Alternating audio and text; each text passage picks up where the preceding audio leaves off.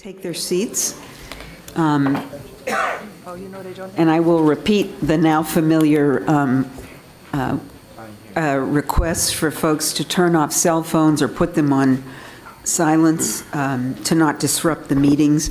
And board members, please try and keep some distance between your Blackberries and your laptops so that we don't get feedback on the microphones. This is an official business meeting of the Medical Board of California, and we will make every effort to conduct this in an efficient and effective manner without any effort at cutting off opportunity for conversation. We invite comments from members of the public, members of the audience on items not on the agenda, and we will begin with that, and then for every agenda item as well. I ask that please limit comments to no more than 3 minutes. We do have a timer up there that will help me keep track, as I tend to get caught up in what people are saying and sometimes forget.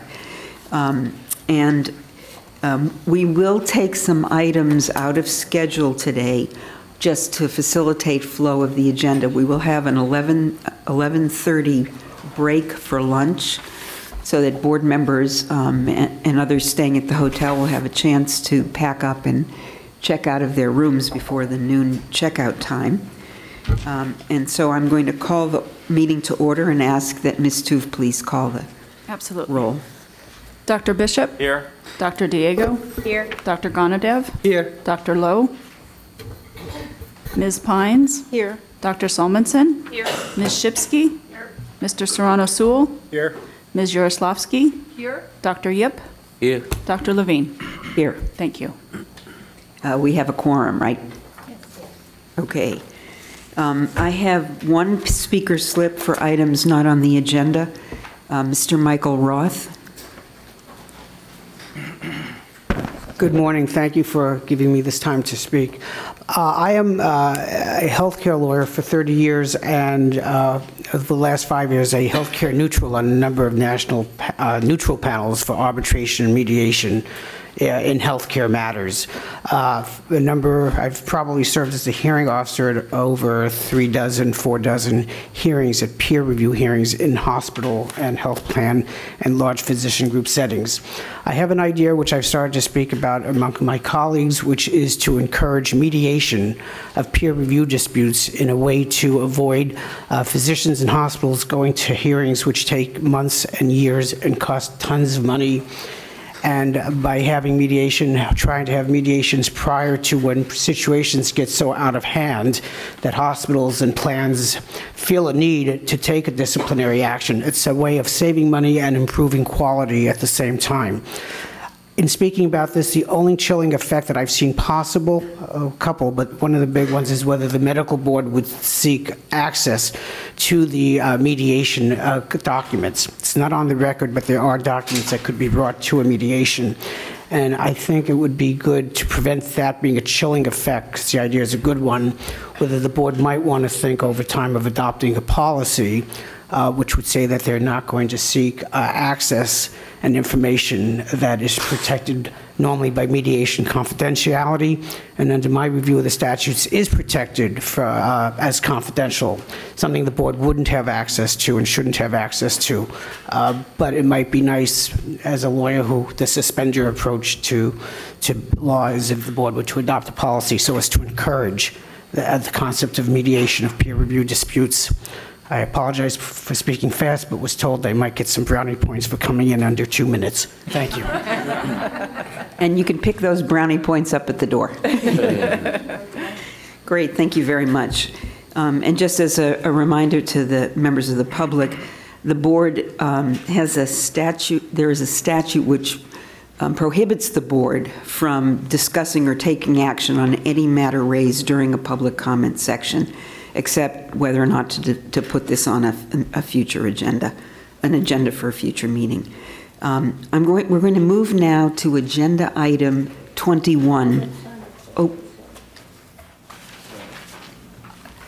I'm sorry, I had that for agenda item 11. No, but I just said another one for just non-agenda items. Geneviève Claverel. Good morning. This is Geneviève Clavrol. I want to present an item for a future agenda. You know, we have an acute shortage of physicians, and it has been a lot of proposition to replace physicians with nurses. I think that is a very lack of long-term thought. I think we definitively need to have nurse practitioners assume some function, and I think that would be fantastic, but we need to define the way the two professions go to interact with each other, where both professions are equally respected and don't step on the feet of the other profession. And I think maybe we can look as project to define that more like a medical home and so on. And I know there is some previous model on that, but I think it might be good if we design something very precise so there is less misunderstanding of the way the two professions work together. And I think that maybe something this board could really be proactive to do. Thank you. Thank you very much. Are there any other speakers who'd like to speak on items not on the agenda? If not, we'll proceed to agenda item 21. And we're bringing this out of sequence because it relates to our long discussion yesterday, the outpatient surgery center accreditation process. And this is a program update from our staff. Mr. Hepler? For the outpatient surgery update for the licensing side, we've made some changes to our website. We've updated it to make it easier to find the outpatient surgery settings search button. It's now on the front home page. It's on the left-hand side. It's a fairly large button, and it's just below the check the physician profile and public document lookup. The other thing we've done is all the outpatient surgery center accreditation agencies have been sent out their renewal forms and questionnaires, and we'll be processing those as they come in. And in addition, the outpatient surgery centers have been sending in additional information. However, all of the agencies are still missing some of the information, and we're working on that to get that from them. Also, the board is working on providing each of the agencies with a specific list of deficiencies for each of their settings to help assist them get us the information. So that's what we have for licensing.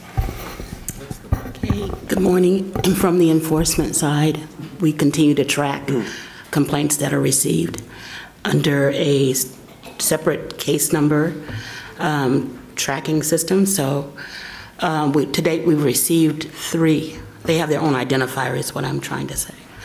In our case tracking system, those cases have their own identifier, so that we can easily identify them. And can I ask, and you said you've received 3 to date? Right. And they're in the process of investigation? Or investigation or closure, or they've been closed. Of the 3, they're...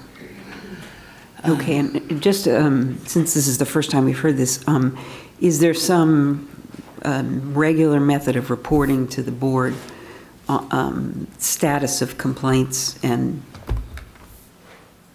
if I think we could, in terms of the closure or the numbers, or yes. Do you want? Yeah, just so that the board Sure. understands where we are in terms of oversight of this process. Okay, sure. We can include a report that shows the number of complaints received and the disposition for those. Any questions from members of the board?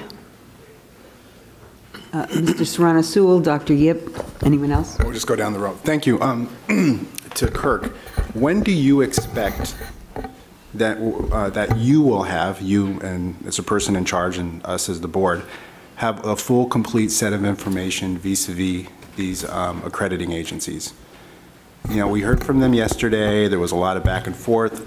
I found one of them to be very specific in, what they were going to do. But as a staff person, when do you expect to have all the information? As part of their renewal process, they have until the end of May to respond to us.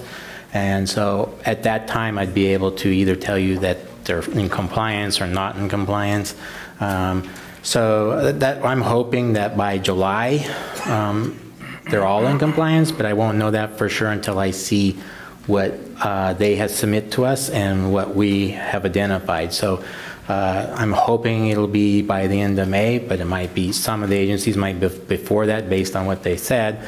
But I'm not sure that that's a realistic time frame. So for them to say they can get it in 5 days when they've been working with this for over a year. So we have a July meeting, I think, late July, this board does. Correct. So at that point, we will have a good idea, and you could provide the real information to us, who's in compliance, who's not in compliance, what's outstanding for each accrediting agency, assuming they're renewed, all of them are renewed. Yes, we'll have, and at July, we'll have a much more detailed presentation for you to determine which, if any, are not in compliance and what they're not in compliance with. So, okay. Dr. Yip, then Dr. Salmonson, and just come down the row. One question for each. First of all, do we have the luxury to wait until July? Are the board, some of the members involved before July look at those data before come to the board July for those reporting for the outpatient re-credential? And the second question is, to the 3 cases, I assume those are coming regarding outpatient surgery center. Same thing with panel A, panel B for patient, but do we have anyone from the board looking at those, the outpatient surgery complaint, what the natures are, intensity, resolution, disposition, etc.? I guess the question is, what is the analogous process for resolution of a complaint against an outpatient surgery center? We understand the investigation enforcement for complaints against licensees. Just a brief description of how the process around complaints. I'm not really. If I may, as you heard, by the end of May, we expect to have heard back from all of the the accrediting agencies to let us know where they stand with all of their information and what is outstanding. And we will move forward because we would like to have the renewal process done by the first part of July. With those who are in full compliance, they will then be renewed. Those who are not, we can proceed if they choose not to try and become in compliance and can't give us a full and complete plan. We would proceed with the appropriate actions through I believe it's the APA, in terms of dealing with their renewal for approval as an accreditation agency. And we have to go through a full hearing process. In terms of whether those would come to one of the panels, I turn to Mr. Hepler on that particular. It was the panel question had to do with the role of the board versus the accrediting agency in investigating and bringing to resolution complaints, not about accreditation, but complaints about the outpatient. I'm sorry, my apologies. It's processed, the complaint is processed in a similar manner to what we have now. And the complaint about the surgery setting, we're going to be looking at, is it owned by a physician? So do we need to deal with the physician? But we're also getting complaints about physicians in surgery settings, so those would be dealt with as a physician complaint. Right. And so you see it in the same way. And complaints that are not about the physician, but, for example, are about the building, would go back to the accrediting agency? They first go back to the accrediting agency to verify what is amiss and whether they need to do a report and have remediation done at the surgery setting, but we would look at the ownership at that point in time. So if the consumer complain about the surgery center, false advertising, enticement, etc., not exactly the quality licensee, that would go, you hear about that, and also the accredited agency would hear about that, but do we see those two? If it involves a physician licensee, then it would be processed in the same manner once it's worked up. So the physician owner is accountable for the advertising and would be essentially a complaint against the licensee by virtue of their ownership status in the center. Dr. Salmonson? Oh, I just have so many questions, but for example, when they said at times they had 100 physician owners, so it really, we'd be pursuing it against 100 versus against I mean, I understand that, but boy, just practically, I'm confused how we would proceed with that. It would depend if there's a medical director or who's in charge, who's the primary, who's doing the advertising. I mean, it would, and advertising is not a really good example, but I'm thinking of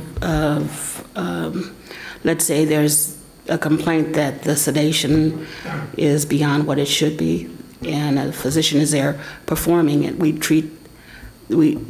go against the surgeon who's in the facility not adhering. The other, I guess it kind of goes hand in hand with that.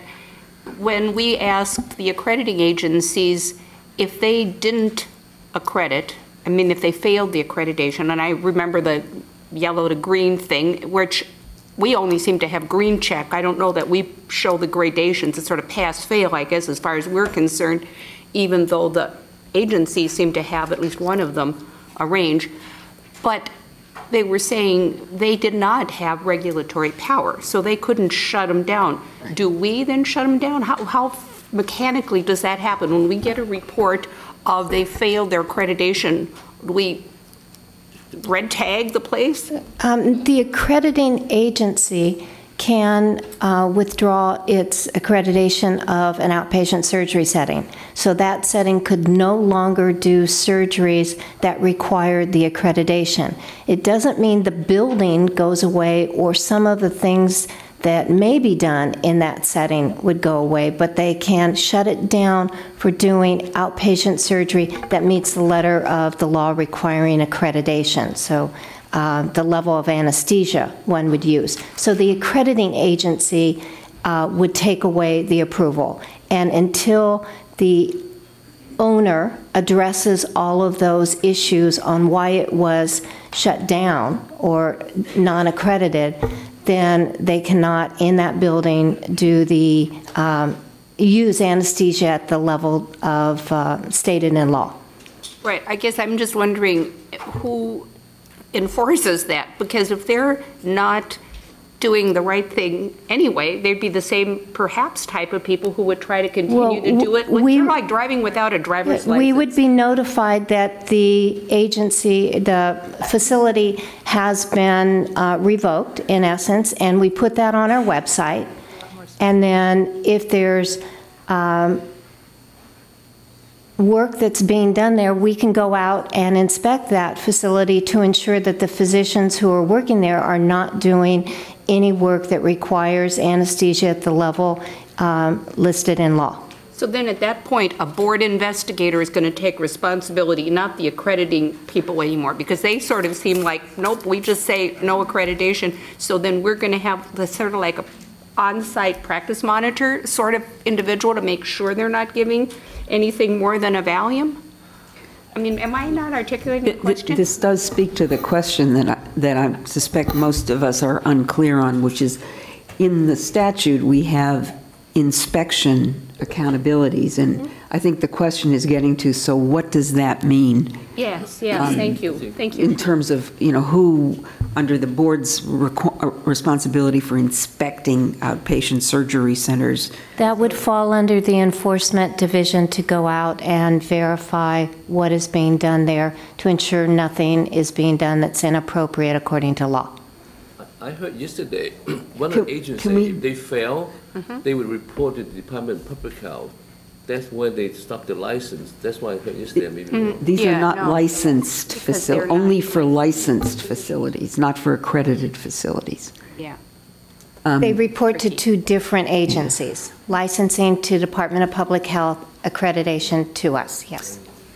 Ms. Shipsky, we're just coming down the line. Right. No, I do think that that's what needs to be clarified, because I think the analogy is the hospital setting. If, something goes awry there, they can lose their accreditation, but DHS can come in and shut them down. Accreditation is a different thing from who has the legal authority to tell them to stop operating. Because, Dr. Salmonson was saying is correct. It's like driving without a driver's license. You can do that. So I think that's what needs to be clarified, that we know what, if the physician has done something, then it's under the purview of the board. Accreditation is just, and by the way, those accreditations are paid for. Those entities have to pay for those accreditations. So they give them an opportunity to kind of clean up their act before they absolutely revoke their accreditation. So who is the entity that, say if there's sterilization problems in there, lack of infection control? If we receive a complaint, for example, that this facility is doing surgery, they're acting as an accredited, we get unlicensed activity in these. You mean procedures? Right, and we would investigate it if a doctor is involved, just like any other case, and that's the way it would come back to you. If once we investigate and if we take action against a doctor for, let's say, using the level of conscious sedation above, or not having the supplies necessary, we would investigate that case against that surgeon or the doctor. Let's say there was an untoward outcome in the facility where a patient is injured, and we get the complaint, we would pursue the investigation. Well, I understand that, but I think the concern is, we know how long complaints take before action is taken against the physician. What happens about, in the meantime, that facility that continues to do something that they shouldn't do? The physician, we have the physician himself, we can get an interim suspension order against. Which we're going to encourage that happen more frequently than it has been. We get them as the facts permit, but we will be able to seek that if that physician was still in there trying to operate in that setting.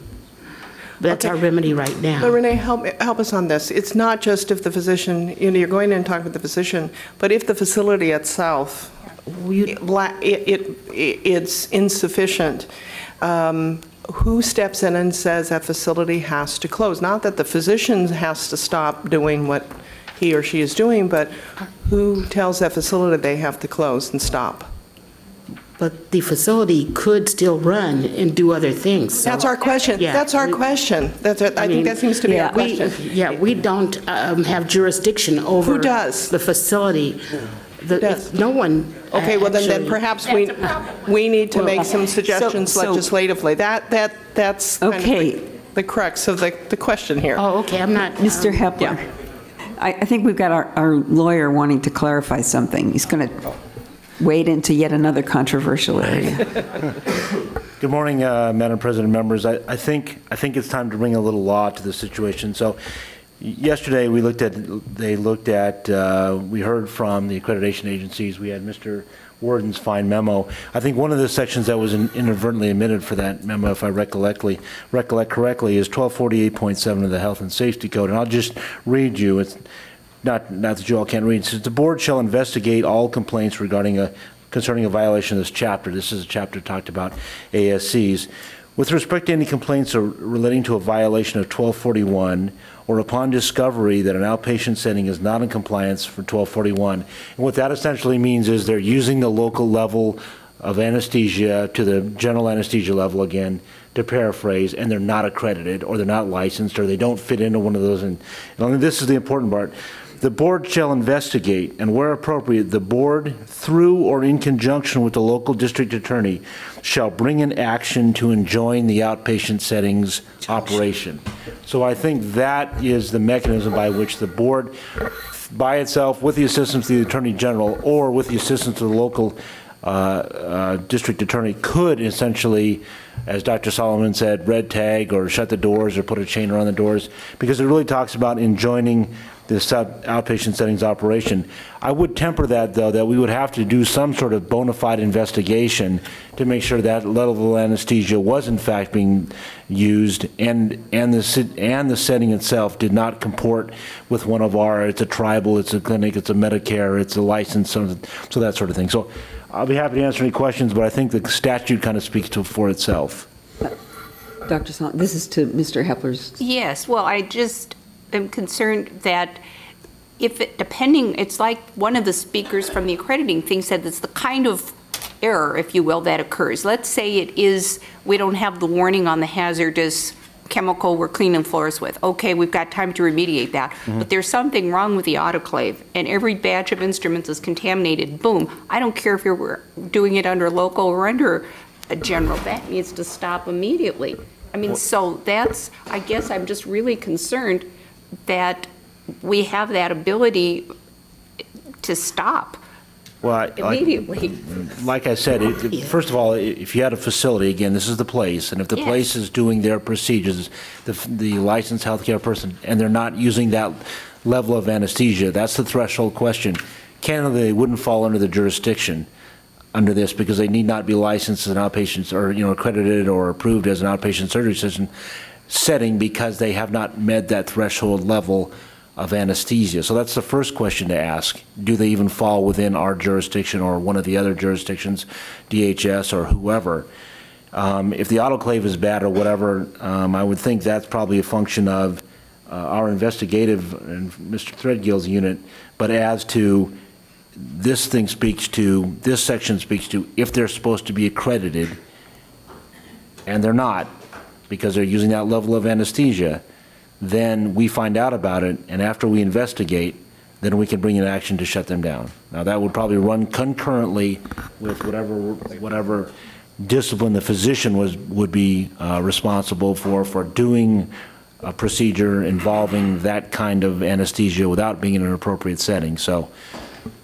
And if I may, if we got a complaint regarding that issue, we would also notify the accrediting agency so they could go in and do an inspection, which may in fact shut the accreditation down based upon that. But we would be looking at the physician who was doing the procedure with instruments that were not properly cleaned. So we would be looking at that jointly, but the accreditation agency could go in with us in terms of their looking at following procedures of accreditation.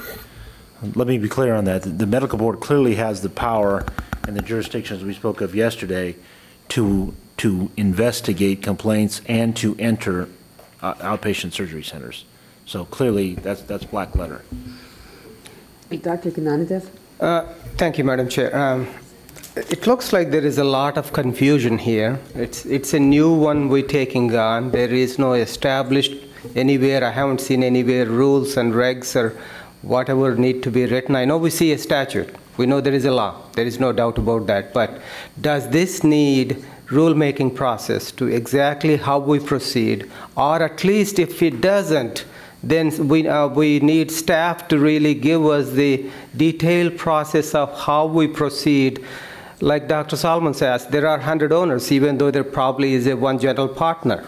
And there is also a surgeon who is doing the procedure. So we need to know in clarity how we proceed with these disciplinary actions, because you can see by questions here, we are all over the place. So that's why I would like if Mr. Hepler can tell us that if there is does it need rulemaking process? If not, I would like the staff to put together and give it to the board. Thank you.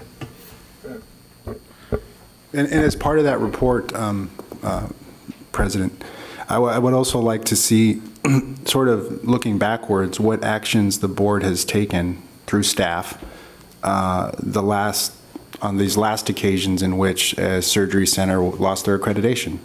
What did we do? Yeah. So as part of that report, to add on to the doctor's request for information, if you could also include that, I'd appreciate it. I understand. Please don't ask me to write a memo. I'm not so good at that. You're great at writing memos. You get 2 lawyers in a room. So I just want to be clear where we are. So the question on the table is are there areas where we need rulemaking and regulation under SB 100 related to the inspection of investigation of complaints and inspection of the sites? Now, clearly, I'm the medical board's lawyer. I'm not a policy person. Clearly, however, that the statute in the Health and Safety Code contemplates that there is plenty of room for a regulatory framework.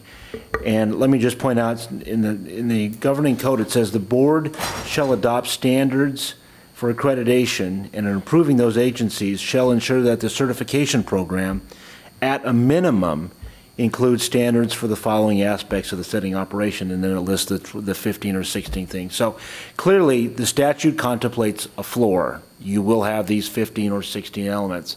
Clearly, the statute allows the board to add on and make more appropriate or more applicable or perhaps catch up with the times or whatever. So clearly, if the board wanted to institute an interested parties meeting and have a rulemaking decision about this, about what needed to be added, they certainly would have that power and could do that. Dr. Salmonson, then Dr. Gennady. Oh, I'm sorry. Wait. The room is being left out. Sorry. Ms. Yaroslavsky. Ms. Spines wants to. Do you have something, Ms. Spines? I want to take your position. Okay, so I'm going to suggest. Could you speak into the mic? Sure, speak into the mic. Thanks. I'm going to suggest that the issue we're facing now is that this is kind of new, uncharted territory. Maybe it should have been charted, but it's not been charted. So I'm going to suggest, I have 3 questions. So I'm going to suggest at the end of the questions that maybe you want to appoint a group of people who are willing to look at this issue in its entirety as to what are the barriers to having effective information for the consumer, as well as effective whatever we need for the docs. So number 1 question is, can we have a chart to compare from yesterday's meeting, contrast and specific areas of similarities and areas of differences between the 4 accrediting agencies? Okay, that's number 1. Number 2, as far as consumer protection goes, I hear we have 3 cases. So with those 3 cases of issues, will they be cited on the surgery center outpatient, the link? We have a very wonderful new link. I mean, it's much more easy to find on our webpage, and I thank staff for getting that together. But how can a consumer click on that site and immediately see, not have to look for the name, but what are the up-to-date centers that are at risk, or let's say, whatever you want to call it. So that's number 2. And then number 3 is, what we really need is a clarification of authority. So who is going to be doing what? Is it going to be the board setting a policy of, once the investigators do their investigation, is it going to be staff doing it? Like Dr. Yip asked the question, is this going to come to a group like a panel, like we do with enforcement? I'm not sure. But I think that all of these questions that we have shows that we're all at a loss of what is the information. And instead of saying, he says, she says, I think, I'm not sure, I think what we have to do is give clear direction to the staff to come up with a platform by which all of us can address these issues. So I would recommend appointing, at your discretion, a group that could either be effective as a task force where you bring in public people that are not on this board to participate as well, but you would take some board leadership. People need to step up to the plate, and they need to be, this is a big job, this is a big responsibility, it's been going on too long, and we've got to stop now and get together and make it work. So that's my Thank you, Ms. Yaroslavsky. And I think as a first step, I was actually going to do this, was going to ask if we had 2 board members who'd be willing to work with staff. I got. Take 3. Can I do 3? No. Well, you can do 3, of course. It's going to be public notice. No, but so before we get to that, what I think we would all benefit from is clarity around the questions. And then we can, at least from the board members and staff perspective, I think there does need to be a conversation about which questions are we trying to answer. I think one of them is clarification of responsibility and what happens, who does what when in response to a complaint, and how are the complaints triaged based on a physician issue versus a facility issue, if you will. And how the inspection, et cetera, would proceed. So I've got Dr. Salmonson. I was going to ask you to do it anyway, since. Beautiful. And Dr. Gananadev? Yes. Okay, thank you. And if, can you come back, can you all commit to coming back to our next board meeting? And then I think we hopefully will be at a place for a broader conversation, and then the opportunity to look at convening an interest, deciding where what regulations or rulemaking you want to proceed, and convening an interested parties meeting. I got a few nods. Okay. Thank you very much. Do we have any more questions for Ms. Threadgill or Mr. Warden? Another voice heard from. If not, then I've got several requests for public comment on this issue. Mr. French from Consumers Union, and Ms. D'Angelo Felmuth. If there's anyone else who would like to speak to this issue, please fill out a form or before or after you give your comments. Morning, board members. Jack French. I'm here on behalf of the Consumers Union Safe Patient Project, a nationwide campaign that is organizing patient safety advocates from across the state of California as the California Safe Patient Network. I want to speak with you today about issues related to the medical board's responsibility for physician-owned surgery centers. Central to SB 100, passed in 2011, is a requirement that the medical board post on its website accreditation information about physician-owned surgery centers. In the medical board's Sunset Review Report, Supplemental 2013, in the section on outpatient surgery setting accreditation, the medical board reassures the legislature at this time 3 out of 4 accreditation agencies are in compliance. One agency has not provided the newly required information, including ownership information, expires dates of accreditation, and complete inspection reports. In reality, this information is missing from all 4 accreditation agencies. In early March 2013, Consumers Union Safe Patient Project reviewed the medical board outpatient surgery centers setting website information and found the following. Of the 747 centers, we were able to identify vast amounts of basic information are still missing 2 years after the law went into effect, such as the name of the physician owned and evidence of current accreditation. Only 154 facilities, about 21% of the 747 facilities, including both the physician owner's name and a clear indication that their accreditation was up to date. The missing information cuts across all creditors. Last week, Consumers Union Safe Patient Project spot checked this analysis and did not find significant changes. Also, KPCC Radio in Southern California did its own analysis. They reviewed 100 surgery centers listed on the medical board site. Only 14 included the name of the doctor owner, and only 5 provided the doctor's owners, medical license number, and required by law. Also missing from most of the records, according to KPCC analysis, was information on whether a surgery center had its accreditation suspended or revoked. The 2011 law requires physicians-owned surgery centers to report adverse events and creates fines for failure to report within a given time frame. This 2011 law amended an existing law requiring the same of hospitals. Over a year after the law went into effect, it is unclear whether the MBC will investigate reported adverse events through their usual process, and it is unclear which agency, the Medical Board or the California Department of Public Health, will fine those who fail to report. Further, the original law for hospitals required the CDPH make adverse event information available to the public. The 2011 law applies that same requirement to ambulatory surgery centers. Currently, there is no notification on the premises of surgery centers about where consumers can go to learn about accreditation status or licensing of ambulatory surgery centers, or where they can go to make complaints.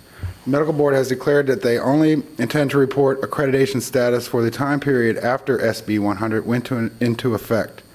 This leaves years of information about the accreditation status of the state ambulatory centers unavailable to consumers. This is critical information to consumers who are seeking safe providers. We urge you to put these items on the agenda for the next board meeting. Thank you. Thank you, Mr. French. Good morning. Julie D'Angelo Felmuth from the Center for Public Interest Law. You've had jurisdiction over these accreditation agencies for almost 20 years, but your jurisdiction was perceived to be limited. Maybe for that reason, you really have not looked in depth at them until now. Now, however, you have significant authority over the AAs and also these outpatient surgical settings as well. This entire regulatory sphere of physician-owned surgical settings has been passed to you with no new money and no new bodies. You need to be able to detect if an accreditation agency is falling down on the job, because that might trigger your duty to inspect an OSS and to seek a district attorney to file it and to get an injunction shutting a surgical setting down. Excuse me.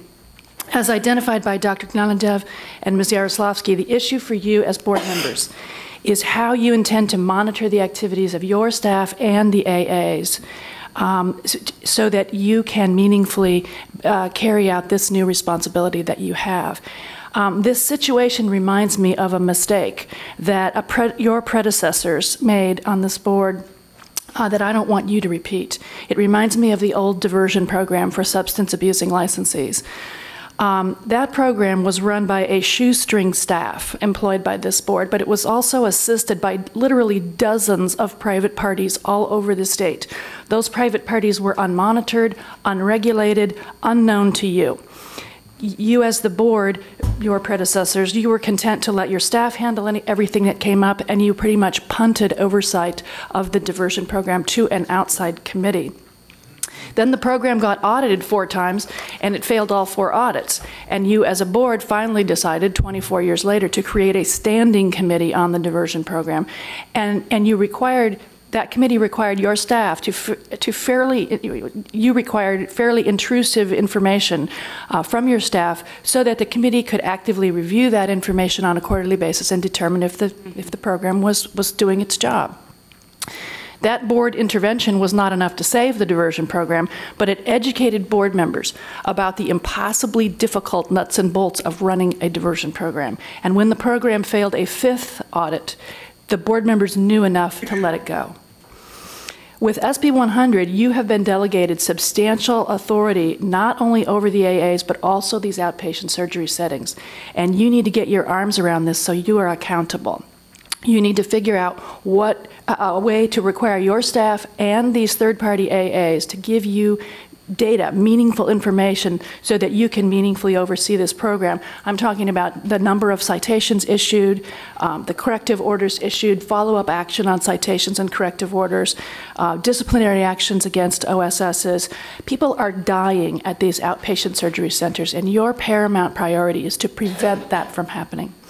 One thing that I would also urge you to do quickly is either seek legislation or adopt a regulation requiring signage similar to your notice to consumers that appears in all doctors' offices that must be posted in waiting rooms or in a prominent location at these outpatient surgery centers, requiring disclosure of who to go to if the consumer has a problem or a complaint. And that could list both the AA and the medical board. Thank you. Thank you. Are there any other? Geneviève Claverel.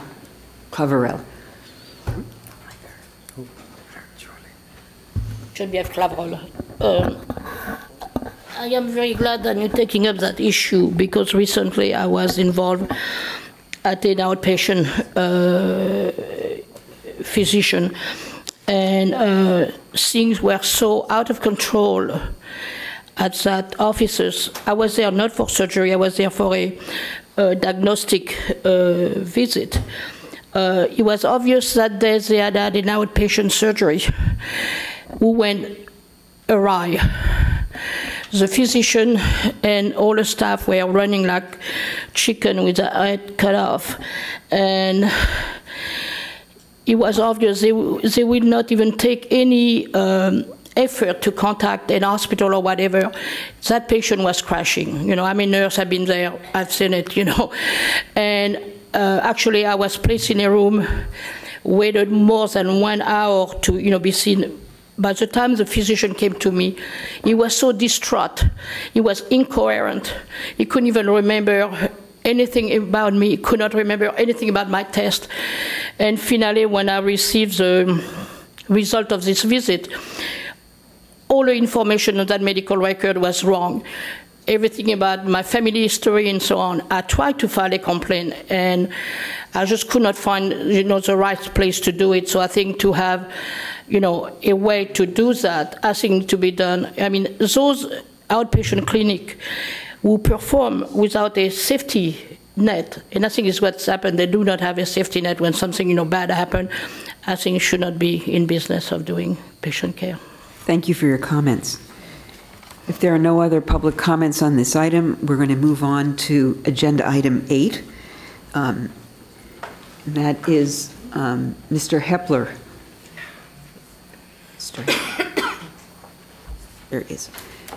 This is consideration of revised regulatory language for CCR Title 16, Division 13, Chapter 2, Article 1, Section 1355-45, physician incarceration and inactive license.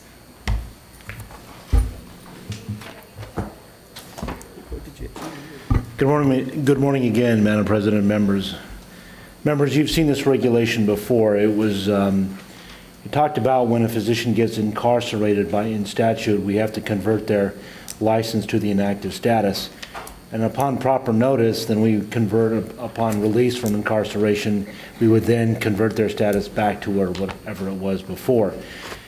And the regulatory undertaking at that point was to try and define what type of notice would be appropriate, because there would be a concern that perhaps improper notice would be given. A physician could essentially say he or she was out when they actually weren't, and therefore the medical board would, you know, erroneously reactivate their license. The medical board, when it undertook this rulemaking previously, was labored under the misconception that upon incarceration, the newly released person would be given some sort of paper record of their release. We have found out subsequently that's not the case. Much like the rest of the United States of America and California, the release procedures have been automated and have been computerized. So it is our understanding that very, very little, if anything, is given upon release. Obviously, that wouldn't work with the current regulatory structure. So we have changed this to provide that the proper notice would be essentially a signed statement under penalty of perjury submitted to the board by the licensee saying, I'm out, here's sort of the relevant information, and you can provide it to us by a fax, by regular mail or personal service at the option of the licensee. We believe this is a workable solution to the problem where no records of the release currently exist. We have circulated this for 15 days. It's my understanding we have no adverse comments. In fact, somebody actually said that this was a good idea, doing it this fashion. And so I would ask that the board approve this revised language and instruct the executive officer to complete the rulemaking file and transmit it to the Office of Administrative Law. Thank you, Mr. Hepler. Any questions from members of the board on this item? Need a motion? Oh, So moved. second? Second. I still see no questions from members of the board. Any comments or questions from members of the public on this item? None being seen, can I have a vote? All in favor of accepting this? Aye. Aye. Any opposed? Any abstentions? Thank you. Thank you, Madam President, members. Okay, we're going to move on to agenda item 9 now, and that is the enforcement process overview, the roles and responsibilities of physicians in the enforcement process. Ms. Katie and Ms. Sweet, Mr. Castro and Mr. Hepler. Ms. Castro, I'm sorry. Where's Gloria? Mr. Bell's going to do it. Mr. Bell. Mr. Bell. Is he here? Yes, he is. Yeah. Oh, He'll come up. okay. Thank you. Good morning. Physicians are a critical component to the board's investigative team, as the board bases its decisions on whether a complaint requires formal investigation or merits disciplinary action based on the opinions of physicians who are acting as experts for the board. The role of these physicians is to provide an unbiased, objective, and comprehensive evaluation of the complaints received by the board to determine whether the care and treatment provided by a physician was appropriate or considered to be within the standard of care. There are 3 distinct roles physicians play in board investigations, and we'll cover each of these roles in this presentation. All of the medical experts or medical reviewers are hired as independent contractors, and the selection criteria used for all the reviewers is the same. The physician must have an active license with no complaint or disciplinary history, must have ABMS specialty certification. The physician must be in active practice in order to serve as an expert. The complaint unit has a little bit more flexibility in terms of practice requirements, and we will accept a physician who has just recently retired from active practice to perform the triage review. Physicians are used as medical reviewers in the board's central complaint unit to review new or incoming complaints.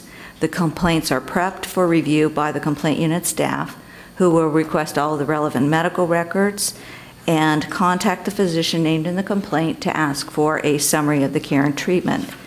Physicians are not required by law to provide a summary, but the board is required to give the physician the opportunity to respond.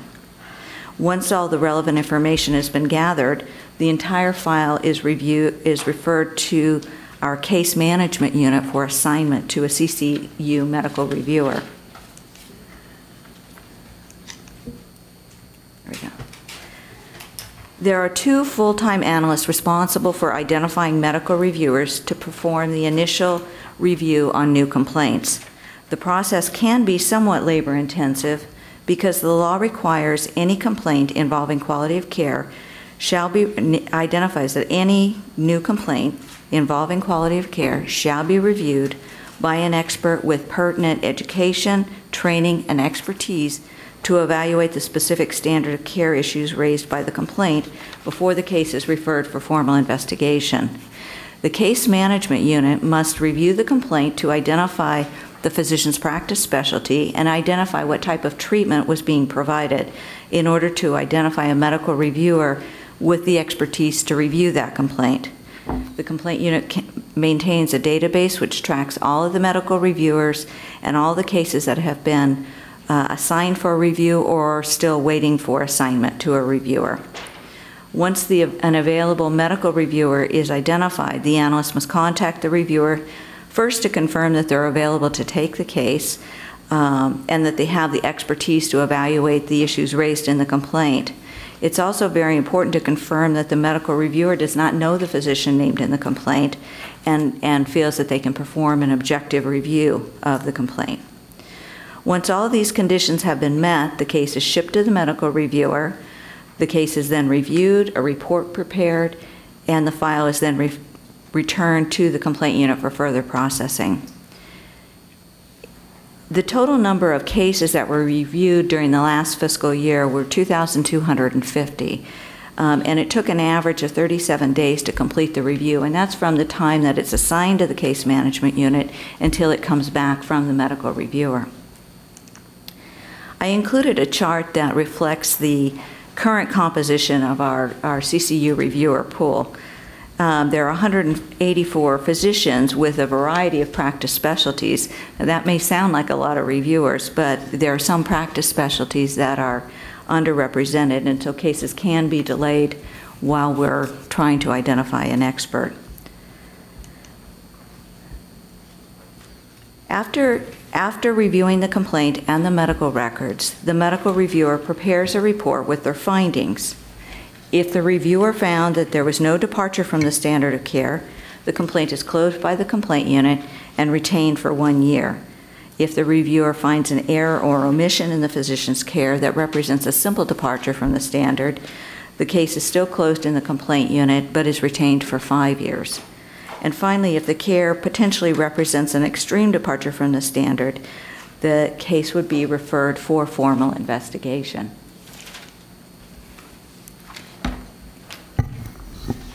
So approximately 1,500 of 6,000 complaints will actually come to one of our 13 district offices for an actual field investigation. And at this point, the case is jointly assigned to an investigator and to a deputy attorney general, and the investigator prepares an investigation plan that the attorney will approve or make modifications to. For quality of care cases, the investigator will typically obtain certified records from the subject physician, prior treating physicians, subsequent treating physicians, and any relevant physical data such as x-rays, fetal monitor strips, MRIs, things like that. Sometimes when the investigator gets the case in the field, the case has all of the relevant medical records. However, this is not uniform. It's not all the time. Usually, once a case gets to the field level, additional records are needed for a complete analysis of the case. And since many quality of care cases arise from civil judgments, the 801 reports, the investigator will also obtain depositions and all the court documents to allow for a complete review of the matter. If the case involves a prescribing allegation, the investigator is going to be going out, getting all the physical prescriptions, interviewing pharmacies. So depending upon the specific allegation, the investigator's activities will obviously change a little bit. This is the area with the medical records where we often run into obstacles because we have to subpoena a record. So if a patient does not provide an authorization to release records, we can often end up in a protracted legal battle to acquire records, which sometimes can add about a year to a case in terrible circumstances. But this does lengthen our timeline a little bit. So the investigator then will conduct any necessary interviews, field work. What they're trying to do is get sufficient information to make a determination whether or not the standard of care has been breached. All of that information will then go to a district medical consultant who is a physician employee of the medical board who works in a district office, a permanent intermittent person, so they're not full-time, but we usually try to have at least two, and sometimes 3 different physicians working in an office with different specialties, so we can draw upon their expertise. Now, the medical consultant at this point in time can review the facts of the case and determine that, no, there's no problem here. There's no departure from the standard, or there's a simple departure from the standard of care. If it's in their specialty and they are comfortable making that statement, we can close the case at that point in time. However, the consultant typically, the majority of cases, this does not happen. So the next step would be the interview of the subject physician, where we allow the subject physician to come in and give us their side of the story of what happened. And so the subject interview involves the subject of the investigation, the investigator, the district medical consultant will also participate in that process, and the subject's attorney, and then the deputy attorney general will also be at that interview. Now at that point, again, once we've heard from the subject physician, there's another potential opportunity for the case to be closed. The district medical consultant can make a finding that there's been no departure or a simple departure, and we can close the case at that point. If there is any consideration that this case is going to be an extreme departure from the standard of care, or represent incompetence or repeated negligent acts or other ancillary violations of the Medical Practice Act, such as sexual misconduct or prescribing types of violations, then that case is going to go to an expert reviewer. The investigator will then consult with our database where we maintain information. We have approximately 900 experts currently, a little bit more than 900. And as you can probably not see, on the left-hand side of that database is a listing of all of the specialties and subspecialties of the medical experts that we utilize. And then this is just a little rough example of what the investigator looks through to determine whether or not an expert is available. So we only try, we don't want to overutilize the same experts. So in order to share the wealth, so to speak, our analyst in the expert reviewer program will monitor whether or not we're overutilizing, and that's part of this process. We also want to flag if an expert is currently reviewing a case, because we don't want to burden an expert with 2 cases simultaneously, because that makes the process last longer. And then we also have contractual obligations now that we also have to monitor, because we engage in a contract with every single expert. They can't exceed a certain dollar amount. So this is an additional burden on our analyst to track all of this to make certain that the expert has not exceeded the provisions of their contract. So then what the investigator does is they go through that list, and they're trying to find a perfect match of the facts of the case to the expertise of the expert. So they will go through this database and pull the curriculum vitae of 2 proposed experts, and they will share that with the Deputy Attorney General who is assigned to the case, and the deputy can approve or not approve that particular expert. This process can be repeated numerous times. It can get to the point where we've got the 2 experts identified, but then the attorney approves the expert, but then we'll contact the expert and go through a series of questions to find out their availability and other types of information, and they may not be available. They may not want to review 6 bankers' box of records. They may not have time, so then we have to start that process over again. So finding that perfect expert for the case can add some time to an investigation. After the expert is selected, we do a little, it's a background investigation. That's kind of a large word. We actually just want to double check that the expert doesn't have any new lawsuits. We want to make certain that the expert doesn't have any complaints, and then the investigator will confirm that the expert has expertise in the particular issue we are addressing at the time the incident happened. Then once all that has been completed, the investigator will prepare an expert package, which can be a very voluminous amount of material, and they will carefully go through that with the Deputy Attorney General. And we want to ensure that we're not including any information that could potentially bias our expert. Then the case actually gets to our expert reviewer, our independent contractor. Again, this person is not an employee of the medical board. The only difference between the qualifications of our expert reviewers and our other medical physician consultants is we do not really want our experts to be retired. We want them to be actively practicing. So the case goes to the expert. We like for the investigators to deliver the case to the expert to make certain that they don't have any questions. And then we require our investigators to contact the expert after 7 days to see how they're doing and to reinforce our deadline of a 30-day turnaround. So then once we receive the opinion, typically if there's no departure from the standard of care, obviously the case is closed. If there's a simple departure from the standard of care, the case may close, but if we have prior cases where simple departures have been identified, we can open those cases and combine them for repeated negligent acts. So there's a potential that this case could either close or be transmitted to the Office of the Attorney General. And then when there's a finding of an extreme departure or other violations of the Medical Practice Act, the case will be transmitted to the Office of the Attorney General. And the opinion will be scrutinized very carefully by the Deputy Attorney General to just ensure that the case is appropriate for the filing of charges.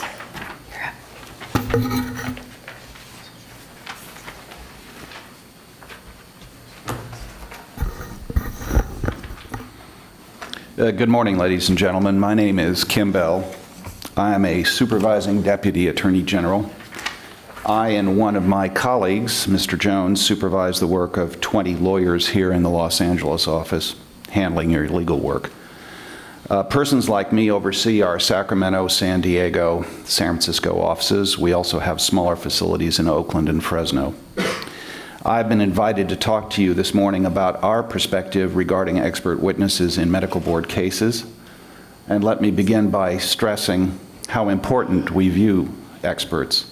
If a legal case were like an automobile, the expert witness would be its engine. And without them, it would go nowhere. In the slides that follow, we will see how your lawyers and expert witnesses work together as the process moves along. A so-called quality of care case begins after an expert reviewer concludes that a physician has departed from the standard of care. The expert is expected to identify the precise deviations and to describe them in ordinary and concise language so that they may be clearly expressed in an accusation. As you have heard yesterday, considerable effort has been expended to train expert witnesses in their role and responsibilities, and I have been pleased to work with Dr. Lowe and supervising Deputy Chief of Enforcement Laura Sweet next to me in 2 recent training programs, one at UC Davis and the other at UC Irvine Medical School, which attracted more than 100 experts each. As a case is not begun until an expert witness identifies medical errors, it goes without saying that getting it right, by which I mean making a reasoned, defensible opinion, is absolutely essential. If the analysis is faulty, we may be misled and either overcharge a physician or not charge a physician who may be guilty. In our training sessions, we stress this. An important component of the expert's duty is accurately summarizing and putting into ordinary English the history of the case and the medical issues involved. This is the point at which science meets law, and the transformation or the communication of these issues is sometimes difficult.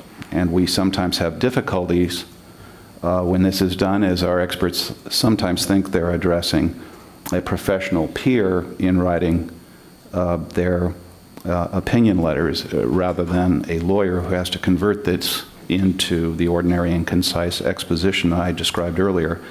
But we've made great strides in our training sessions in getting that point across. As shown in the slide, when an accusation is filed, we then hear from defense attorneys who may present defensive opinions from other doctors. Our experts are shown these and help us grapple with them. The next slide, slide 18, please. If settlement is unsuccessful, we prepare for trial. At this point, it is absolutely essential that we have the cooperation of our expert witnesses to school our lawyers on the complexity of the medical issues presented, to prepare demonstrative or illustrative evidence, such as blow-up illustrations to be used in the courtroom. This requires that the expert make him or herself available, sometimes for several hours, sometimes for several days. Occasionally, experts are surprised when they realize that they will be called as witnesses or express discomfort at the prospect. The issue of insufficient compensation arises constantly, and I am glad you are addressing it. Naturally, if a hearing takes place, our experts are our main witnesses and will have to testify. As any of you who have served as an expert witness in a trial or arbitration will readily acknowledge, this can be time-consuming and disruptive to your professional schedule. But while this is onerous, it must be endured. Not only must our experts testify, their opinions must be highly persuasive and defeat the counter-arguments of the defense. As you know, in order to win our cases, we must present clear and convincing evidence to a reasonable certainty, in the words of the leading appellate decision on that subject. And this means that our evidence, in the form of a professional opinion, must be so convincing as to exclude any reasonable disagreement. Our experts assist, our attorneys, assist experts in preparing for trial. Depending on the experience of the doctor in prior cases, it may take some time before the expert is both comfortable and prepared. Besides appearing as the main prosecution witness in the defense in our prosecution case in chief, experts are expected to make themselves available to advise the Deputy Attorney General about the believability of defense testimony as it comes in, and to make themselves available for rebuttal testimony should that be necessary. Again, this is inconvenient and time-consuming for the persons concerned, but it is essential. My presentation in the last couple of minutes has summarized a process that takes several months and scores of hours, upon which hangs the success or failure of our cases. I would like to leave you, if I could, with a thought, which is that the single most important component in analyzing the complaints you have regarding the quality of medical care and improving the violations you may discover is in the hands of the persons you select to be expert witnesses. They are, like my engine in the car analogy, absolutely indispensable. Casual or fallible opinions can lead us into mistakenly charging doctors, overcharging violations, or persisting with cases which should be settled.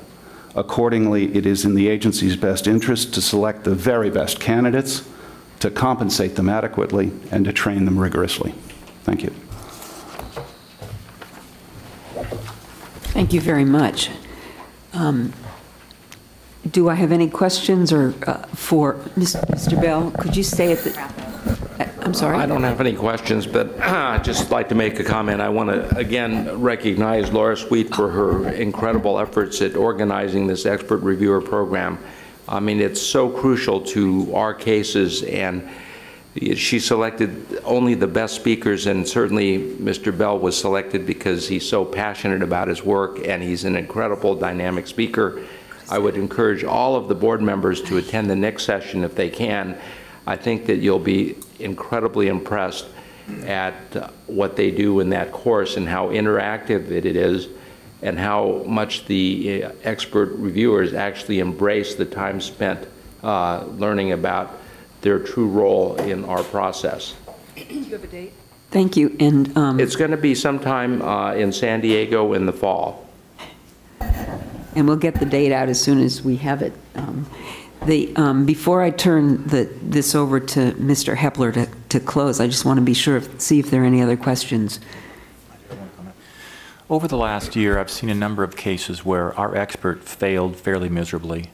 And I just wondering, is there a QI process where we look at that and we evaluate the expert's performance? And if this expert doesn't come up to speed, we examine why they didn't succeed in their prosecution of the case. Because again, I agree, we want to be fair, but we also want to be protecting the public. So I think I've seen it go both ways, actually. And I just want to know if there's a QI process for that. It's an excellent question, and it's something we are getting better and better at. And as part of this current training, we are asking the experts to do a sample opinion so that we can hopefully address these issues that you've seen in actual cases prior to the expert doing a real case, so to speak. But when we do get an opinion, currently because the expert has not been through training, we do try to give feedback through a variety of ways. Our analyst will provide feedback after conferring with the Deputy Attorney General and the medical consultant. Sometimes we'll have our medical consultant, the individual who's the employee, call the expert and say, hey, this is problematic. Sometimes the lawyer involved will do that. So we do try to remediate, but if at some point in time there's just no hope, then the individual is no longer used as an expert reviewer. Ms. Shipsky, Dr. Solomonson. Thank you, and it was a great presentation. And as we brought up in Enforcement Committee yesterday, one thing we want to publicly acknowledge Dr. Lowe for, making the recommendation and kind of shepherding the training. It should be mandatory for all of our experts, because the other thing, Dr. Bishop, yesterday we did share that frustration that we often see a case that has to be stipulated because for settlement, because our experts will not be that strong if it went forward, and we would run the risk of not being able to have any form of discipline on there. So, we do appreciate, but again, and I haven't been able to go to it, I will in the fall, but the response back has been, I understand, very, very positive, and so we thank you for that, and thank Dr. Lowe. And Ms. Shipsky, to add to that, we are, the experts who have attended the training are taking precedence in our selection of experts right now if we are able to do that. So we are going to, these individuals absolutely have precedence. Is there any way we could make that mandatory? Well, at some point it's going to be, because we're not going to use, when we have enough experts who have been trained, we're not going to need to use folks who have not been trained, who have not availed themselves of the training. So, and perhaps maybe that could be disseminated among them, that that this is going to be a mandatory requirement to be able to stay on the list. when we send the invitations, it actually does say mandatory. So we're trying to encourage that thought process. And I echo Dr. Lowe in terms of, thanking you very much and the staff, because this is really one of the most critical parts of the medical board, and we really do appreciate it. Well, Dr. Lowe has been utterly invaluable in getting it off the ground, so.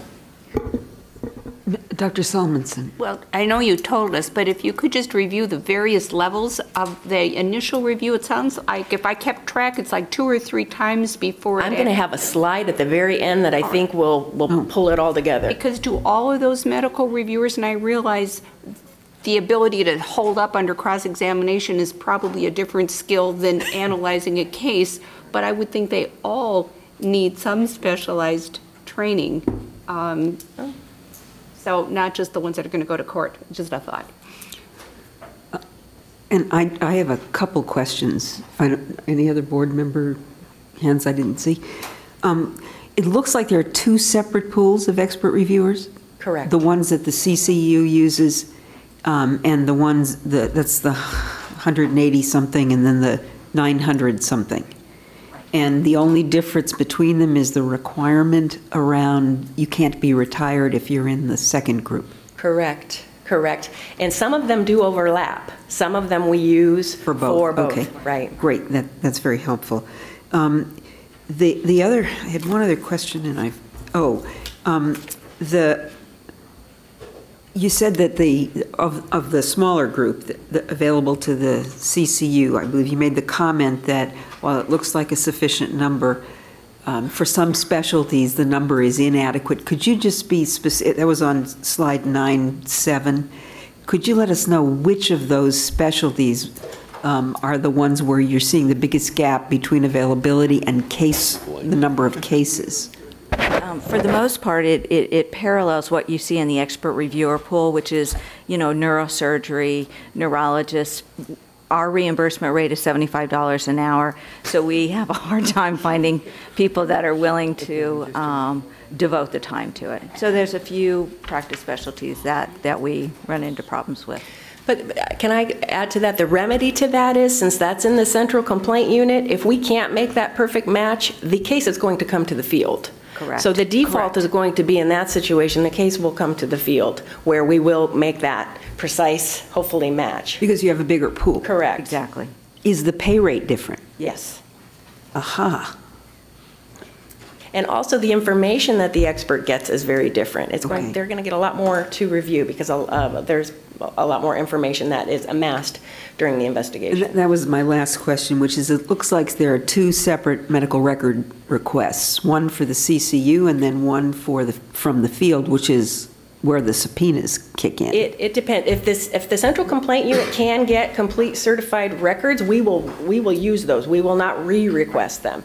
But a lot of times when we get into the deeper analysis of the case, we'll find we did not receive complete records, or we'll also be acquiring all the ancillary records that might be relevant to a case that, because of the triage part of the central complaint unit, didn't have the opportunity to get all that material. Thank you very much. And I think now that we have a public information officer on board, we ought to be thinking about a marketing campaign for expert reviewers that promotes the opportunity for public good and the non-cash, if you will, rewards of participating and contributing to the enhancement of the profession, and really sell the heck out of it. Dr. Levine, if I can ask a follow-up question. In fact, I think we are going to bring up later in the Enforcement Committee report about the compensation, but the issue that you mentioned before, I know when we were looking at stats, in terms of how long it takes a case to go through the process, that often we get outliers because there's a refusal to provide records. Is there anything regulatory-wise that we need to do to facilitate that? Because it's very difficult to explain sometimes to the public why There's one particular one I remember took 365 days simply because the physician refused to give the records. So is there something we need to do as a board to move that along? We have quite a few laws in place now to address this issue. We've got civil penalties. We have the ability to take administrative action. The bogged down point happens when the case gets to the Superior Court and appellate court levels. And the Attorney General's office has been doing an excellent job of making these subpoena enforcement matters a priority. So we're seeing the cases filed, but we lose complete control when they get into Superior Court for that calendaring process. And it gets really bad when it gets into the appellate process. So for example, there's a case right now where we prevailed at the Superior Court level. Now we're going to the appellate court level, and that's where we see 6-8 months. On the issue of records? Yes, yes. So, and some of the cases go to the Supreme Court. So when we get to the appellate is where we really see the outliers. And I'm not aware of of anything that where we have control over that particular issue. What might be helpful is in the reporting to us, if those cases sometimes can be called out instead of after the fact when they bog the statistics down in terms of we have a couple right now. Well, yeah. That would be helpful just to give a heads up. Obviously, we don't get the details of the case because we may later have to look at it, but at least giving us a red flag that, look at, we've got these outliers that are sitting there. Because I think that gives some parameters and some framework in discussing why sometimes cases take so long.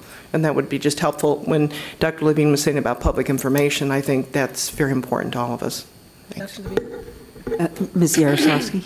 I think Ms. Shipsky has hit on something that has been an angst with me for a long time, and that is the putting all of the cases into the same basket and the numbers average out to what they average out to. And I think that the public needs to be aware, as well as we need to be aware, that there are cases that are open and shut right away. There are cases that are open and shut within 30 to 60, 90 days, 120 days. The bulk of the cases, we need to have a better silo opportunity to put numbers to faces to reality checks. Because what happens is we're getting slammed. And they're right to slam us, because if it's going to take 500 days to do anything, we're in the wrong business. We know that there's very few cases, hopefully, that are taking that horribly long time for whatever reason. The legalese of the situation is the situation. So I would recommend that if there's a possibility of your staff taking a look at and figuring out where are the bog downs in time and how we can maybe literally silo and have better statistics, or not different statistics. They all have to add up to the same place. But how many cases are really taking 6 months to a year? How many cases are really taking 3 years and more?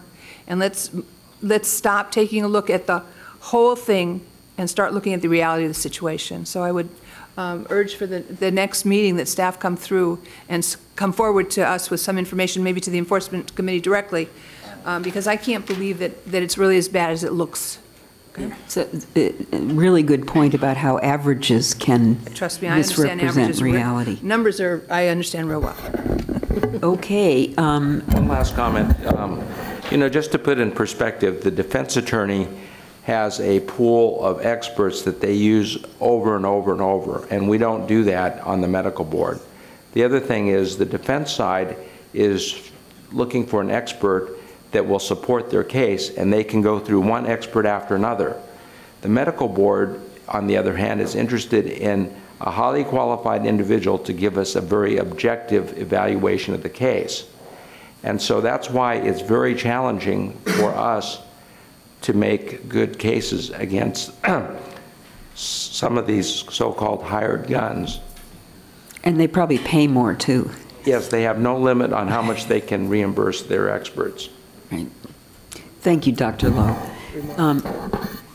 Ms. Salmonson? Yeah, I was curious because you brought this up, and I thought I understood that the two pools of experts, why, for like, I guess, a due process reason that you have that sort of initial expert and that the contract person, then you've got the employed reviewer, and then a different expert pool, though there overlaps. I'm quite clear on the logic on that. Well, the law requires the first upfront review by somebody who's in the specialty, and then the employee is the person that we need to provide technical advice to the investigator and to the lawyer throughout the process. So when we conduct interviews with physicians, we rely on that employee physician to help elicit information during the interview that's going to be useful to the expert. Oh, okay. And this person also will help us. The district medical consultant is invaluable in saying, hey, this is missing in this record, or this would be a really good nurse to talk to, or so they provide a lot of technical assistance to us. So it's somehow different from the first expert review, Correct. which is more of a triage. Correct. Kind of thing? That's precise. Okay. Yes. Okay. Mr. Hepler and Ms. Katie? And then we will take public comment. Thank you, Madam President, members. This is my one and only slide contribution to this presentation.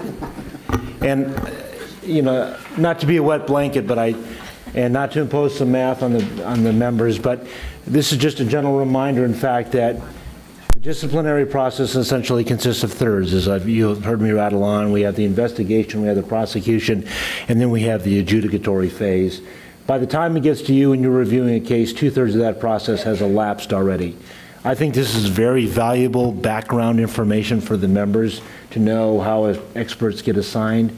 I just want to caution the members that, again, by the time it gets to you and you're reviewing it in one of your respective panels, the decision about what expert to assign and all that has already been made. So, again, it's just sort of an understanding of, again, sort of the process, how it works, and the assignment of the expert. That expert's opinion happens way before the case comes to you in panel A or panel B. So, thank you. Great. And then you had one more slide. Sorry. And this is hopefully to wrap everything up. We got a little overzealous with the X's and couldn't control them the way we wanted to, so our apologies. But the first part, so to review, the case comes in, it's prepared in the central complaint unit for the triage process, and the analyst obtains what they are able to obtain quickly, which is usually the medical records from the subject physician and a statement from the subject physician. Then that case goes to a central complaint unit consultant, which this process is required by law. Depending upon that consultant's opinion, if the case merits further investigation, the case will then go to the field, and our physician district medical consultant employee will provide technical assistance and help in the accumulation of evidence, and also help during the interview process. At this point, a decision can be made whether or not we have sufficient evidence to proceed with disciplinary action, or if we should close the case. If we need to go further, if the case is going to go to an independent contractor expert reviewer, and that person will review quite a bit more information than that first central complaint unit evaluator reviewed. And then that person makes a determination whether or not the case should be closed, or if we should actually seek disciplinary action. For quality of care cases, a case must go to the field and go to an independent contractor expert in order to have disciplinary charges filed. You can't have disciplinary charges filed based on that CCU consultant or based upon our district medical consultant. It has to go to that independent contractor. This is the person who's going to testify on our behalf at a hearing if it's necessary. Then the case is referred to the Office of the Attorney General if that expert has identified violations of the Medical Practice Act. An accusation is filed, a hearing is held, or the case is stipulated. And if a hearing is held, the case is decided by an administrative law judge, and then you, the board, will adopt or non-adopt proposed decisions or settlements. And that concludes our presentation. Thank you so much. This is extraordinarily helpful and enlightening for all of us. Ms. Salmonson? Now, Dr. Lowe pointed out that the defense can get more than one expert. Yes. Now, since we have a pool of experts, could we not look at more than one, maybe We do. one We do. Okay. We do. When we have single patient cases in particular, because those cases tend to be a little bit more controversial, we almost always will have two experts and want to have consensus between those two experts. Usually we don't want to seek a third. So if we have dissension among those two, we're going to have evidentiary problems. So yes, it is possible. Okay, and I have two requests for time from members of the public.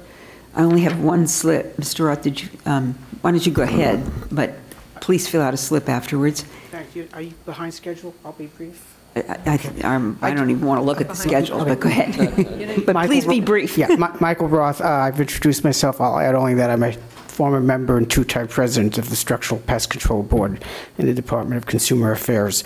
I think the report that's been given here is unbelievably great. It is really lucid and it's just wonderful. I just had two questions for the staff. We cannot respond. Okay, then I'll make a comment. Where it says simple departure from the standard of care, not referred, I would like to think that sometimes if there's a simple departure from the standard, it could be referred. The way the chart reads now is it's only referred if it's an extreme departure from the standard of care. I think that's just a drafting glitch. Thank you very much. And Joseph Furman.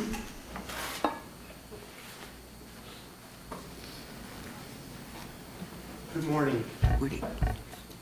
I wasn't planning on speaking publicly today, but I felt I needed to based on a couple of comments that were made. My name is Joseph Furman. I'm a healthcare attorney. I have had the pleasure and privilege of having worked in the health quality enforcement section for many, many years with some excellent attorneys such as Ms. Barrios and Mr. Bell. I've also had the pleasure and privilege of working with the enforcement staff, including some excellent and committed career professionals such as Ms. Sweet and Ms. Threadgill. For the last 9 years, I've been defending physicians in these cases. A couple comments that I wanted to make were particularly in response to Dr. Lowe's comments and maybe perhaps to further elucidate on some of Dr. Solomonson's comments.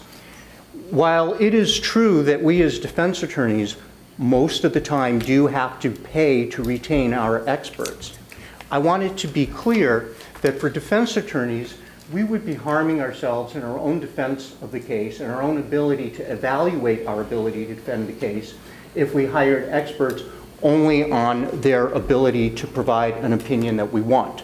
So I can tell you that the better medical board defense attorneys do not do that. I also want to say specifically in regard to the hired gun comment that in the 9.5 or 10 years since I've left the Attorney General's office and I've been defending these cases, I have seen probably more than 4 or 5 cases where eminent experts in their field have agreed to serve as experts on the defense behalf on a pro bono basis, just because they were so concerned with the truth coming out and they wanted to help me help the client prevent what they considered to be an unfair prosecution or miscarriage of justice. So there have been numerous situations where eminent experts have decided to work for free to assist defense attorneys. Thank you very much for that clarification. And seeing no other hands, I want to again thank our staff and Mr. Bell so much for coming. And as speakers have said, this was really excellent and very worthwhile. And I'm going to move on now. Agenda item 10, Ms. Harold is unable to join us, and so we will postpone until our next meeting her update on activities of the Board of Pharmacy. We've added that to our regular meeting schedule because of the increasingly intersecting areas of responsibility and interest of the Board of Pharmacy and the Medical Board.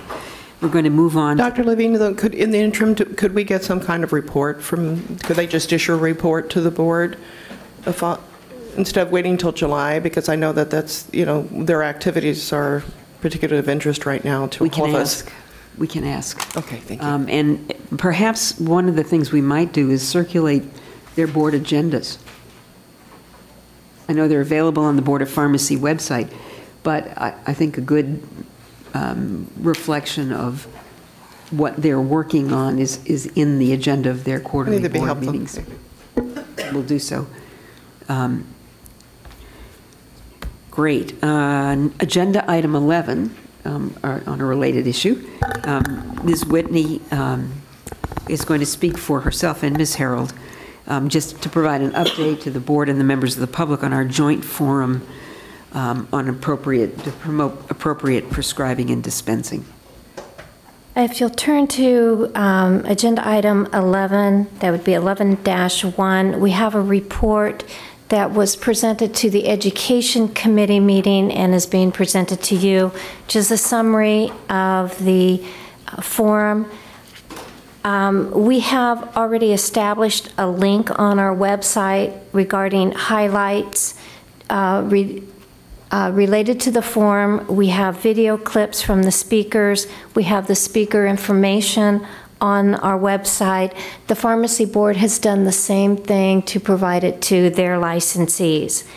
We had approximately 400 attending. You see the numbers. Most of the individuals attending were physicians and pharmacists. We did have a few other individuals come to the forum, a few policymakers, but we were excited about the number of licensees who did attend.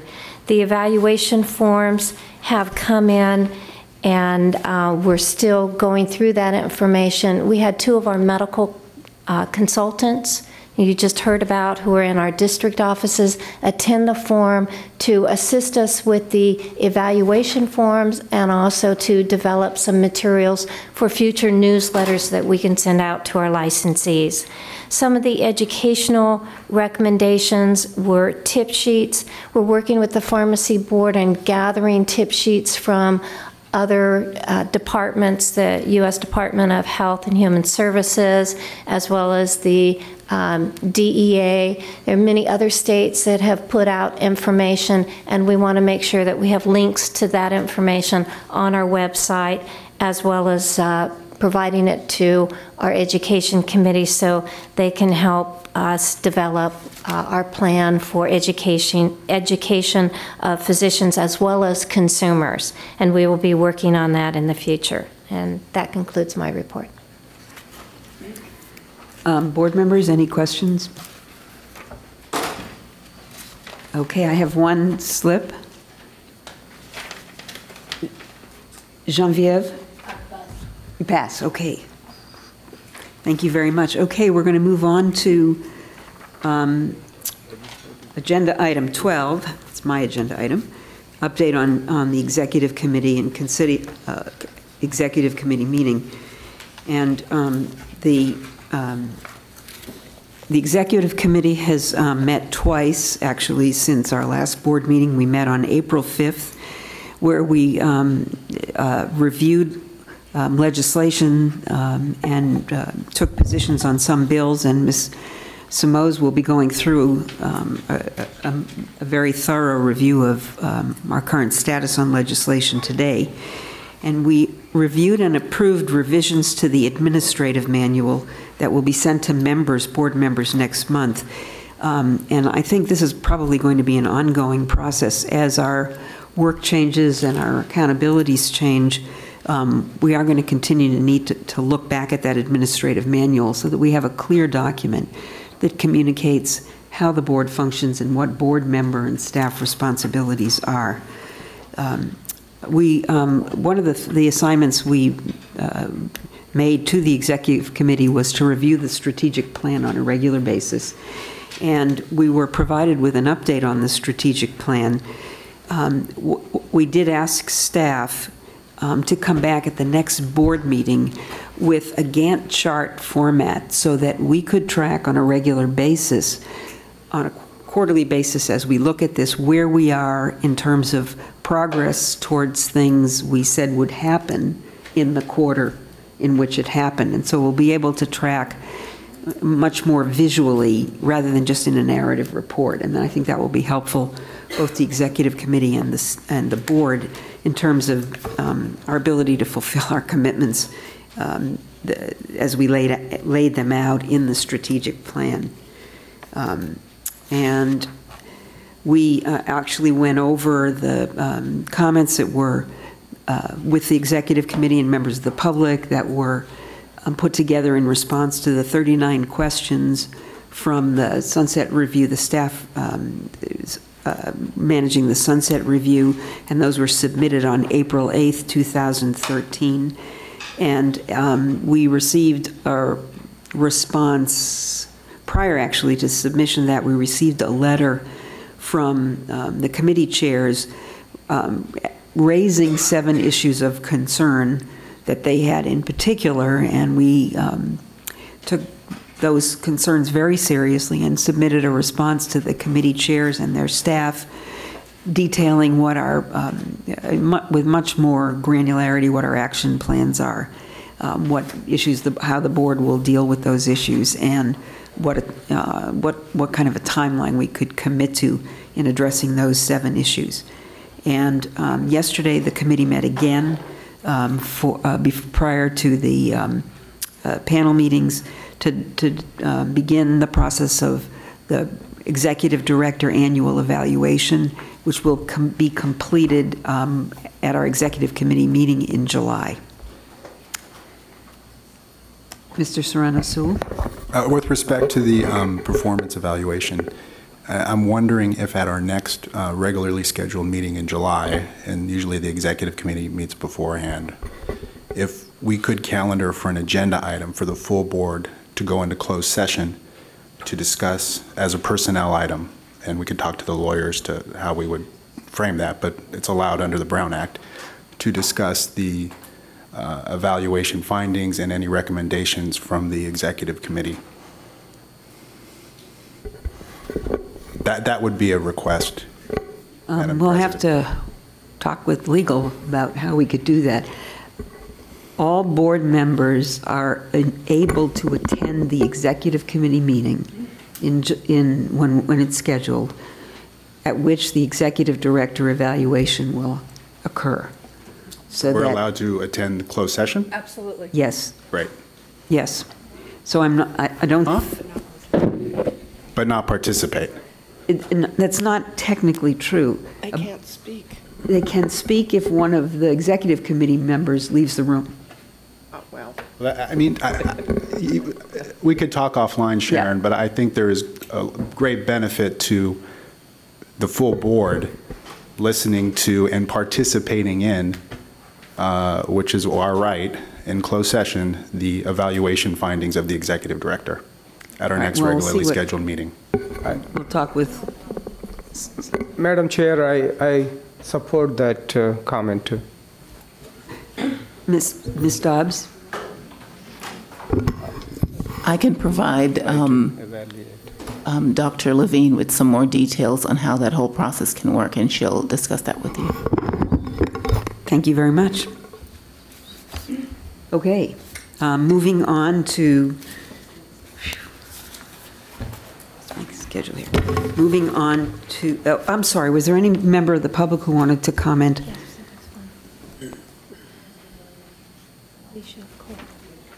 Do I have a slip from you, Mr. French? Oh, sorry. I'm sorry, if you a second. This is oh, got it. Sorry, Mr. French. No problem. Just be just a second. Too much paper. Thank you, Jack French.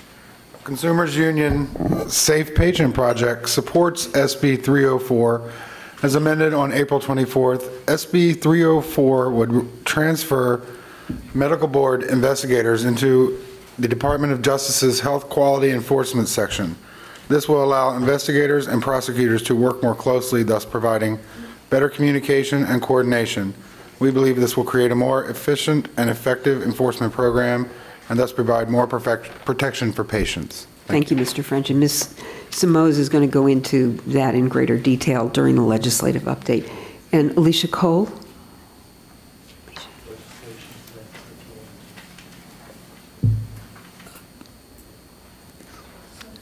We'll continue, and we'll move on to agenda item 12, I'm sorry, agenda item 13, legislation regulation. Ms. Simoes. Good morning. First, I would like to report on legislative outreach pursuant to our strategic plan. I've contacted 40 legislative district offices in the Los Angeles area to let them know about our quarterly board meeting and to extend an invitation to attend. In addition, there are also 40 newly elected members of the legislature, and I have met with almost all of the new legislators or their staff. Ms. Toof will be passing around some packets. She might not be doing that right now. Okay, because some bills have been updated since we've actually been in this meeting, and some analysis had to be updated as well as the tracker list. So I will continue. Okay. So on your tracker list, the bills in green will be discussed at this meeting. The bills in blue are spot bills or two-year bills, and the bills in orange the board has already taken a position on. But one of those bills has been amended, so we will be discussing that bill, SB 62. The bills in yellow were discussed at the executive committee meeting, and the executive committee has recommended positions on these bills. We can handle this one of a couple ways. We can consider the bills in yellow as consent items. Because the executive committee has already discussed, if the full board agrees with the executive committee recommendations, we could adopt those positions kind of on a consent calendar, or we can discuss all of those bills if members wish to do so. So I need to know if members want to go through all the bills in yellow or just a portion of them, or if they just want to adopt the positions taken by the executive committee. Dr. Gnanadev. Madam Chair, I make a motion that we take all the yellow ones as the consent calendar. Okay. Do I have a second? Or do we need it? Any questions, comments from board members? Have you had a chance to look through the list? So I can read off what those bills are if that's helpful. Okay. I'm fine. Do we need a vote or? Yeah. I need to ask for a public comment. Any public comment? Mr. Cooney.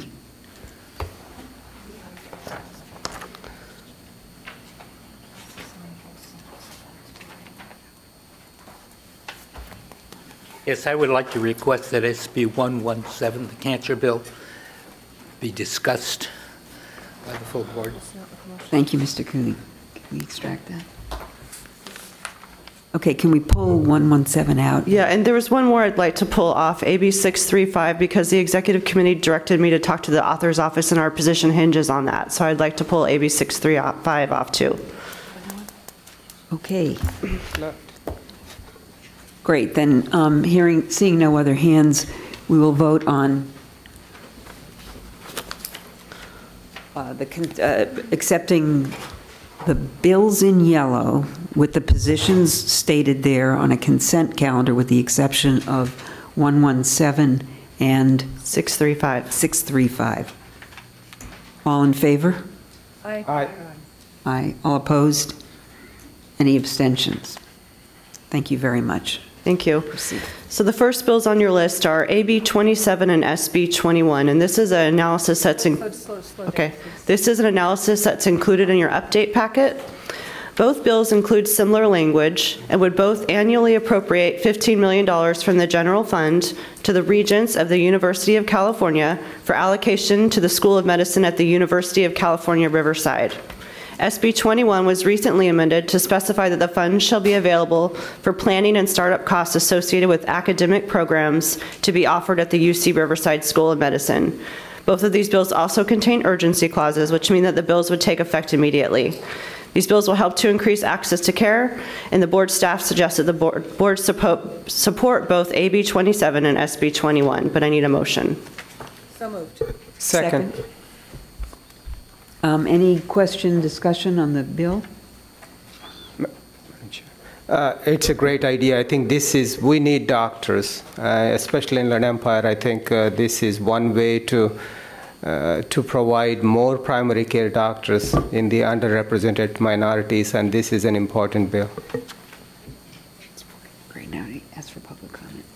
Any public comment on this bill? Okay. All in favor of support position? Aye. Aye. Any opposed? Any abstention? Thank you very much. Thank you.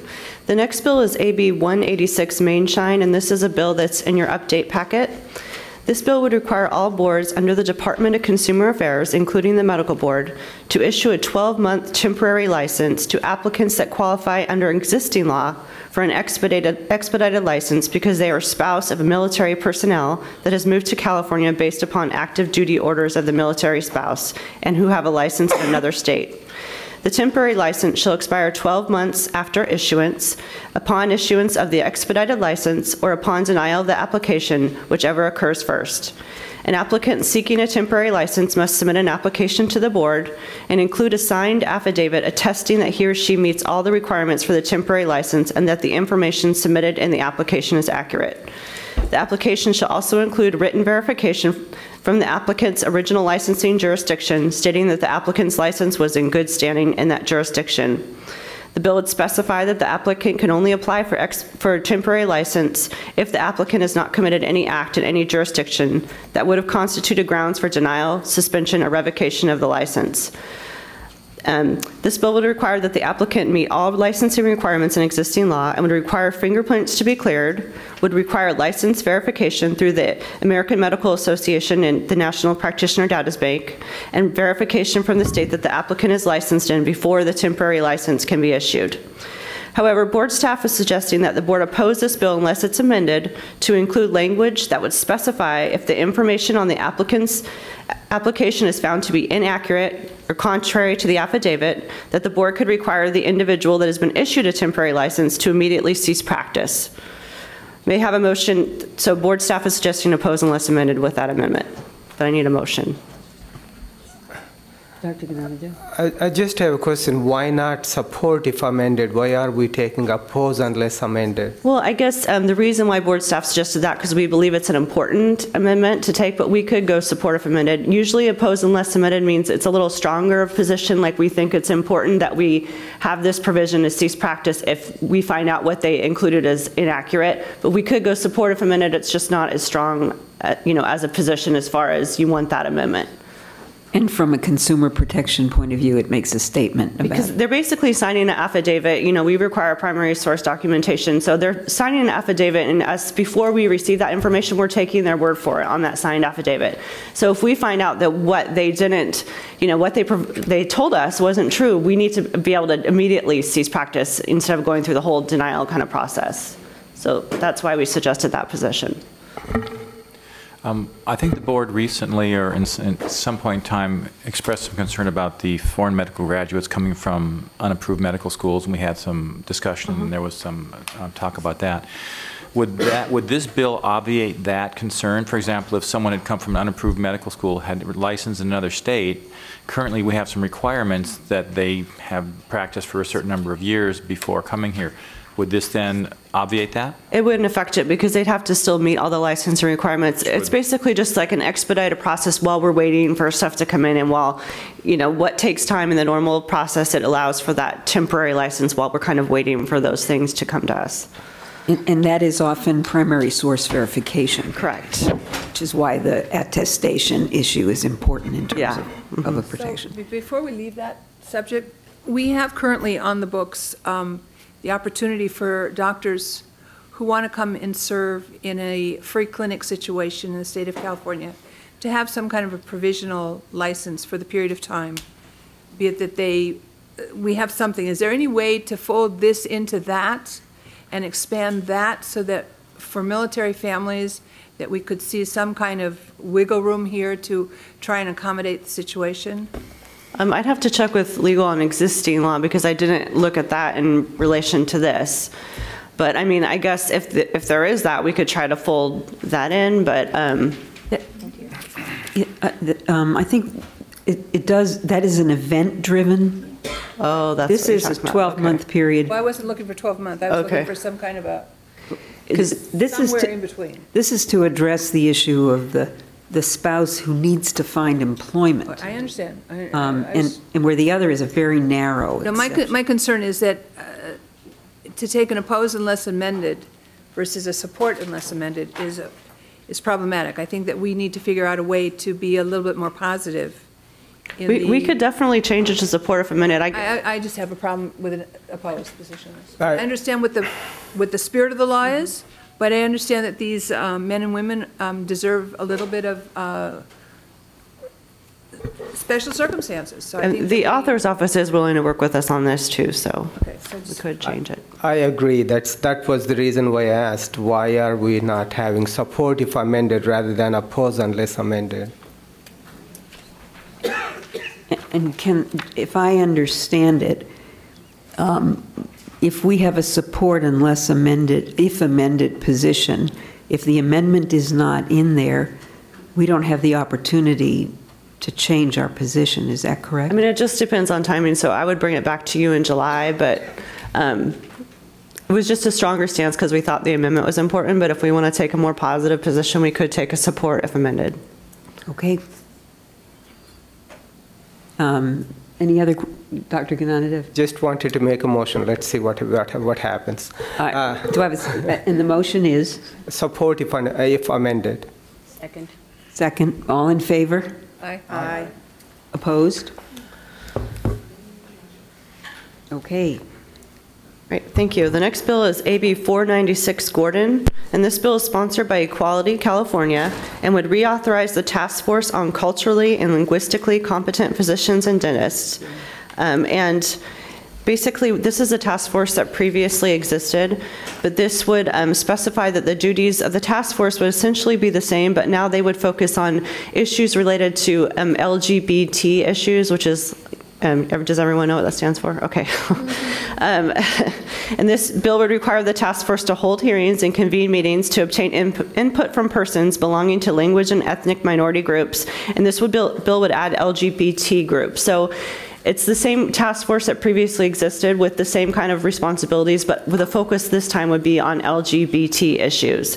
And so like before, the medical board and the dental board would be required to pay the administrative costs of implementing the task force, even though DCA would really be responsible for that task force. It doesn't affect the working group that the board currently has, which is the Cultural and Linguistic Competent Working Group. How we could implement that is at our next meeting, we could do something to focus on LGBT issues. So,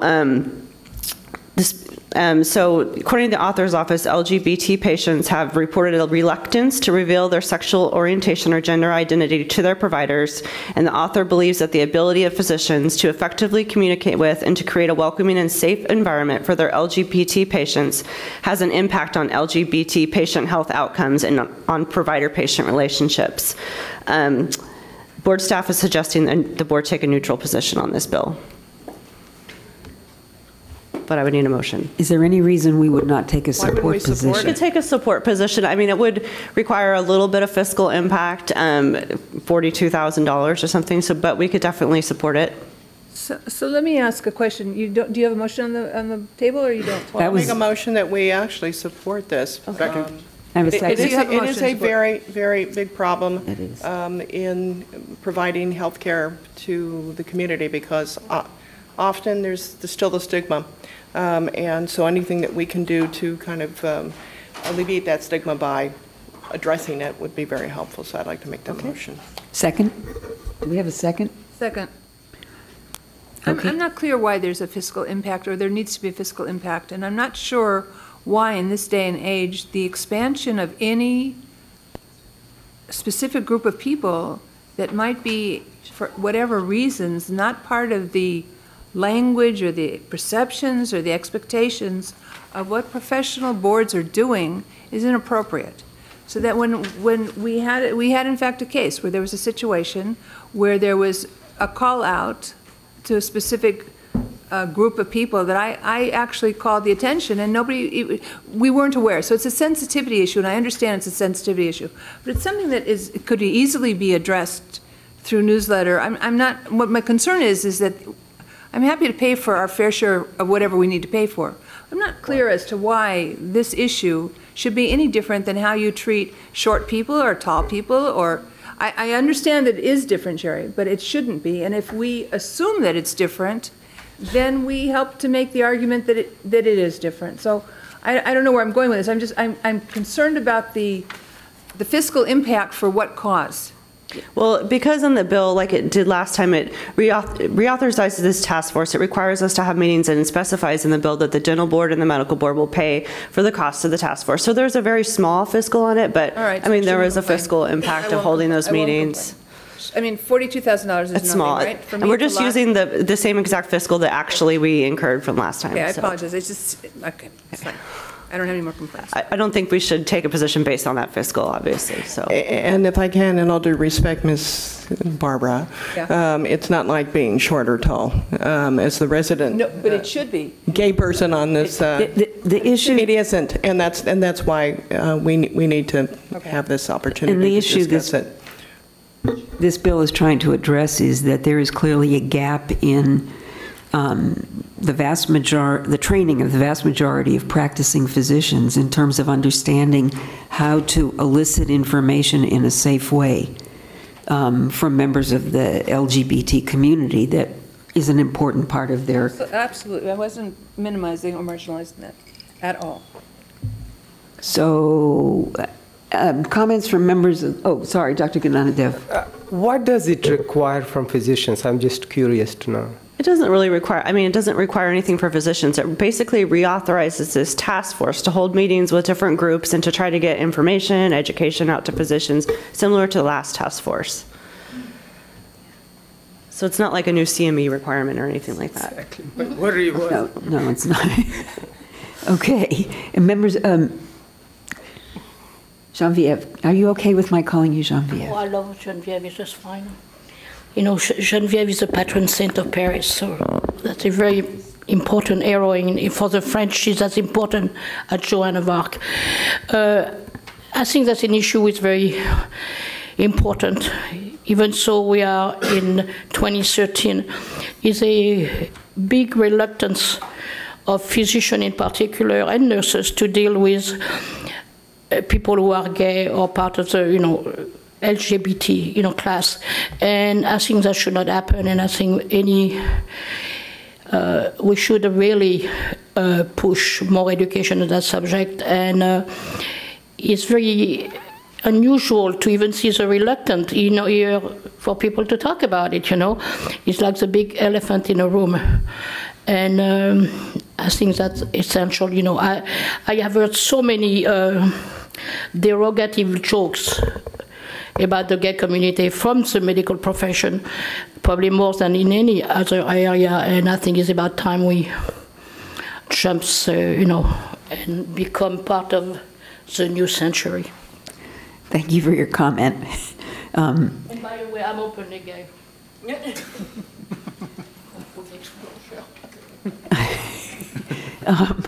Okay, so I think we're ready to take a vote. We have a motion, a second. We've had public comment and board member questions. All in favor? Aye. Of a support position? Any opposed? Okay. Okay, moving on. AB 512 Rendon is sponsored by Los Angeles County and would extend the sunset date in existing law from 2014 to 2018 for provisions that authorize healthcare practitioners who are licensed and certified in other states to provide healthcare services on a voluntary basis to uninsured or underinsured individuals in California at sponsored free healthcare events. Although the board's only issued one physician permit under the authorization program that was created by AB 2699, the board has already done work to promulgate the regulations, so it seems reasonable to extend the sunset date to allow more individuals to volunteer healthcare services at sponsored free healthcare events in California. So staff is suggesting a support position on this bill. So moved. Second. Any comments, questions from board members? Members of the public? All in favor? Aye. Aye. Any opposed? Okay, next bill. AB 565 Salas, this is one that's included in your update packet. This bill is sponsored by the California Medical Association and would amend the Stephen M. Thompson Loan Repayment Program guidelines to require applicants to have 3 years of experience providing healthcare services to medically underserved populations or in medically underserved areas, which is defined in existing law as an area that is a health professional shortage area pursuant to the Code of Federal Regulations. Existing law only requires applicants to have 3 years of experience working in medically underserved areas or with medically underserved populations. So essentially what it does is it references a section of law with an actual code. Instead of just saying a medically underserved area, it references a section of law that defines that. And so kind of the purpose of that is that they see that the Stephen M. Thompson Loan Repayment Program is a program that gets, physicians out there to serve in those areas, and that they need to get a little bit tighter restrictions to ensure that they're actually serving in underserved areas that are defined in existing law. It makes some other expansions to the definition of a practice setting, and it also would require that priority consideration be given to applicants from rural communities who agree to practice in a physician-owned and operated medical practice setting, which is defined in existing law as a medical practice located in a medically underserved area with at least 50% of patients from a medically underserved population. What it's really doing in a couple different places is just tying that to existing law. So basically, the board staff is suggesting the board support this bill. Can I have a motion? Motion to support. Second. Dr. Salmonson, any comments, questions from board members? I mean, I have to tell you, I mean, I sit on that Stephen Thompson Loan Repayment Program, and we've never had an issue to date. The California Medical Association representative to date has, I don't think, had any issues. So if it's only tying it to existing legislation, I'm just not sure why they felt the need to do this. Well, kind of the backstory, because in the last 5 years, only one physician has been selected to practice in King and Kern County, and so I think that they're thinking by tying it with that language that maybe it will get some more physicians out to those areas. Let me just explain to the members that might not be aware of this program that the medical board used to administer and has turned over to the Health Professions Educational Foundation, of which Dr. Diego and I sit on that committee, that board. The issue is you can only give money to people that apply. It's kind of like that. If you don't apply, you don't get any opportunity to get the money. That we have never had someone from Kern County, or we've had someone from Kern County, I don't even remember. But it's never based on, I can honestly say we've never had a situation where if we had enough money we could have given to another 20 doctors, yes. Might there have been someone from Kern County? Maybe. Did that person fit the qualifications of the top 40 that we already gave money to? Probably, absolutely not. Not probably, absolutely not. It's done with the utmost fair process. Kevin Shunke comes and participates as well. I mean, in my opinion, if the purpose of this is to ensure that someone from Kern County get $105,000 to pay back their medical school tuition for working in an FQHC, I'm just suggesting to you that there's not been, to my knowledge or my memory, a cause that this has been created by. So I apologize that, I mean, had I known that this was going to be here in advance, I would have been better prepared to speak. But I want to assure you, all of you that's sitting here, as well as the public members in the room, that we do our utmost. It is a very rigorous process. Its applications are reviewed, work sites are verified, patient load is verified, educational loan outstanding debt is verified. It's not, we don't take this responsibility lightly. And I feel bad in a way that was never brought to the attention of either the executive director of the HPF or to the board. And honestly, it never did come to us. So if you're telling me it's tightening up language, okay, but I'm just telling you, we have a whole lot of laws in the books that have no purpose. Okay? Well, I can read you from the fact sheet that the author and stakeholders have recognized the Stephen M. Thompson Loan Repayment Program high demand and the need to tighten the criteria to ensure that scarce resources are going to the most medically underserved communities. That's the purpose. They did mention something about those specific areas. Well, I also suggest we should not have smog in Los Angeles, so if you can come up with a law like that, it's... Any other comments? Dr. Salmonson? Well, I guess this might be the last thing you want, more applications, but are the primary care training programs in all of the areas well informed about the existence so that you are getting as many applications as, we probably receive 80 to 90 applications. I would venture to say maybe 30 of them do not qualify. Okay. of the 50 that do qualify, or 55 that do qualify, we only can give the amount of money that we have.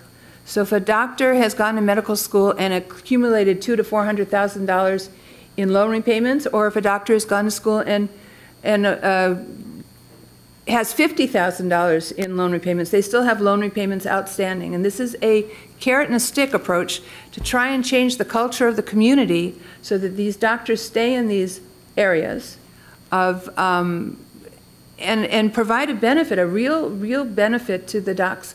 It's not a situation that the training programs, you have to have been in the, you have to be employed by an FQHC or a federally qualified health clinic or underserved representative. So it's not like, this is not going to Park Avenue docs, you know, it's not. No, So I just was hoping that all the people we have too many applications. decision on where they're going to practice would Right, realize we've talked about that, absolutely. No, it's an excellent idea, and that's been spoken about as far as doing cultivation of applicants.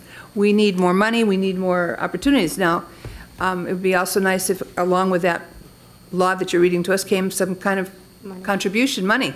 That's I didn't coming hear any up. money there. That's coming up in other bills. Yeah, Right. for this program, I'm saying. Yes. Yes. It is.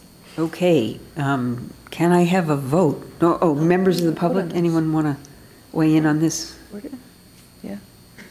Okay, all in favor of supporting this bill? Aye. Aye. Any opposed? Any abstentions? Okay, next bill, AB 635 Amiano. This is one that I took off the consent list because I was directed by the executive committee to talk to the author's office and come back.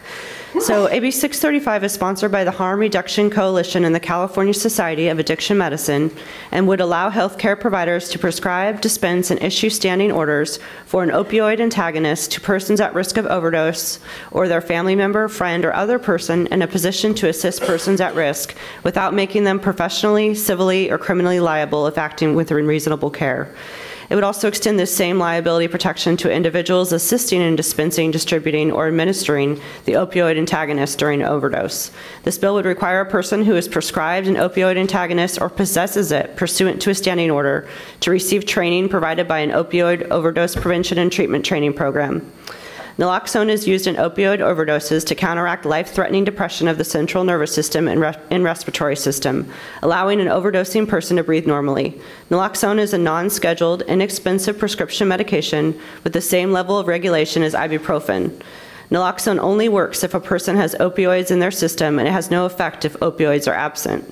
According to the most recent data released by the CDC, in 2008, there were 36,450 drug overdose deaths in the United States.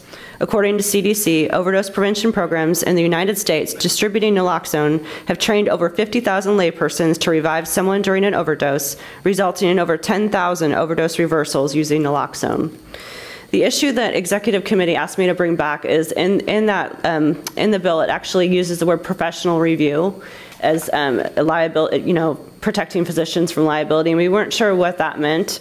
And I did talk to the author's office, and according to the author's office, the professional review language is to make it clear that the action of prescribing an opioid antagonist by standing order cannot be grounds for disciplinary action. Many states that have similar laws include this type of language. Kentucky's statute says that a practitioner operating under the law shall not be subject to disciplinary or other adverse action under any professional license statute. Illinois statute contains the same language, while Washington statute says that actions under the law shall not constitute unprofessional conduct. Massachusetts law declares that a naloxone script shall be regarded as being issued for a legitimate medical purpose in the usual course of professional practice. So we had taken a support and concept position with me, going to the author's office. So now staff, with that explanation, because it's being done in other states, and because it's just the act of prescribing that opioid antagonist, board staff is suggesting that the board support this bill. Do I have a motion? I just wanted to make comment that it's a great, I'm in support, but the statement that naloxone doesn't have side effects is untrue. It has significant side effects, even though they're rare, but it does. But the benefit outweighs the side effects, so that's why I would support. Make a motion to support. Thank you. And thanks for the clarification. I don't think there is a prescription drug or an over-the-counter drug that doesn't have side effects, so. I think that what I had asked in the question is if you weren't on opioids, would it do, and then that's where that came in. And I was taking that word from the sponsors in the author's office, so obviously I'm not a physician, but. It's not subject to abuse to get high. Okay. That's different than side effects. Okay. Second? I had a comment, please. As you say, Dev. Can I just get a second? I'm sorry, my apologies. Yeah. Second. Thank you, Mr. Serrano-Sewell. Go ahead, Dr. Bishop. As Dev said, it can be actually lethal in a patient who's narcotic tolerant, because if you quickly reverse it, you can have a terrible sympathetic surge with stroke, heart attack. And not only that, but people who wake up from this can be crazy and injure the caregiver as well. So I think, again, in concept, this is a great idea. We just want to make sure that the providers or the individuals actually administering this have the appropriate education and skill to take care of issues that may arise, and be cautious with dosing as well. I mean, I think one of the requirements would be that you can actually do rescue breathing, because the reason people die from opiate overdose is not because their heart stops, it's because they stop breathing. So I think that these people, part of the education should include rescue breathing to assist these people while they're titrating the dose, perhaps. Well, since I brought this bill to the executive committee, the amendments were actually taken to require the training program, and so because that was brought up, I was kind of trying to go through this faster, but it defines an opioid overdose prevention and treatment training program as a program operated by a local health jurisdiction or that is registered by a local health jurisdiction to train individuals to prevent, recognize, and respond to an opioid overdose, and that provides at a minimum training in the following: the causes of an opioid overdose, mouth-to-mouth resuscitation, how to contact appropriate emergency medical services, and how to administer an opioid antagonist. So that was language that was taken in order to respond to some concerns. So I think the bill's in a good place now. A+ for that. And he's a tough grader. Okay, any other board member comments? Any comments from members of the public on this? Good afternoon, this is Geneviève again. I'm very concerned when people misrepresent the facts. And to say naltrexone have no side effect and don't cause any, problem, that makes me very, very upset. And for me, that really, I have no respect for the people who have made those kind of statements, because to see that is an outlier lie. And I think also he emphasized that, oh, have your eye, we'll give you some naltrexone, to get it over. I think he push more use of opiates than not. And like I said, I just really don't like the language, and I know they all say, oh, they go to get training and so on. Most of the people who have pushed for the training for the naltrexone and so on are people who are also very much involved in drug addictions. I don't see anybody else jumping on a bandwagon, to do it. And I agree with you. Good respiratory, support will make quite a benefit, effect. So don't like that bill at all. Thank you for your comment. And would you fill out a slip afterwards so we sure we have the record? You will. I'm Karen Ehrlich, and speaking as a member of the public at the moment. A year and a half ago, our grandson, who unknown to us was a heroin addict, died in our home.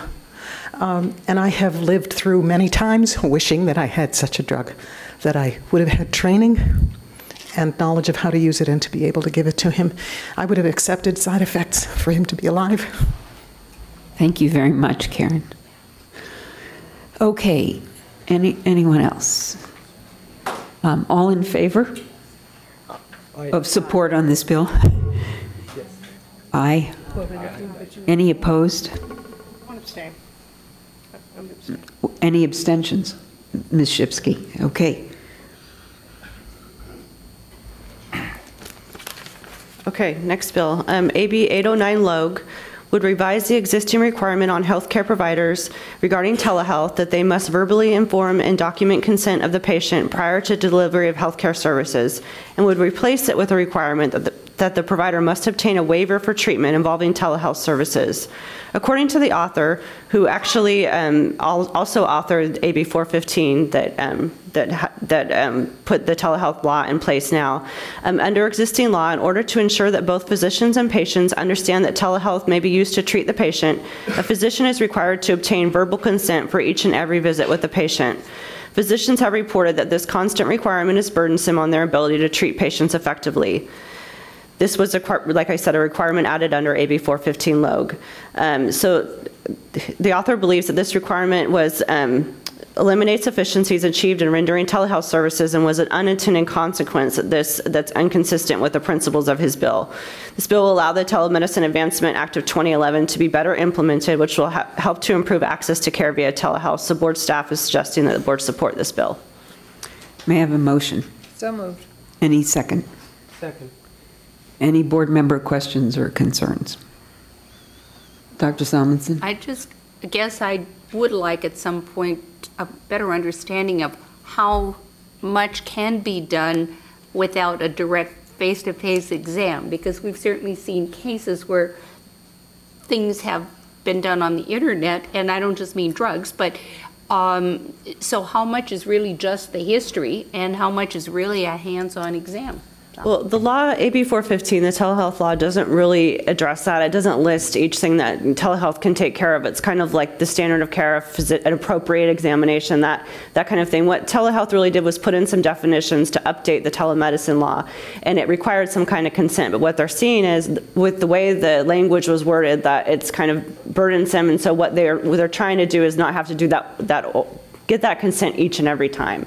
It doesn't impact what services can be provided under telehealth. It's really just kind of like a cleanup to an unintended consequence that they weren't really expecting. But I mean, we could certainly, at a future board meeting, bring back kind of what information we have for consumers and providers on telehealth. When California had one of the first telehealth bills passed in the nation, and it was a very progressive bill at the time, but it was based on a high degree of suspicion about this whole telehealth stuff. And so there were a lot of provisions in it, such as informed consent at a level similar to invasive procedures. And so in AB 415 was an attempt to say this is another channel for delivering healthcare services, such as store and for teledermatology, psychiatric visits, and particularly in support, and this board knows well what they're doing. And I think at the last minute, there was an amendment put in around informed consent, or consent, which rather than a general consent, it had to be each visit, so. Yeah, that's correct. It was a last minute kind of amendment, so. Any other board members have questions about this, concerns? Any members of the public? All right. Can I have a vote in favor of a support position on the load bill? Aye. AB 635. Aye. Any opposition? Okay, next bill, AB 860, Perea. This bill would provide that $600,000 from the Managed Care Administrative Fines and Penalties Fund shall be transferred to the Stephen M. Thompson Medical School Scholarship Program account within the Health Professions Education Foundation for purposes of funding that program. AB 589, which was passed last year, created this Stephen M. Thompson Scholarship Program within the HPEF.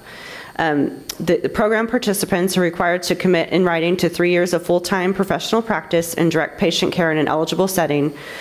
But in existing law, this program is currently funded by federal or private funds only and cannot be implemented until the Health Professions Education Foundation determines that there are sufficient funds and able to implement this program.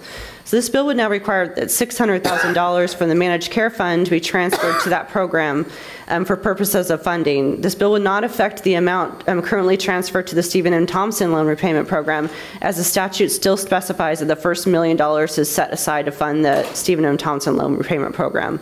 The purpose of this bill is to fund the scholarship program to make medical school more financially accessible for students who are willing to pursue careers in primary care. According to the author's office, this bill will help to address the geographical disparity of physician supply in California, as well as the increasing costs of medical education.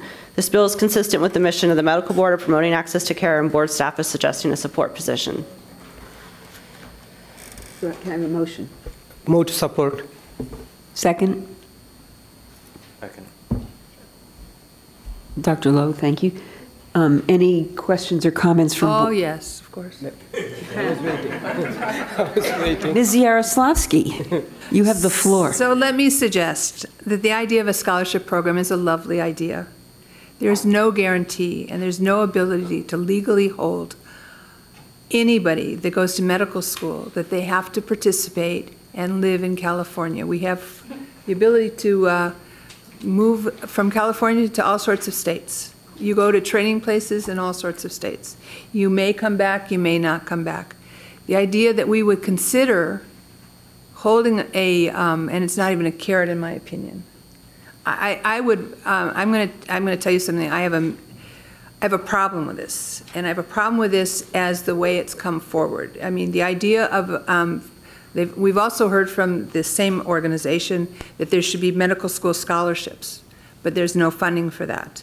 So the idea that $600,000 worth of fines from some source, not to just be put into Health Professions Educational Foundation, for them to best use the money to provide healthcare providers educational programs, is not what I heard you say. So that's not what the law is recommending. So the issue is, I'm going to suggest that, I'm not going to suggest an opposed position, and I'm not going to, I would rather support, I mean, I hate to say that we want to turn down $600,000, but $600,000 for what? How do you establish a program in all due consciousness with the idea of suggesting to any medical school student that they have to stay in the state of California in order to accept this money? And what do we do if they don't? So I just have, I don't think this is I don't think this is thought out well enough. I don't think it came to the health professions. I don't think it's not been vetted appropriately. Well, okay, so the Stephen M. Thompson School Scholarship Program is existing law, but it's funded by federal and private funds. Right. So they probably didn't get any of those dollars, but it's still in Health Professions Education Foundation. It's just not probably operating right now because they don't have the money from the federal or private funds. So that's a bill that passed last year. It's, I believe, a bill that the board supported with federal private funds. So this is providing a funding mechanism. And this goes together with some other bills that you haven't heard yet, but basically this Managed Care Administrative Fund helps to fund other programs that are going away with Affordable Care Act. And so there's going to be another bill that and we'll talk about it later, but that basically proposes to put all of the money from this fund over in the Stephen M. Thompson Loan Repayment Program. If this bill would pass, it would take $600,000 out of that fund for the purpose of this scholarship program. So, you know, board staff thought in the effort of trying to promote access to care, taking support positions on these kind of bills, but obviously it's just a recommendation, so. Do we have the language of the bill in here? Yeah. It should be in your packet, the language of the actual bill, yeah. The original packet. Yeah, it's AB 860. Go. AB 860.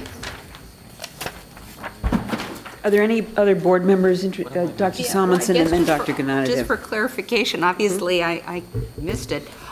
So it's not repayment, it's a scholarship while they're in school. I like what we have with the repayment once they've kind of gotten their feet wet, so to speak, in the underserved area, and they know that's where their heart is, to then say, beautiful, let's help you with that debt, or even encourage them to take a job in an underserved area without the fear of the huge debt coming due. But I think making somebody to commit to something that they may really not have their heart in, and yet now they're really trapped. Well, I mean, okay, so let me just be clear. This is already existing law. This is not creating the scholarship program. It's existing law. It got passed last year. But the issue was when it got passed, in order to get out of Appropriations Committee, they originally had some money in there, but then they changed the language in the bill to be funded by federal or private funds. So that went through last year. I'm assuming that they're having problem finding federal or private funds, and so now what this bill proposes to do in this existing Stephen M. Thompson Scholarship Program is to fund it with a portion of the monies that would instead be going to a program that's not going to exist after this year, to take the $600,000 to fund this program. Now the first $1 million already goes to Stephen M. Thompson Loan Repayment Program. This bill would not change that. What it would change is the monies that would go to another program, Mr. MIP, that's going away with Affordable Care Act. So what existing law says is anything after the $1 million goes to Mr. MIP, basically. This bill would take that $600,000 and put it with this existing program that already exists. Well, why can't we, to me, well, obviously it's not up to me, but why couldn't it be added to the loan repayment program? They're overseen by the same agency, so they're both overseen by the Health Professions Education Foundation. So it's under the same state agency. Psychologically or whatever, I don't see why the repayment isn't better. So, yeah, so this does not change anything about the Stephen M. Thompson Scholarship Fund. Correct. The reason I asked for the bill was the issue around where a doctor practices. You're saying we shouldn't put them. This last one.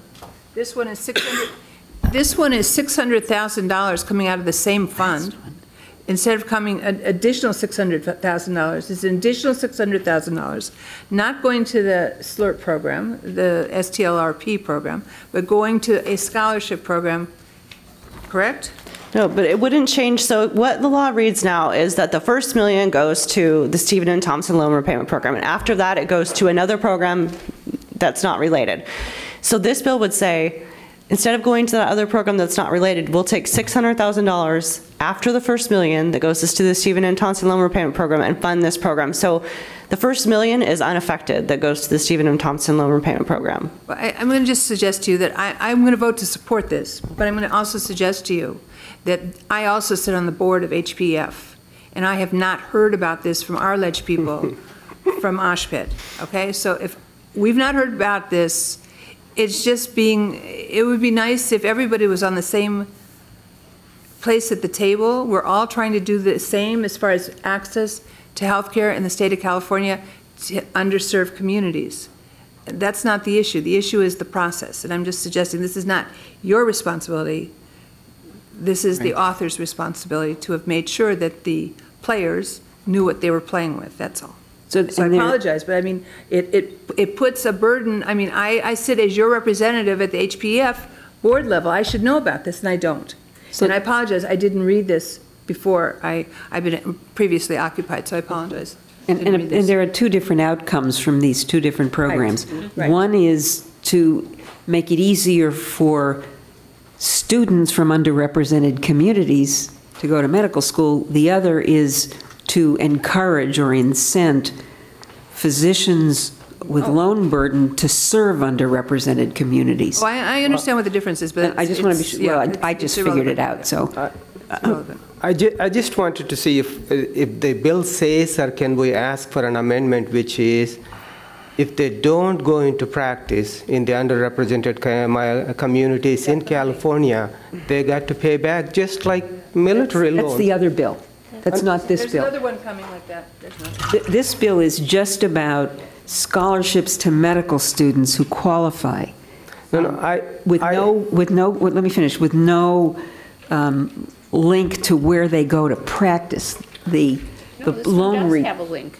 This one does have a link. Yeah, I believe that there is a link. They're committed. They have to sign that they'll practice for 3 years. To practice in an eligible setting. Stephen M. Thompson. Well, they're both Stephen M. Thompson, but the Stephen M. Thompson Scholarship Program, they do have to commit. Right. Both the loan repayment and the scholarship both have to commit. The difference being with the repayment, they've already done their 3 years, presumably. With this medical school loan thing, they have to sign that they will do 3 years. And to force somebody to do something their heart may not be and may not be in the best interest of their patients or the physician. That's why philosophically there is a concern about it being administered pre-service. Right, exactly.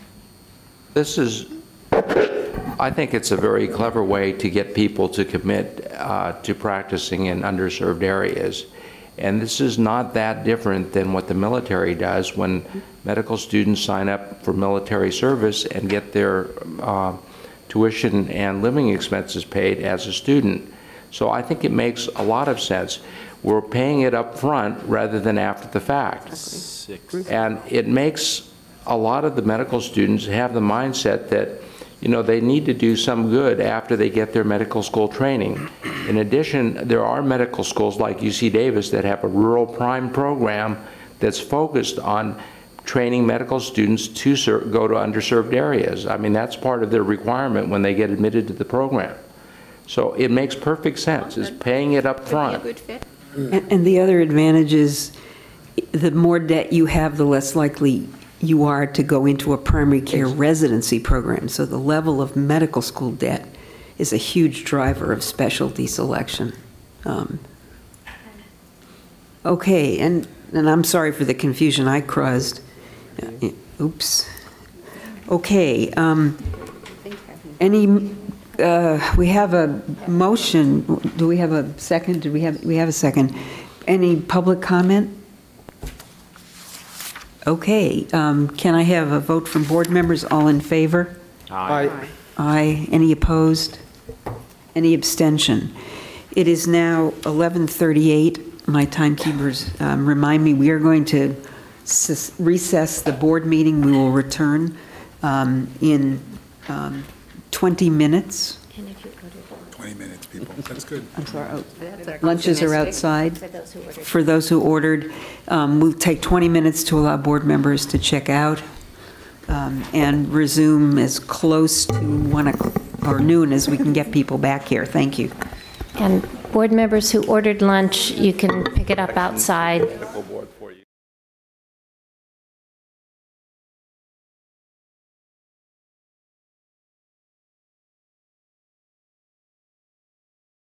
bill is AB 1000 Wachowski. Wait, could we have some quiet in the room because it's hard for me to... Okay. AB 1000 is sponsored by the California Physical Therapy Association and would allow a physical therapist to make a physical therapy diagnosis, which is defined as a systemic examination process that culminates in assigning a diagnostic label identifying the primary dysfunction toward which physical therapy treatment will be directed, but shall not include a medical diagnosis or a diagnosis of a disease. This bill would allow a patient to directly access PT services without being referred by a physician, provided that the treatment was within the scope of a physical therapist and if the following conditions are met. If the PT has reason to believe the patient has signs or symptoms of a condition that require treatment beyond the scope of a PT, the PT shall refer the patient to a physician, an osteopathic physician, a dentist, podiatrist, or chiropractor. The PT shall disclose to the patient any financial interest in treating the patient. The PT shall notify the patient's physician with the patient's written authorization that the PT is treating the patient. This bill would specify that it does not expand or modify the scope of practice of a PT, including the prohibition on a PT to diagnose disease. This bill would specify that it does not require a healthcare service plan or insurer to provide coverage for direct access to treatment by a PT. This bill changes the scope of practice of a physical therapist by allowing a PT to make a physical therapy diagnosis and allowing a PT to treat patients without referral from a physician. The board has taken opposed positions in the past on bills that allowed for direct patient access to PT services. The board was opposed to these bills because they expanded the scope of practice for PTs by allowing them to see the patients directly without having the patients first seen by a physician, which puts patients at risk. A patient's condition cannot be accurately determined without being first examined by a physician, so staff is suggesting that the board take an opposed position on this bill. Do I have a motion? You can have a motion. I'll move just because I want to discuss. And a second? I'll second. Board member comments, Ms. Yaroslavsky. We had a lot of discussion about this bill, specifically the executive committee, and as I read your notes, the executive committee deferred it to the full board, correct? We had talked about specifically this being a very poorly written bill, but the issue of the word diagnosis to be changed to, what was the word we discussed? Procedure, do you remember? I mean, Jennifer, help me out. I don't remember what. Yeah, we did. We specifically tried to take it. What the issue was is the word diagnosis. The issue of making a physical therapy diagnosis versus a physical therapy assessment. Assessment. Thank you. So let's be clear on that. So the idea of access to care is an important issue. It's also an important issue that this bill was really very. Unfortunately, the bill that was introduced by Senator Steinberg last year was, in my opinion, extremely well written and extremely well thought out. It gave a certain number of visits over a certain amount of time to have the ability for a physical therapist to make an assessment and treat the patient. I would offer, well, let's have discussion, but I'm going to want to offer a friendly friendly amendment to suggest that in order to be at the table, to get that word specifically changed from diagnosis, which I understand why doctors have an issue with. It's semantics here. So I would, Jerry, please, go ahead. It's actually not semantic, it's in the physical therapy law. There's a nursing diagnosis, a physical therapy diagnosis. Diagnosis Why is... is everyone upset with diagnosis? Pardon? Then why is everyone mixed up with... Well, I have no idea, but I think it's because it cuts off the process where you have to go to a physician first and then get a referral. I don't think it's over the diagnosis necessarily, because it is in the language for physical therapists right now. This is what's happening right now. They're already doing it. I just spent 4.5 months in physical therapy. They made the diagnosis of what was wrong, sent it back to the physician. So, you know, I thought we had a discussion, though, in executive committee. What we wanted to do is have some safety net provision where after so many visits, they had to give a report. In fact, I know we did. We talked about having to give a report back to the physician. We had some discussion, but there was never a clear consensus, so we didn't actually vote on a recommendation of the full board. We decided to defer to the full board and not, we never voted on an executive committee recommendation, which is why I didn't include I would hope. A little hand creeping over to take my mic. I would hope that what... I have my own feelings. I'll get them after you. Okay. I do think, and I don't know if legal counsel can weigh in on this, but the definition, Barbara, of diagnosis is not a sole purview of medicine. It is used in many allied professions as their ability within their framework of training to designate what they have found in terms of a physical therapy diagnosis, a nursing diagnosis, Well, et cetera. I want to thank you for that clarification, because that was not clear to me from the last time we discussed this. But I would like to see if we can somehow salvage this in terms of perhaps maybe recommending that we would like it, you know, amended so that it's very clear that the physical therapist has to, at some clear point, communicate back to a primary care physician as to what the findings were, and that there be some interaction so that it can't just be totally on their own. And that was part of the Steinberg bill. It was limited number of sessions prior to referral back to a physician. Referral back.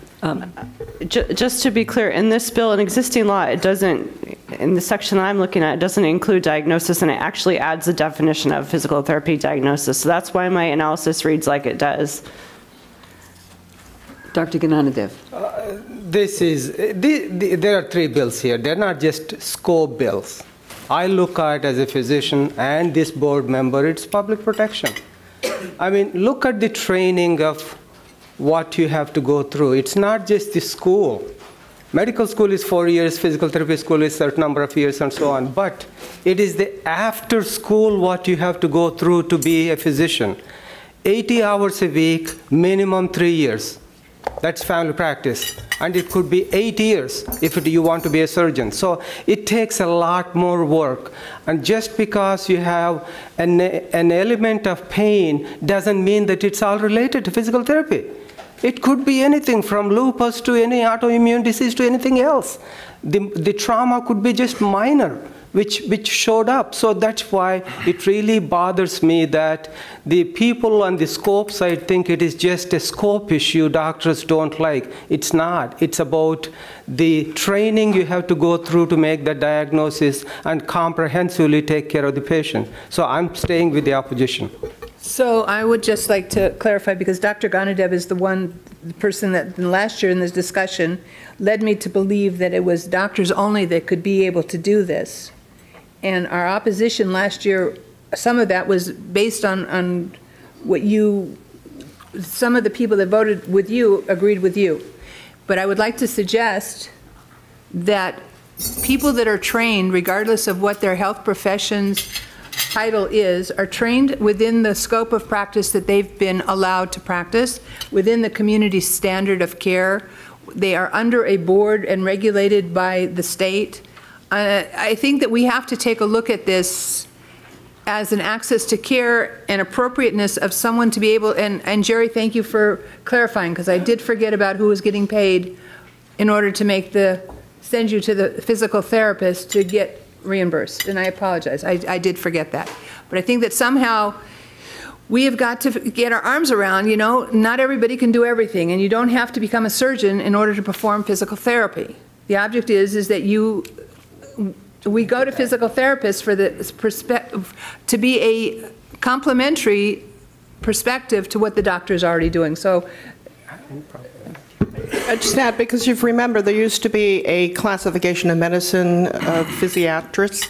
Physiatry. Yeah, they don't have many of those anymore because no, I know, but in Kaiser you do, but a lot of that work has gone out to the physical therapists, and I would add too that the physical therapists now are becoming doctors of physical therapy. In fact, the practice that I went to for my physical therapy, they're all DPTs, and so they're coming out of USC, and they are doing this with frequency. So, but I do agree that we need. I think where the protection comes in is that there has to be mandatory collaboration and mandatory between the physical therapist, communication back to a physician. I don't think you can leave that in isolation for any allied professional, that at some point there has to be some kind of communication on this patient's issue. Otherwise, it is too overly broad. Dr. Bishop and then Dr. And I think I would concur with both the prior speakers. My concern is somebody who goes to the physical therapist that has a tumor in their bone and it presents as pain and the greater trochanter, and they diagnose as greater trochanteric bursitis, which it may very well be because of the distortion of it, and that can go on for months and months as this tumor spreads until you get a pathologic fracture. So I agree. I think that there is a place for the physical therapist. I do think there needs to be some collaboration, however.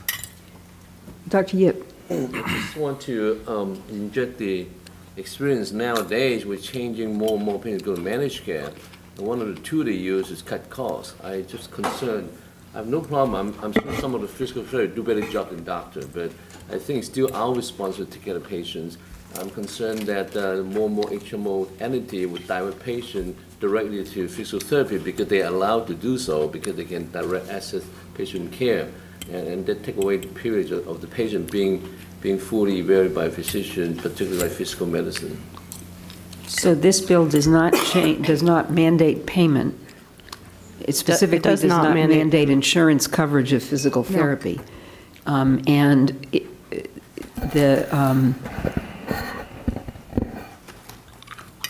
does not expand scope of practice. So the question is, right, direct access. It allows for direct access. I suspect there are many people who are going directly to physical therapists today. Anyway, right. I guess my question to the board is, we have a recommendation for an opposed position on the bill. And we could go opposed unless amended with some of the things that have been brought up, like putting a time, like similar to the Steinberg bill, a certain number of days before they have to go see the physician. 30, that was going to be my question. So are there amendments that would provide consumer protection from the perspective of length of time a physical therapist treats a symptom, and or any language changes modifying or somehow ensuring that physical therapist and diagnosis are not separated, because apparently current law creates a term of art of physical therapy diagnosis, which is not about disease diagnosis. And is there some way to ensure that in the law there is no way to separate those words that somehow, and that's Dr. Lowe. So I definitely support access to care, but if we're truly focused on public protection, we can't allow this to go through, because if it does turn out to be something like an osteosarcoma or something in the bone, there's delay in diagnosis. And, you know, to protect the patient, you know, they need a diagnosis first to be sure that it's something that's treatable by a physical therapist. And I don't think a physical therapist has had adequate exposure to the other things that are not in their sphere to recognize these other entities. So if we really believe in public protection, we need to oppose this bill. And so you're saying there are no amendments from your perspective? Exactly. Because physical therapists are taught about physical therapy things. They're not talked about, they don't understand, you know, osteosarcoma or metastases from prostate cancer or metastases from hypernephroma that goes to the shoulder and gives you shoulder pain. You know, they'll be getting physical therapy for presumed rotator cuff injury when in fact it's a metastatic lesion from hypernephroma. So if you really believe in public protection, we have to oppose this bill. Any other board member comments? So we have a motion. Yeah. I know it's really wrong to do anecdotes, but I can definitely recall somebody that had a delayed diagnosis of a Pancoast tumor. They were getting the shoulder treatment or whatever, and they finally got a Horner syndrome. But anyway, I agree with Dr. Lau, frankly. So we have a motion and a second with a straight opposed position. So I'm going to ask all of those in favor of maintaining a straight public comment. I'm sorry. Okay, seeing none, thank you for that. I need a jab in the ribs periodically. All of those in favor of sustaining an oppose or holding on to an straight opposed position, please say aye. Aye. Aye. Can I get a hand count? Aye. 1, 2, 3, 4, 5, 6, 7. Okay, we have any oppose the opposed position? 1, 2. And in particular, this bill's going to go, so I would hope that we communicate that if it is, it's going to go, folks. This is the whole train coming down the track about access to care. If we can can we at least communicate our position that if it does go, that there has to be that safety net in there, that there has to be a direct communication with a physician at a certain period of time if they're allowed direct access to this. Because without that, you're going to get direct access and you're not going to get the other side with the protection. So that isn't oppose unless amended, and we have to be specific about the amendments. I don't think we can asterisk and oppose. We can communicate concerns, but I didn't see a lot of. Madam Chair, my concern is we're the medical board, and if the communication is, oh, it's opposed, and this goes, there's somehow that we really do need to have that communication, that we need this other aspect in there. If you're going to do this, legislature, then what we need is this other protection mechanism. Without that, nobody brought that to their attention. So. I can certainly contact the author's office, and our meetings are webcast, and kind of let them know how the conversation went, if that's helpful. And it would be helpful to have a list of the issues for you to communicate, and we can always... I'm sure if the bill is still going on in July, I'll be bringing it back, so... And the might be amended in July, so... The opposed letter could contain a list of the issues, and... Okay, thank you, Ms. Shipsky. Okay. Okay, next bill is AB 1003, Mainshine. This bill is sponsored by the California Medical Association and would specify that the list of healing arts practitioners who may be shareholders, officers, directors, or professional employees of a medical corporation does not limit employment of professional corporations to the licensed professionals listed in that section, and would specify that any person duly licensed under the Business and Professions Code, the Chiropractic Act, or the Osteopathic Act may be employed to render professional services by a professional corporation listed in existing law. This bill would also add physical therapists and other licensed professionals to the existing listing in the Corporations Code. Some of you may remember this issue from last year. There was an issue that came up where the Legislative Council issued an opinion that physicians couldn't hire physical therapists because they weren't listed in that section of law. This bill basically includes language to say they don't have to be listed, but it does list them anyway, so it takes care of, it codifies a practice that's been allowed over 20 years. And we supported AB 783 from 2011 that did the same thing, so board is suggesting that, or staff is suggesting that the board support this bill. Can I have a motion? Move to support. A second? Second. Any comments from board members? Members of the public? All in favor of a support position, say aye. Aye. Any opposed? Okay, any abstentions? Okay. Okay, next bill, AB 1176, Boca Negra and Bonta. This bill would establish the Graduate Medical Education Fund that would be funded by a $5 annual fee that would be assessed for each covered life to health insurers and health plans that provide coverage, health coverage in California. Monies in the fund would have to be appropriated by the legislature and could only be used for the purpose of funding grants to GME residency programs in California. This bill would also establish the Graduate Medical Education Council, which would consist of 11 members, and the council would be required to establish standards and develop criteria for medical residency training program grants in California, and make recommendations to OSHPED concerning the funding of the medical residency training programs, and establish criteria for medical residency training program grant review.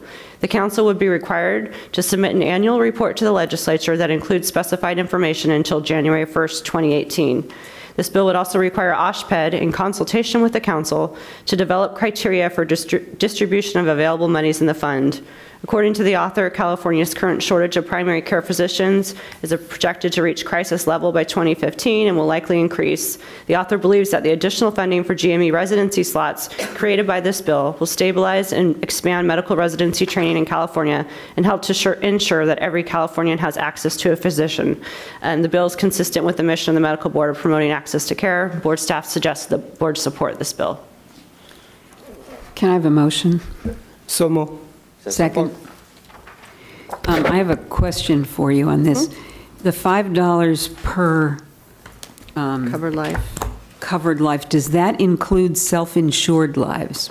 There are some exemptions. Let me look at the actual language. So our insurance is going up. Well, okay, so it basically says every health insurer healthcare service plan that provides healthcare coverage in the state shall pay an annual graduate medical education assessment of $5 for each covered life. This section shall not apply to a specialized health insurance policy that provides accepted benefits, Medicare supplement coverage, specified disease or hospital indemnity policies, specialized healthcare service plan contract, a healthcare service plan contract provided in the Medi-Cal program, in the Healthy Families Program, in the Access for Infants and Mothers Program, or the County Health Initiative Matching Fund Program. So I just want to point out that the state licenses health plans and health insurers, and employers who choose to exempt themselves from state mandates increasingly opt to self-insure. The state has no authority over self-insured plans. They're ERISA plans. They're under federal law. And just, we need to be cognizant of the fact that every ornament we place on that tree of fully insured health plans and health insurance plans drives more employers to look at finding a way out of it. So it's a smaller tree with more ornaments that do add to the cost of healthcare. And there are, as we've seen, there are many bills in the legislature this year that have decided that the health plans ought to fund. They're a good idea. I'm not opposed to the notion of graduate medical education, but I do think we need to understand that there is no free lunch, and there are consequences to this kind of thing. And one other question about the bill: does it stipulate that these programs will be fully approved by the residency review committees of the specialties? I hope we're not creating a second class of residency programs that don't go through. Yeah, let me just. I thought the number of residency programs were already determined and that you don't have the ability. No, the ones that are paid for by Medicare are determined. The paid you can increase, the unpaid you can?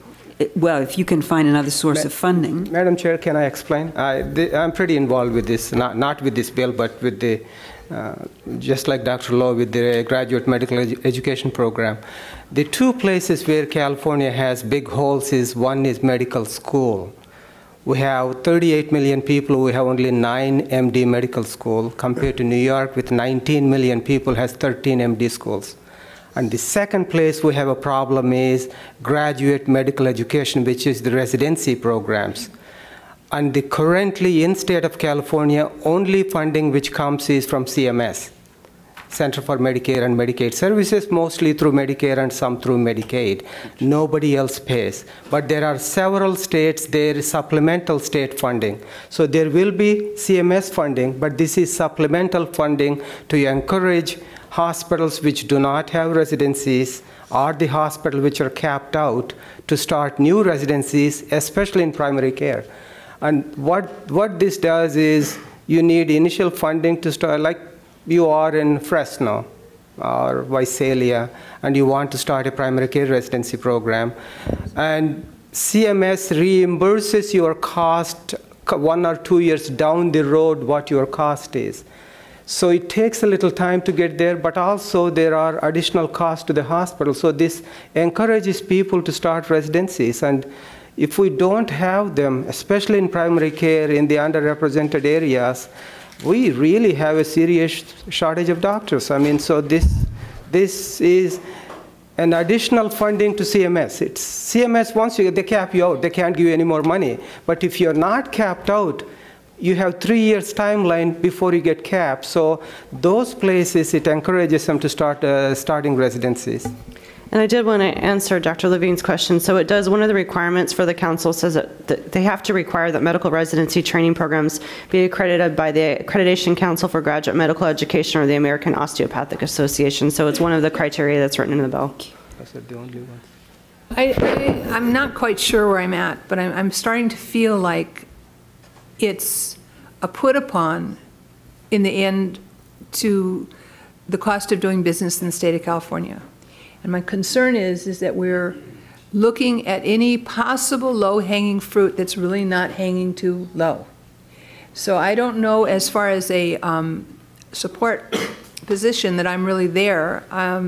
My concern is, I understand that what Dr. Ganadev is saying, that we need more slots, more paid slots, and I'm not sure that this is going to guarantee that, because there's no plan on the books yet.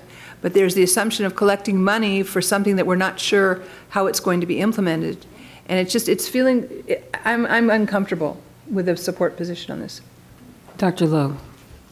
So I don't claim to be an expert on postgraduate training in medicine, but it turns out that the funding for the residencies are, in fact, from the CMS.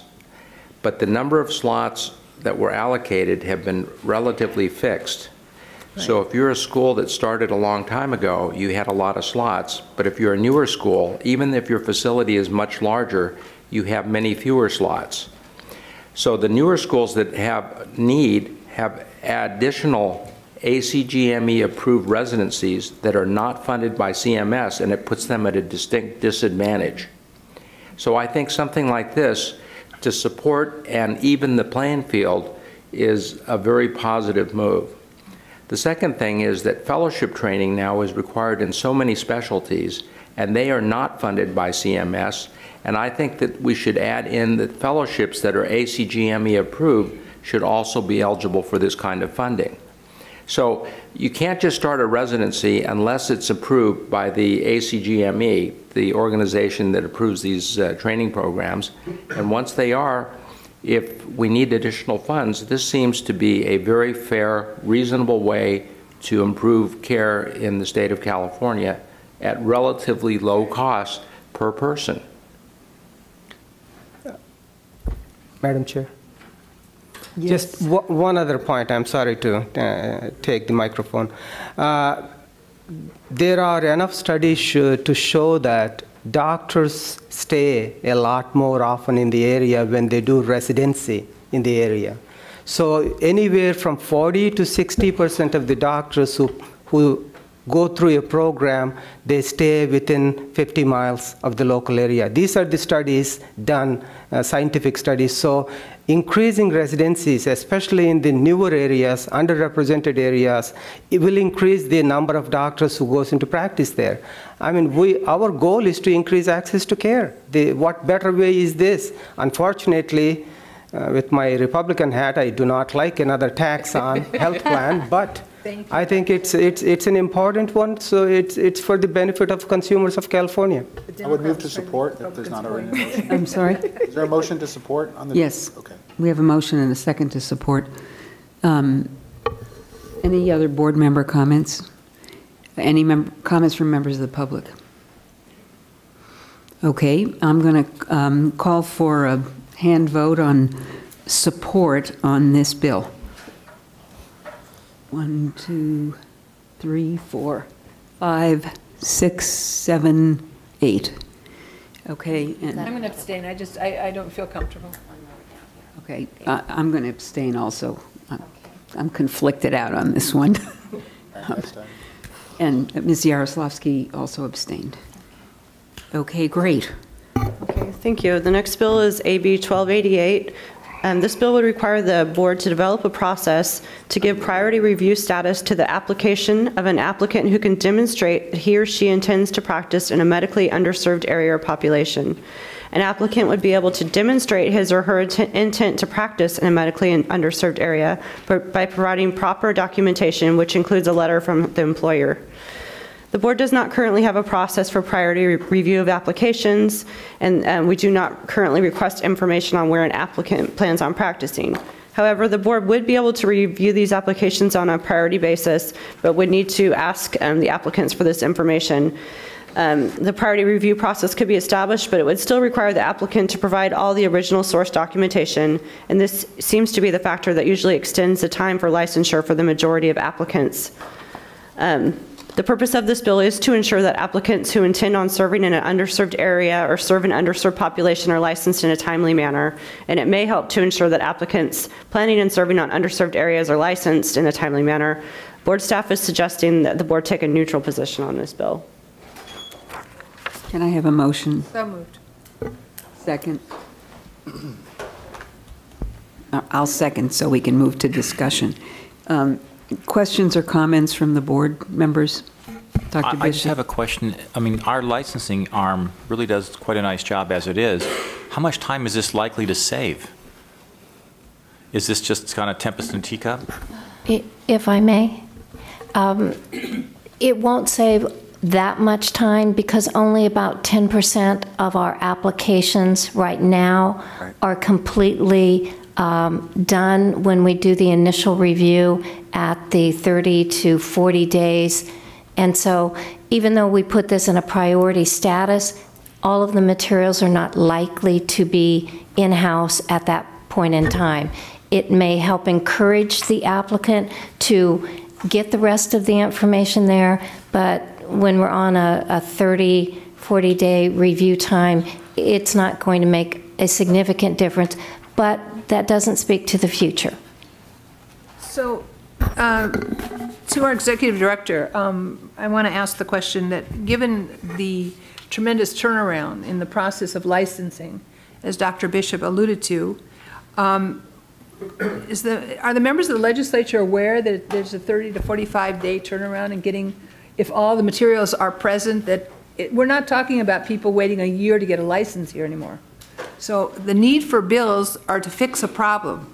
So I'm not quite sure that there is a problem existing, other than this looks nice, sounds nice, but that's what it does. I have had extensive conversations with this. It's actually the CMA-sponsored bill. I have talked to the person working on it. I've kind of explained the situation. They're going forward with the bill.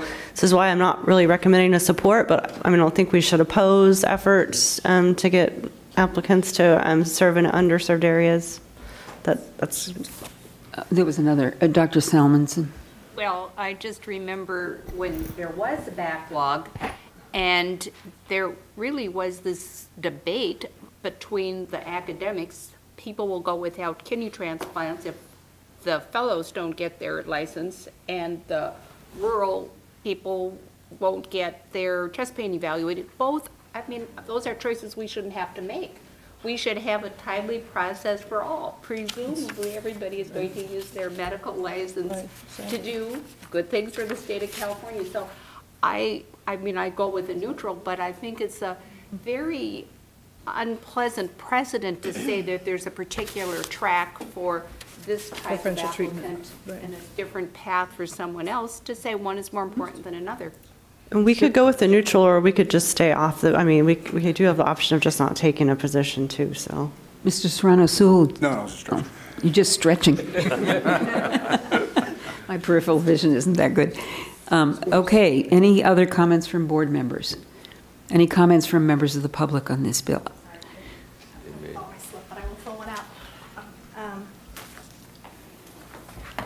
Yvonne Chung with the California Medical Association. I just wanted to provide some background regarding the thinking behind this bill.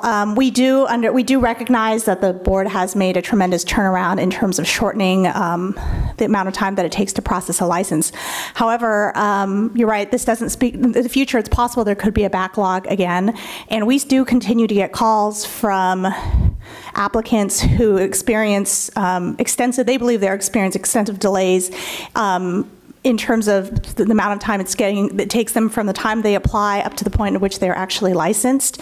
And you know, this is just anecdotal information where they call and they say, I've sent my information in, we're waiting for it to be viewed, and they say that the response from the staff is, we review the files as they come in chronological order. So it's, you know, your paperwork may be here, but we just haven't gotten to it yet. And so they're sort of in this holding pattern where there's not a lot that they can do to speed up the process, but they feel like the information is there and it's just waiting. And then we hear from physicians who are particularly out in rural areas, and they're trying to attract physicians either from out of state who want to apply there. They have an opening for them. They're ready to work. They've sent in their application and they're just waiting. And sometimes that waiting just takes too long, and the applicant just says, you know, I'm sorry, I can't wait any longer, and they reject the offer of employment. So we realize it's not, at this point, it may not be a huge problem, but we think it's important to recognize that there are instances where you may want to prioritize applications similar to what you do for the residents that need to be licensed by the beginning of their second year, that you do sort of flag those to try and push those forward, knowing that there is a date certain by which they need to be licensed. Thank you. Thank you. Any other comments? All right. So we have a motion and a second to take a neutral position on this bill. All in favor? Aye. Say aye. Aye. Aye. Any opposed? Neutral position. Okay, the next is a resolution, ACR 40, would make findings and declarations regarding the importance of organ donation. The resolution will proclaim April 9th, 2013 as a Department of Motor Vehicles Donate Life California Day, and April 2013 as DMV Donate Life Month in California. This resolution would encourage all Californians to register with the Donate Life California Registry when applying for or renewing a driver's license or identification card. The board recently voted to be the honorary state sponsor of Donate Life California's specialized license plate, which will help to increase awareness and raise money for organ and tissue donation. Board staff is suggesting that the board support this resolution. So moved. Second. Second. Any comment? Questions from board members? Any public member comment? All in favor? Say aye. Aye. Aye. Any opposed? Any abstentions? Okay. Next bill, SB 20 Hernandez. This bill would require that when the California Major Risk Medical Insurance Program becomes inoperative, and I discussed this a little bit previously, all the funds in the Managed Care Administrative Fines and Penalties Fund would be transferred each year to the medically underserved account in the Health Professions Education Foundation for use by the Stephen M. Thompson Loan Repayment Program. Under existing law, revenue from fines and penalties levied on health plans is deposited in the Managed Care Fund. The first $1 million is used for the Stephen M. Thompson Loan Repayment Program, and fines and penalties above $1 million are used to augment funding for Mr. MIP, which provides subsidized health insurance for individuals unable to obtain coverage due to a pre-existing condition. In 2014, Mr. MIP will no longer be necessary due to the reform reforms enacted under the Affordable Care Act. This will provide the Stephen M. Thompson Loan Repayment Program more robust funding source by shifting monies no longer needed for Mr. MIP. The board staff is suggesting the board support this bill. So moved. Okay. Second. I just have a question, a second.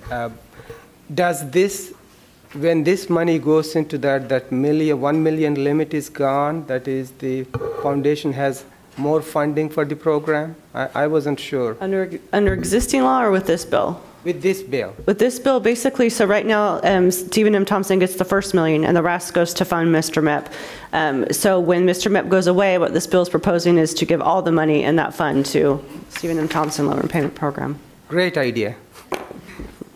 Any questions from other board members? Members of the public? All in favor of a support position, say aye. Aye. Any opposed? Thank you.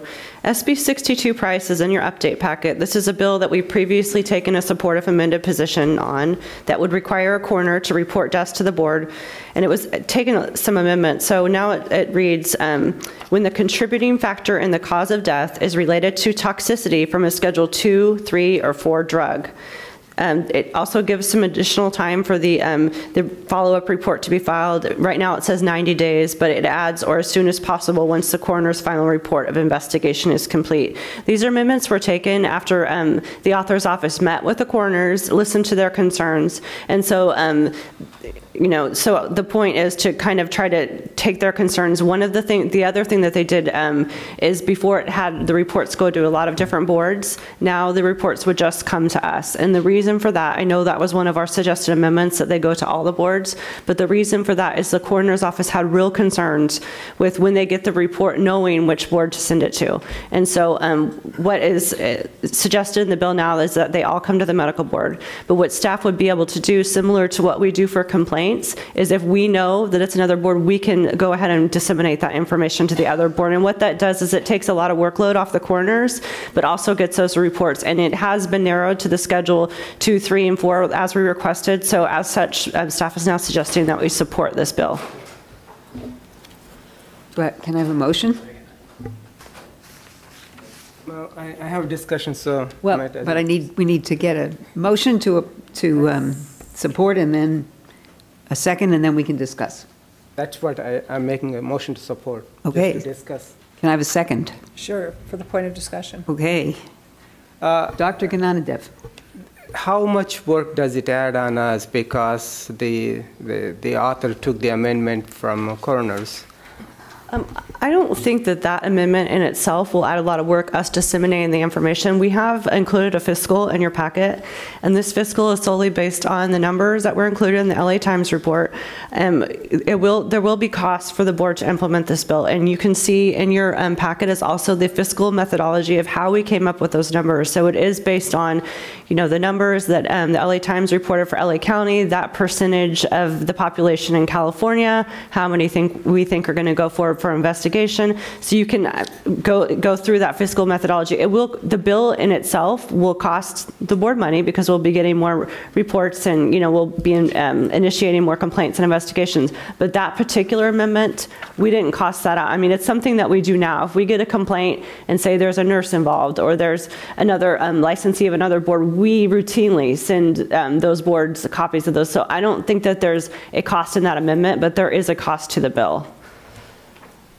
Do we know what the cost is? I'm sorry. So it's included in your analysis if you turn to that tab. Something. 1.8. $1.8 million. Yeah. Well, that's actually so that's the AG's cost, our cost portion of it. 440. 440. Yeah. Mm-hmm. There's a definite cost, but I mean, board staff believes that the risks of knowing about these deaths outweigh the cost, and there's been public sayings that that the legislature is going to help the board get the staff we need to kind of address this issue. So the $1.8 million of AG's cost, is it coming from us or from elsewhere? It would be coming from us. Yeah. That's what they've estimated.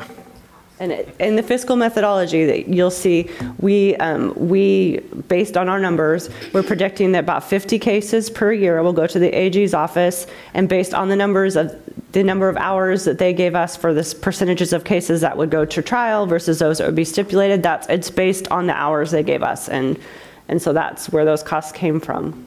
Understanding that those that go to the AG are ones that should go to the AG, and yes, exactly. there's Dr. Yip. Is there a bill in the process that actually address the drug-related overdose admission or visit? Because this is all death, like the outpatient surgery we're looking at when the patient died.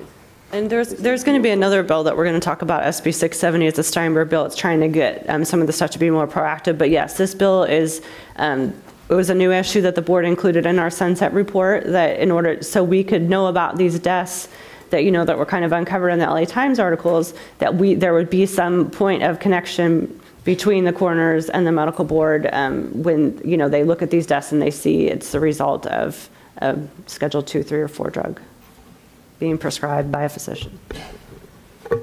Ms. Shipsky. Well, I don't want to be the one to say the emperor has no clothes. But the fact remains, I mean, there's a very limited time that the coroner gets involved in a case. And I know this is thought so that we'll get to know all these prescription drug overdoses, but if in fact there was no reasonable suspicion and if the patient was under a physician's care, the coroner doesn't get involved in everything. And so I hope that, you know, the authors aren't, you know, feeling that this is going to give, I guess, the relief that I think they're looking for, you know, so that we can become more aware of deaths related to drug overdoses, because it's a very small fraction where the coroner would legally get involved and an autopsy would be done to determine that that was the cause of death. So I know the angst out there about this issue, but I don't think that it serves the public well to let them think that this is going to be, then, you know, we're going to know about all these things and this way we can stop it. It's going to be a very, very small amount of cases.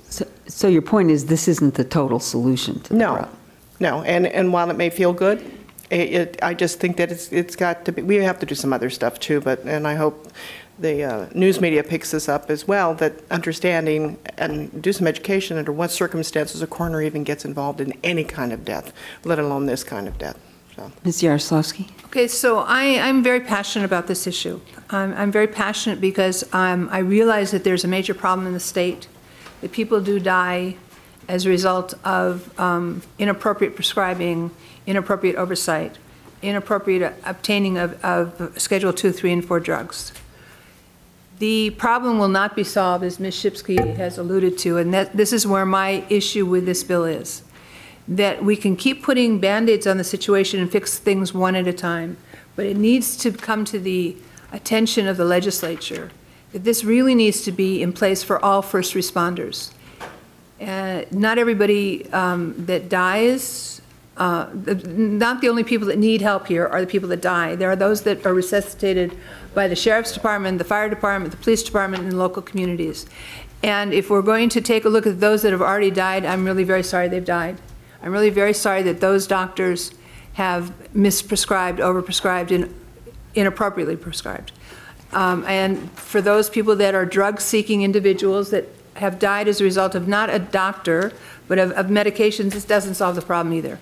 So I would just urge staff to not give up on this, but that the legislature is not dealing with this problem when they have a situation, an opportunity to really put some muscle and to try and deal with this issue on a broad scale.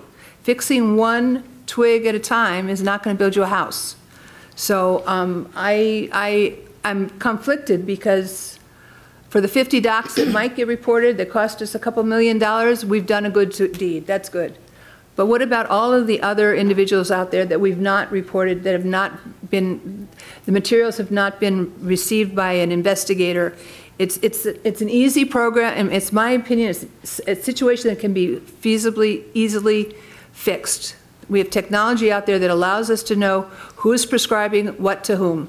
We have the ability to know that people that go in for prescriptions, there is a way of garnering that information and through algorithms figure out who's doing what.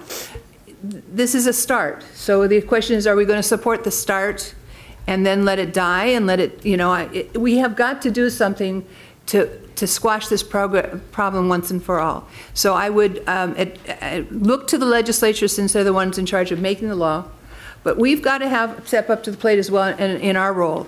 And we have got to demand from our elected officials that they are going to once and for all figure out how to address and call together people. I mean, the pharmacy board and the medical board did come together to do this overprescribing seminar. Everyone that went liked it.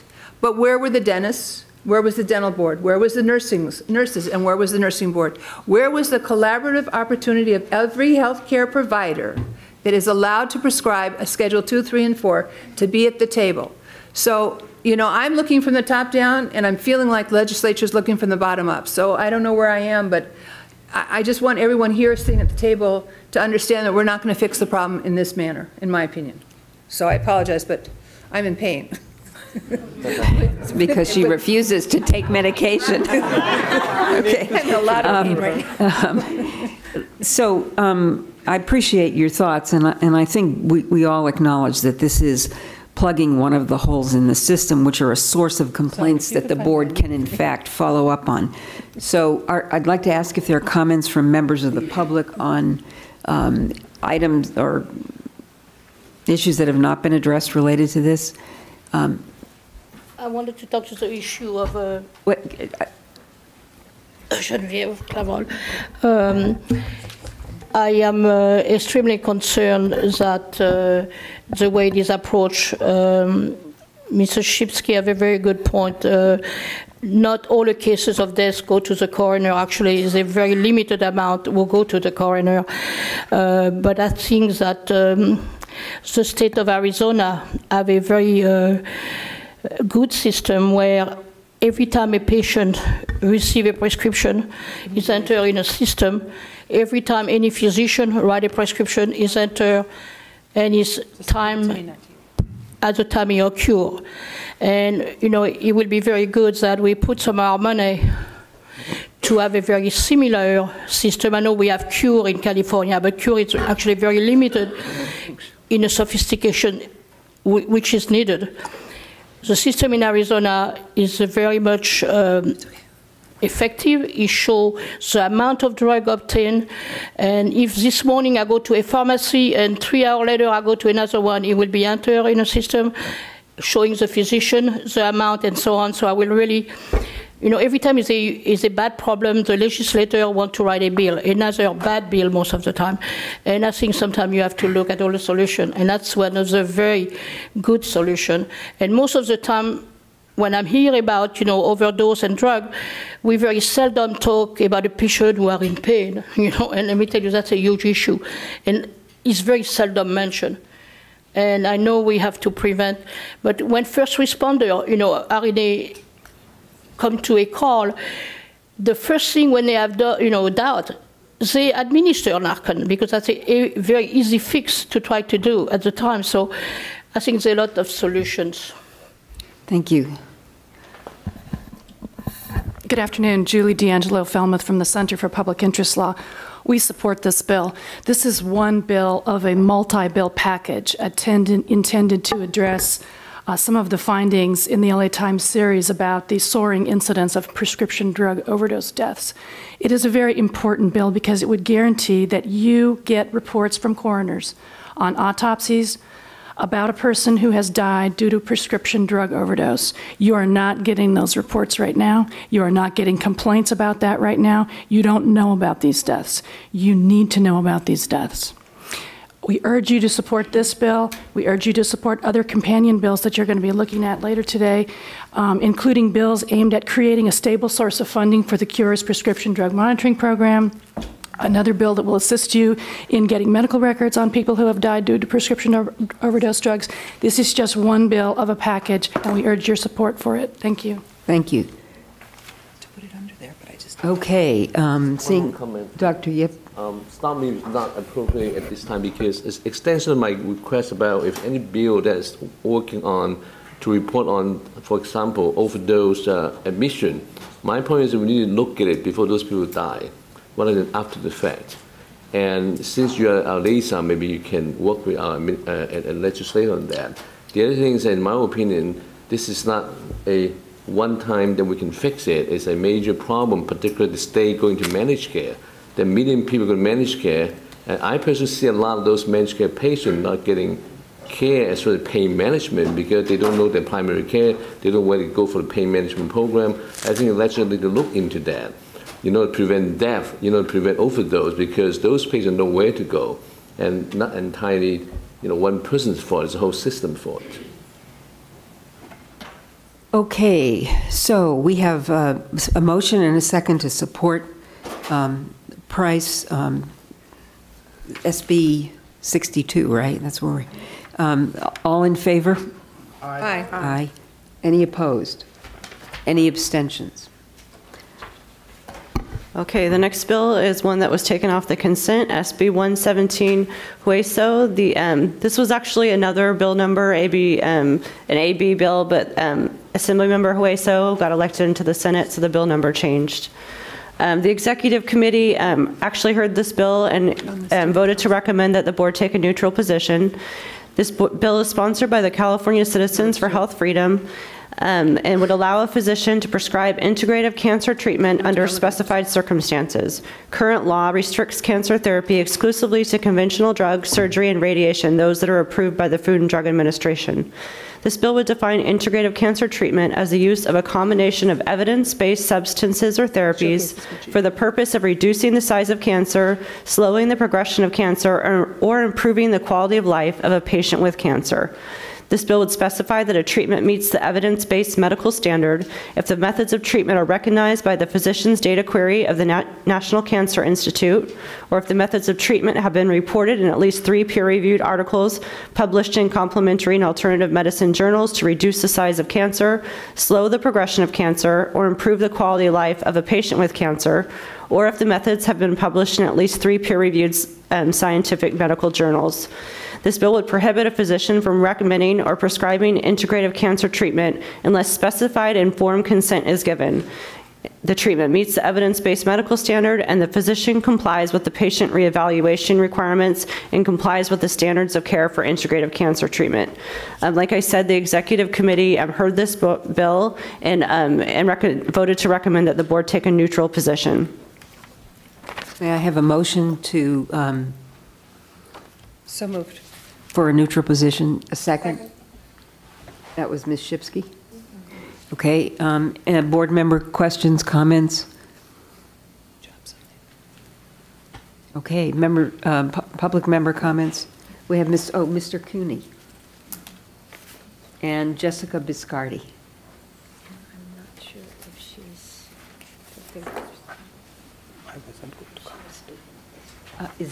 Is one of you Leslie? And you're speaking to this bill. And you've each got 3 minutes.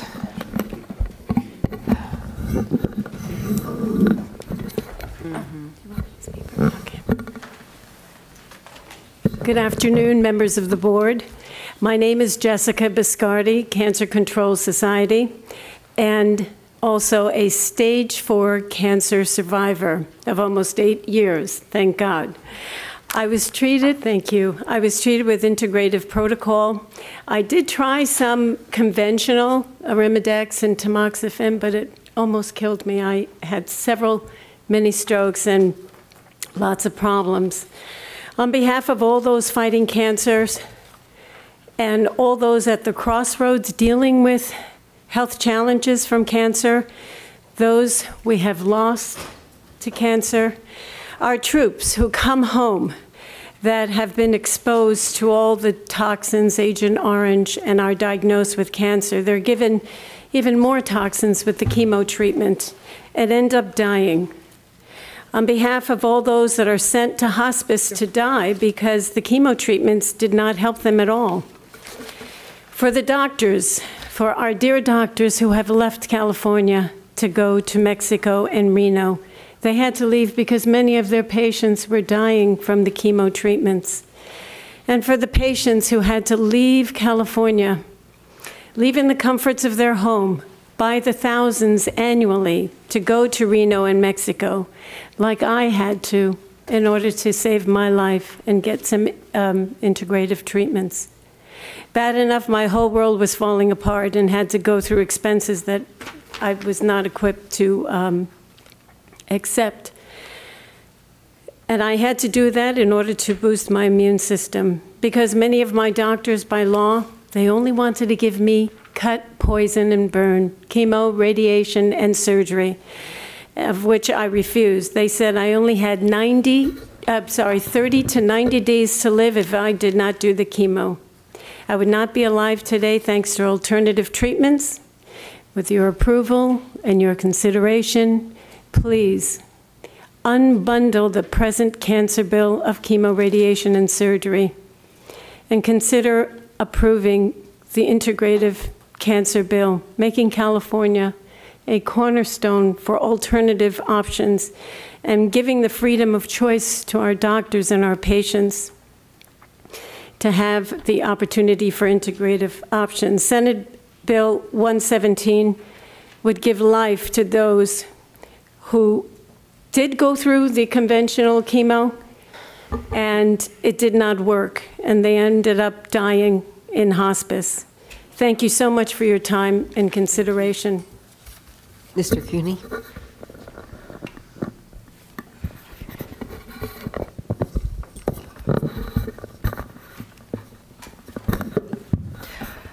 Hi, I wasn't planning to talk today, so I'm going to try and watch my watch.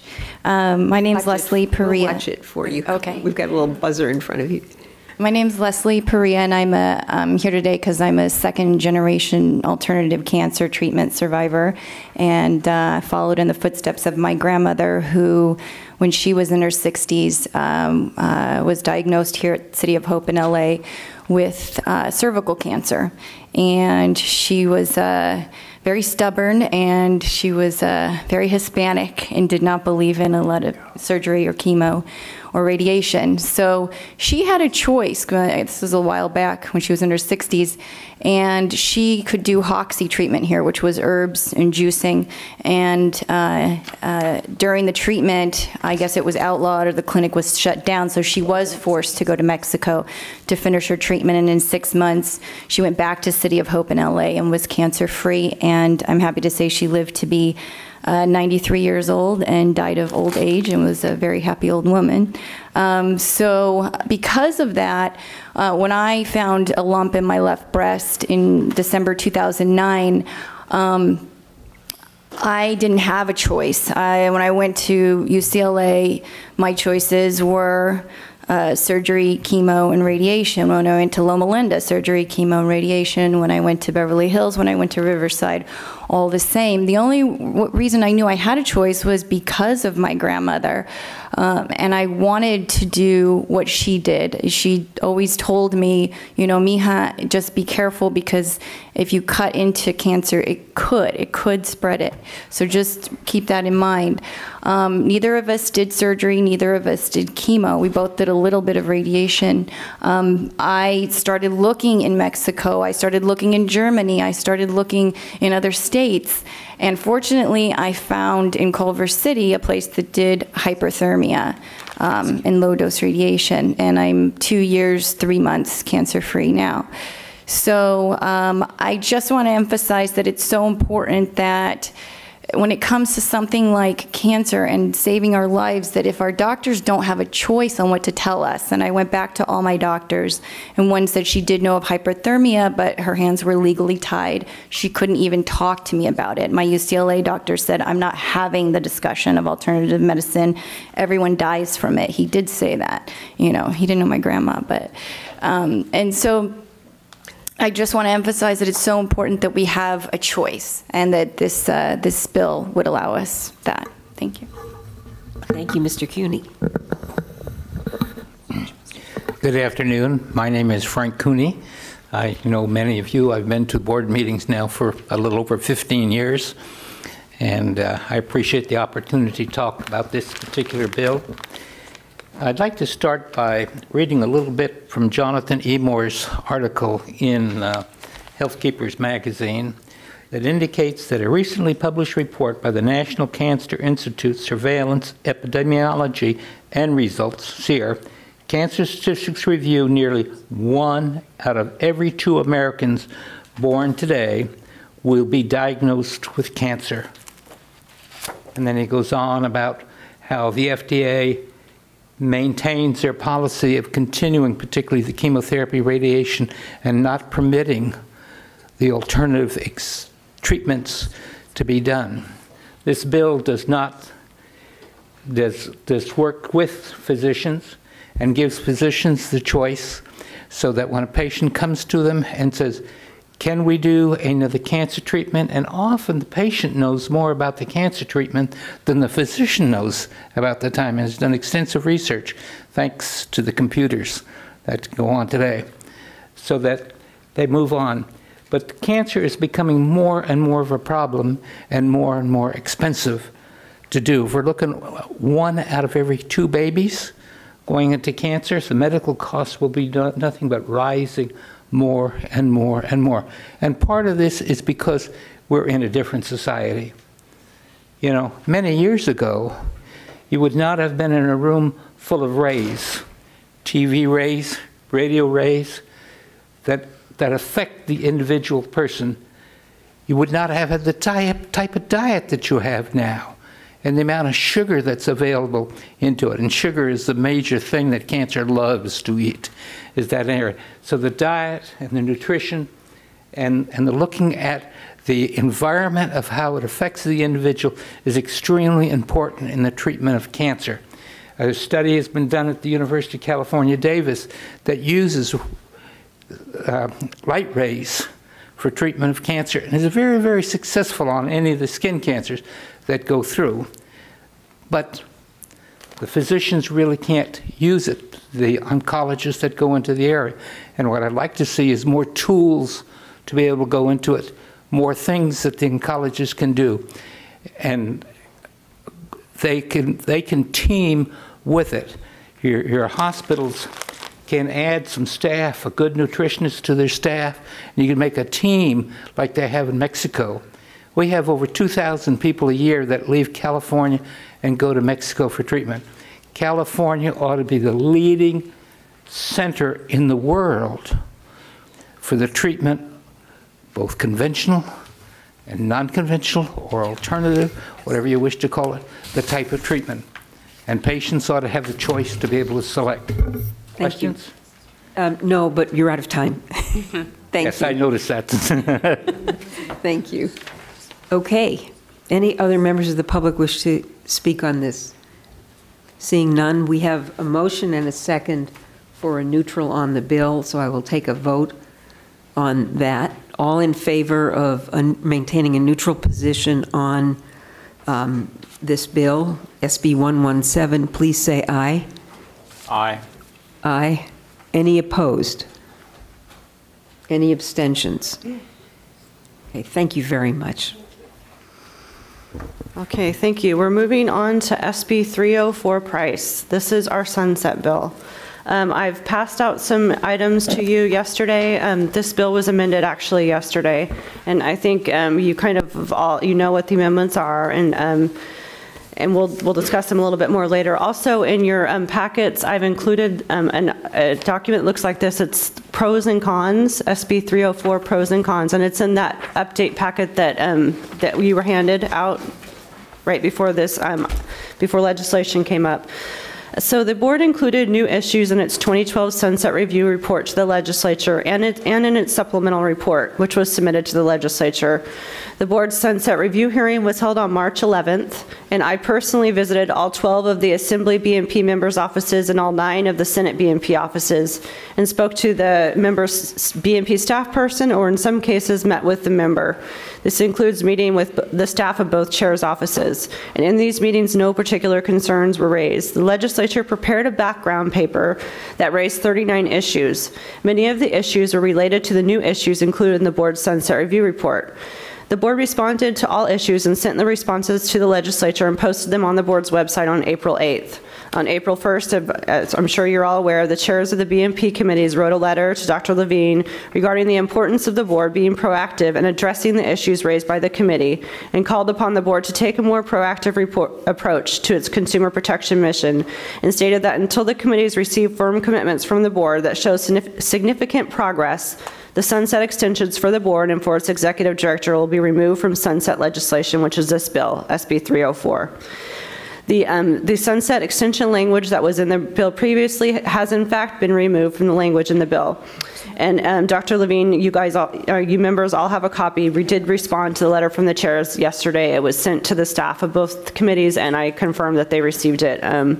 Ms. Whitney and I will be meeting with both chairs on May 7th, and we'll be having regular meetings with the staff of both BMP committees as our sunset bill moves through the legislative process. And the next meeting is scheduled for May 13th.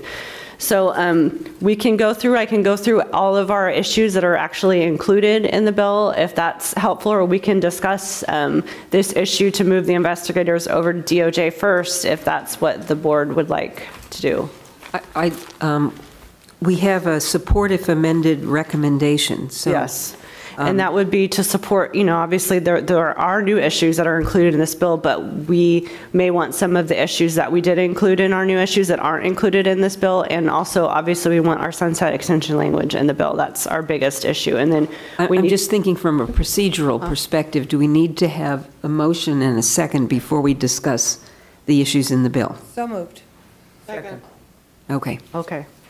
And so I could proceed. Okay. Do you want me to go through everything that's included in the bill first, or do you want to talk about the move of the investigators to the Department of Justice? I'd like you to go through the issues that are included in the bill. And you can start with the amendment that came across the desk yesterday. Okay, so the amendment that came across the desk yesterday, and I think you all have a copy, I passed them out yesterday, would state that all persons employed by the Medical Board of California who are performing investigations and those persons' staff shall be transferred to and shall become employees of the Department of Justice.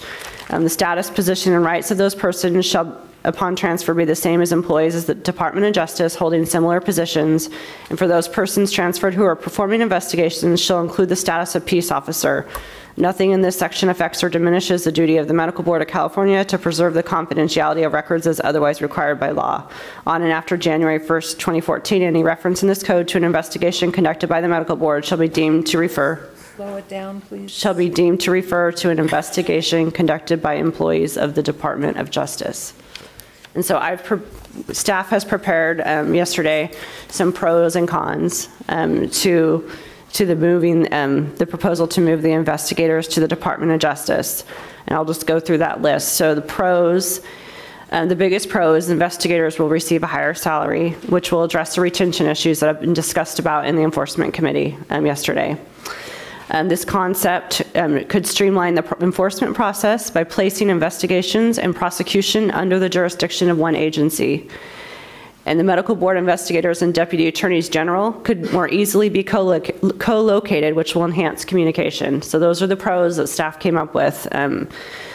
The cons are really related to the medical board will not have control or authority over investigations or timelines, and will have no input on decisions made regarding the outcome of a case, and may be held accountable for the activities of another agency. So that's the biggest con. It's kind of one big pro and one big con is the investigators will get a higher salary. One big con is we kind of lose some of the control over the process that we have now. There's some other issues like implementation issues. You know, if this bill were to get signed, could we do it by January 1st, 2014? We'd have to reorg staff, our contracts for field office, those kind of implementation kind of issues. And it, you know, may have some fiscal impact.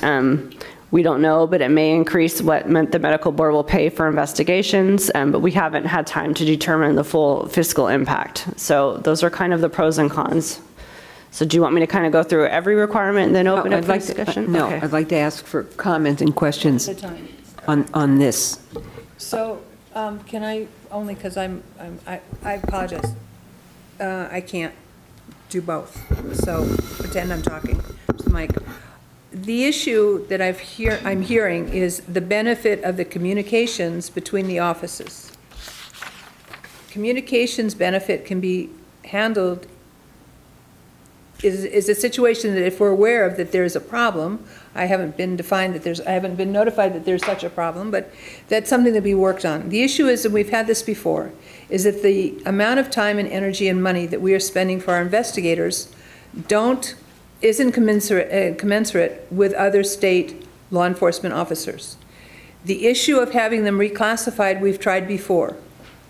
The fixing of the problem of communication versus the fixing of the problem of the salary, we have people that go through background, we have people that go through all of the investigatory process, and then a year or two later, because they've been offered another state job with another state investigation unit, we lose them. So we've lost our investment to start with. We lose our investment as far as the time and the energy and the effort we have to train them. I'm not quite clear as to why the legislature or the Department of Consumer Affairs, whoever the issue, and I apologize, I'm not thinking real straight right now, so I apologize. And that's with the leave, that's not with any drugs, guys, okay? So, but I'm not really clear as to why, if the issue is to maintain and have enough staff to have them reclassified and make a salary that is similar to other people that are doing the same job with a whole lot less work, with a whole lot less pressure, with a whole lot less scrutiny. What does it take for the legislature and for the media and for the public to understand that this is an issue that needs to be addressed? And why aren't we addressing it? So the issue of that, you're saying the communication benefit, look, I can talk to anybody. And if our staff has a problem talking, then we need to do some serious thinking about why we're doing this job. But I don't believe it's a problem of communication. You put people in the same room and they can talk together. The issue is about salary, and it all comes down to the almighty buck. And I don't think it's fair that we're being held to a standard or a level of compliance without the ability to ensure that our staff and our professionals are paid in a manner that everyone else is getting paid the same salary but higher. Not same, but so I have a problem with this, in case you weren't sure. Mr. Serrano-Sewell, then Dr. Gnanadev. And I don't have an opinion just yet. I'm very much interested in my colleagues' views on this latest amendment. But as a newer member, sort of looking at things from a different, well, one would hope a different perspective or a newer eyes perspective, with respect to the last sort of few months, if you will, as this issue's been bubbling, as we've been going through the sunset review process, the legislature is, from where I'm sitting, being very clear. And the underlying message as it relates to the sunset process is we're not entirely satisfied for whatever reason. Whose fault? Not assigning blame at all, but there's a sense of frustration that the responses from this board, from this agency, are insufficient for some reason. And it's not, again, not a reflection on the substance, it's just a reflection of we're not having that kind of member-to-member discussion that I think needs to take place. When I say that, I'm talking about President Levine and her great efforts in reaching out to the legislature. And I don't know if it's being communicated as well as it should through staff, in my view. So that leads me to think, that there is a genuine concern here. And I was always told by my mentors, don't ever divine an intent from an elected official. They're doing it because they think it's the best public policy. And I believe Senators Price and Members Gordon are doing that. They are, in their role as the legislators, are trying to come up with a solution. It's now the ball's kind of whacked back in our court. Well, what do you think? And again, I mean, I don't know. I want, like all of us, the problem to be fixed. I want a high-functioning enforcement division. We've all been supportive of vertical enforcement. We want it to succeed. Is this the best way to do it? Perhaps, but perhaps not. And what I would like to see as this conversation wraps down, perhaps, is a delegation of authority to our president and whomever she deems within a committee, or not a task force, but without implicating other things, she can then have that authority from this board with our full confidence to communicate our impressions and positions to the legislators directly, so they know when President Levine talks, she's speaking on our behalf.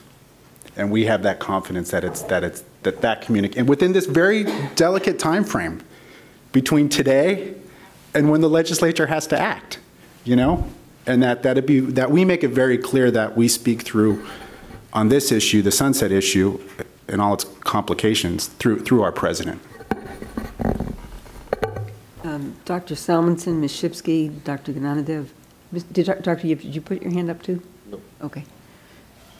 Well, I'm a little confused as to what that full implication would be. Would there be a subset of medical investigators in the Department of Justice? Because the kinds of complaints against physicians can certainly be fully legal things, like prescribing without a exam, or basically selling prescriptions, but there are also medical care issues. So I think the medical component still needs to be there. So if it's purely now legal issues, would they be the ones hiring the medical experts? I'm not quite sure what this investigative process would look like for the medical malpractice type case, as opposed to something that may be, you know, fraudulent billing, you know, a forensic type of case. So I'm curious.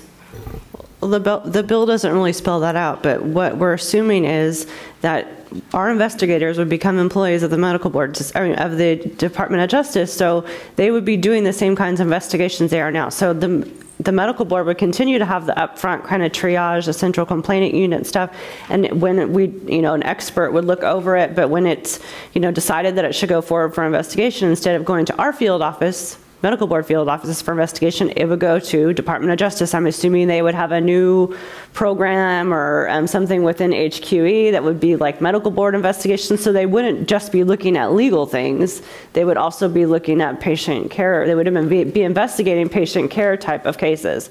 So the AG's role would change a little bit, because now they would be having, it's kind of, although there are not other boards that have this similar setup with Department of Justice, it's kind of similar to what some boards do for D of I and Department of Consumer Affairs, where it's a similar kind of framework. So I'm sorry, but so just for clarification, so then they would be hiring the medical experts. So the work that you guys have done to cultivate the expert reviewers, expert reviewers for, yeah, they would be for the I guess the end part of the case, but we would still be doing the triage part. Because from what I really had such greater, I thought, clarity after this morning's presentation, that there's such an integration of medical and legal at multiple steps along the process, that it's not just that first triage, that it's a go or a no-go.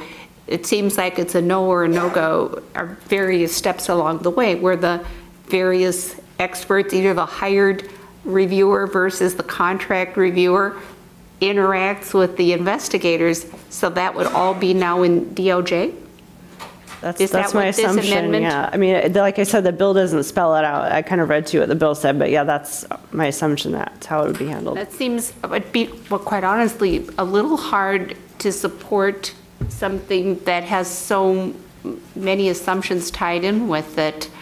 At this, seems a little premature. And I mean, the position that staff is recommending is support if amended, so it does give us some room to work with the both authors on amendments. So I don't think we have to have the exact amendments, I mean, right now, because this is staff, I mean, honestly, staff really hasn't had time to come up with a fully developed plan. I mean, this was just in plan yesterday, so we did work on some pros and cons last night, but this, we're kind of seeing it first, just like, board members are. Ms. Shipsky, Well, as the resident politician, David, I will opine of what might be motivating this. Quite honestly, and I think a little bit that you did talk about that. All of this and all of these bills and all of the threats about our ability to continue as a board come from the fact that this board was unresponsive when the first go-round of very bad press came out towards the board. We did not respond, and part of it is because I think the board members have always assumed, and we need to get clarification, that we're kind of under a gag order. We're not supposed to be talking individually to defend this board, but nobody defended it. And so that planted the seeds out in the news media. Well, if you didn't respond, there must be something to it. And from that was picked up other news and with a gross misunderstanding of our process. I understand the Orange County Register, did a whole series about looking at how many stipulated settlements they do without really understanding the genesis of what causes a stipulated settlement and the process that goes into that. It was put out there as if this must be something bad. And again, no response from this board. And then we had a series of articles in the LA area. Most of the stuff's been happening down here in our homeland. Again, with the concern, I'm an appointment of the Senate Rules Committee. Senator Pro Tem was extremely concerned about the series of articles in the LA Times, and I took over an hour on the telephone with staff to go over some of the responses that were responding to an article and not necessarily to what actually happens here in the board. I don't think I can say anything stronger than David said. We have to have a rapid response. We need to make certain that the board members, and we're all political appointees, this is a political board, that we in fact are discussing with our appointing authorities a response to what we see in the press and a lot of it's very inaccurate. This board is not without fault. This board is not, there's nobody that could say we can't improve. But I think there is for lack of and I hate to use the pejorative towards women, but there's a witch hunt going on right now. We need to step our act up and make sure that we're clearly communicating with the legislators that we are committed to patient safety. It's been my absolute experience in all the years I've been on this board. I have never seen anything but everyone that's on this board is committed, to public safety, and that there needs to be a better explanation of our processes. We just talked a little while ago about the fact we have great difficulty sometimes getting records from a physician, and that was called out to me about, well, yeah, but I saw one of your cases took 365 days. Somebody's not clearly communicating with the very people now that are threatening our existence about what this board does, what, we have to re-educate people on it, and they may come to the same conclusion, but I think that we've not done a good job, and I do want to get some clarification about how we can get a rapid response team when these things do happen, and the parameters by which board members can defend this board, so that it doesn't have to wait until staff can generate a letter so that the president can get something out. Because in press time, and because of the fact instantaneous news media and Facebook and all those things, we've got to be able to respond because people are looking at these things and going, they're real quiet down there, So I would say we need to be supportive of anything that can improve the process, but I think we've got to take care of these other issues or we will continue to be chipped away. And also, for instance, the LA Times article, I got the flash yesterday and was sitting here about medical board to be stripped of its authority and all will be as a licensing board. That's not what this bill purports to be. And so I think, again, the onus is on us to come back and to respond and in an educational sort of way. And so I agree with David that if there is some way, and I think council needs to opine on this, that, we can authorize the president and whatever designee is, to be able to really step up right now and start communicating this with the legislators, because I think they need to hear this, and they need to hear it from the very people who are appointed. I'm sure the governor's office is concerned about the press, the speaker's office is, and so is the Speaker Pro Tem. So I would hope that somehow it can be clarified that we have that obligation and we have that right to communicate, because without it, this thing is just going to continue to fester. Dr. Gnanadev. Thank you. I'm taking all my political hats off and just putting the hat on this medical board. I'm skeptical this is the right solution. Let me be honest. I mean, there are multiple solutions. Is this the right solution? I do understand legislators. They see a problem. They want to fix it. But is this the solution? Does this board want to lose control of what goes on? If we don't perform, hey, I'm fine. Eliminate the board. I'm volunteering my time here. This is what I feel like I have to do for the profession. That's what I'm doing. But we also need to have what we do, the best way what we can do the job. So I agree with the previous speakers. We do have problems. We need to take care of them. But I'm not sure transferring the investigative power to the AG's office is not the right way to do. I totally support increasing the salaries. I totally support what we need to do to really make sure that we are efficient, we respond quickly. It's the 21st century. Everything response has to be rapid. But I'm not sure, I'm not convinced that this is the right solution. Yeah, and I just, from my perspective, I don't understand actually. I mean, we had a lovely graph of what the steps are from complaint to adjudication. And for me to even to be able to opine intelligently on this amendment, I'd have to see what the impact on every step of that process would be and where the opportunity for timelines to actually be improved as a result of this. And I am worried about, you know, those 890 expert reviewers who you rely on.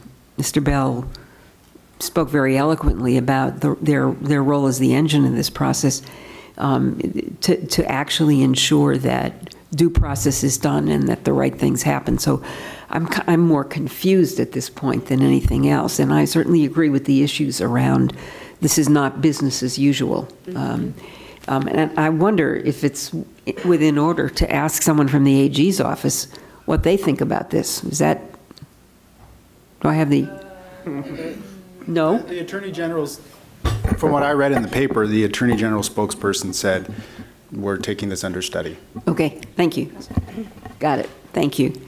So I will not make that illegal request. Dr. Bishop. Yeah, I'd like to agree with the prior speakers.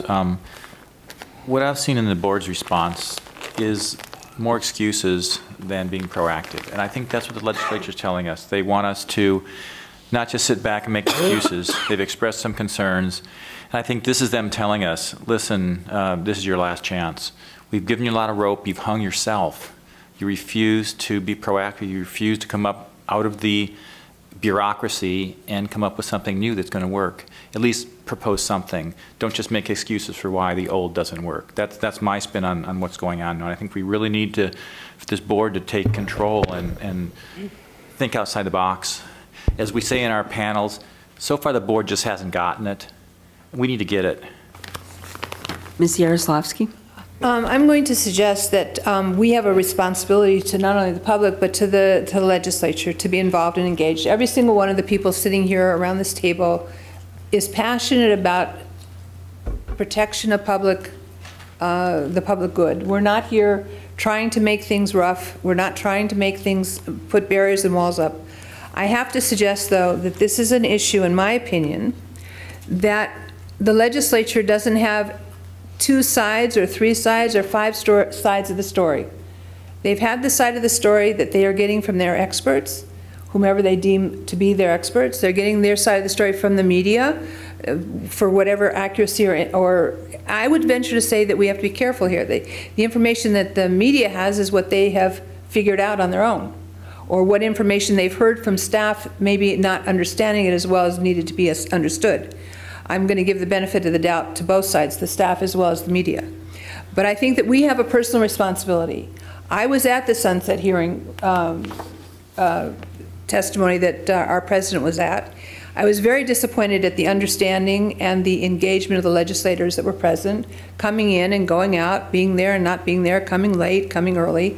It didn't seem to me like they were taking the work that had gone into the work of the Sunset Review answers with a full understanding.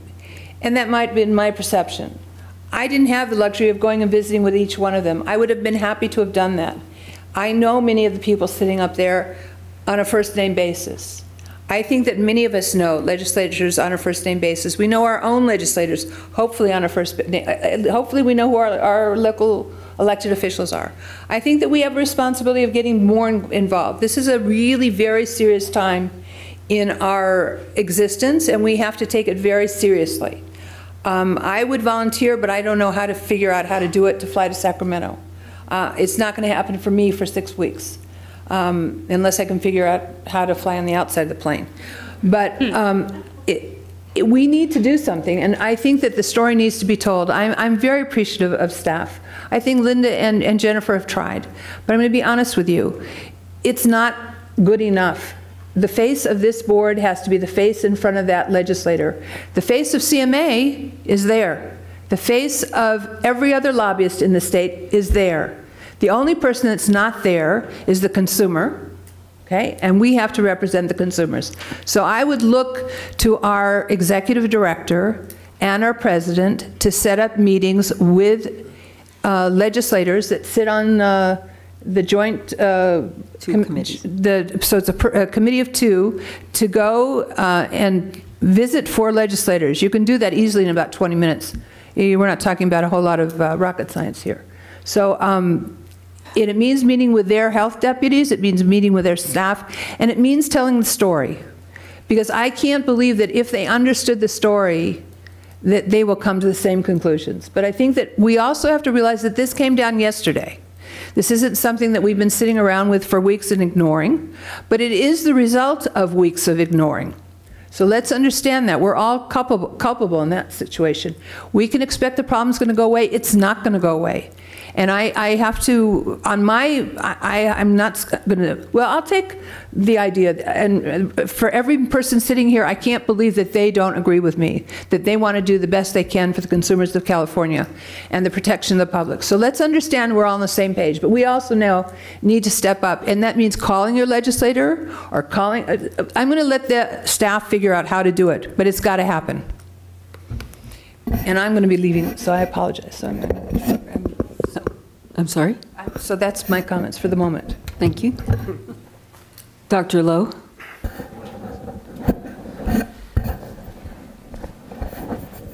So our mission is pretty simple. It's to protect the healthcare consumer through licensing and enforcement.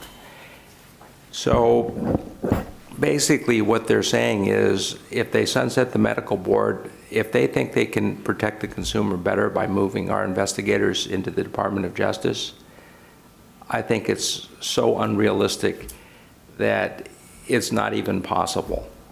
I mean, they can posture that way, but it's not even possible. What we do has evolved over so many years, and you see the process is so complex that there's no possible way that anybody could do it quickly as well as we do it now. And it's very easy to assault us. But if you look at the Medical Board of California, it's one of the best medical boards in the country. It's held in high esteem by the Federation. It's held in high esteem, I believe, by the Department of Consumer Affairs as one of the best consumer protection boards. So I think that it's easy to assault us, but I see the cup as half full, not half empty. And there's just no possible way that the Attorney General's office can take our investigators or hire their own and do what we do.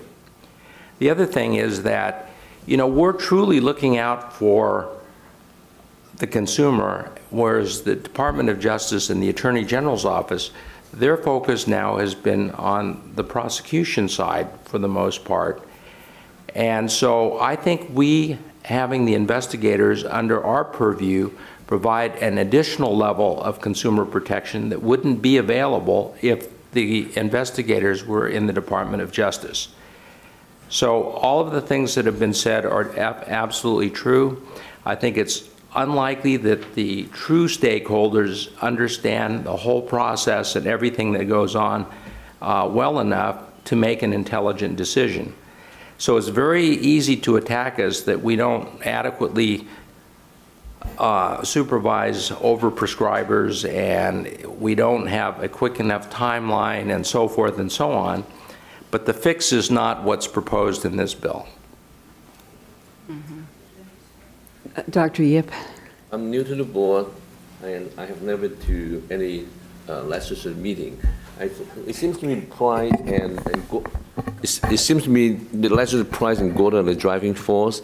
Does it make sense for the whole board, every one of us, make an effort, get one day up there, you arrange it, and we prepare all the statistic, education to present what we have done, or what you have done, since this is my first meeting, and what accomplishment and what we want. We have mistake, what we want to improve, directly with at least two or more legislators who would be willing to sit there for an hour to understand the whole process, rather than, they have the concern, but maybe sometimes they may have the knee-jerk response too. That I think, seriously, the point, I don't think we should just give all to the director or the president alone to do that. I'm willing to take a day off to be up there, even though I just knew I would study and I would prepare and present all our commitment to protect the public by what we are doing. And that would certainly, I mean, I think that's a wonderful suggestion. If the chairs, Price and Gordon, actually could give us that time, I think that is a wonderful suggestion. And we could do an in-depth briefing. I appreciate your concern for my time and the fact I do have a full-time job in terms of visiting with all the members of all the committees. But I do think that would be great, and I think it would be a wonderful adjunct to what we're doing in consideration of the amendments to the sunset, in addition to that, into having to deal with the bill. But I think that's a terrific idea. So if you could pursue that and actually let us know whether there's interest and willingness to meet with the board. Okay, and it's just the two chairs that you want me to contact, correct? Or they're welcome to bring any members of their staff or other members of the committee. Okay. But we would want at least to have the two chairs there. Okay, I can work on that.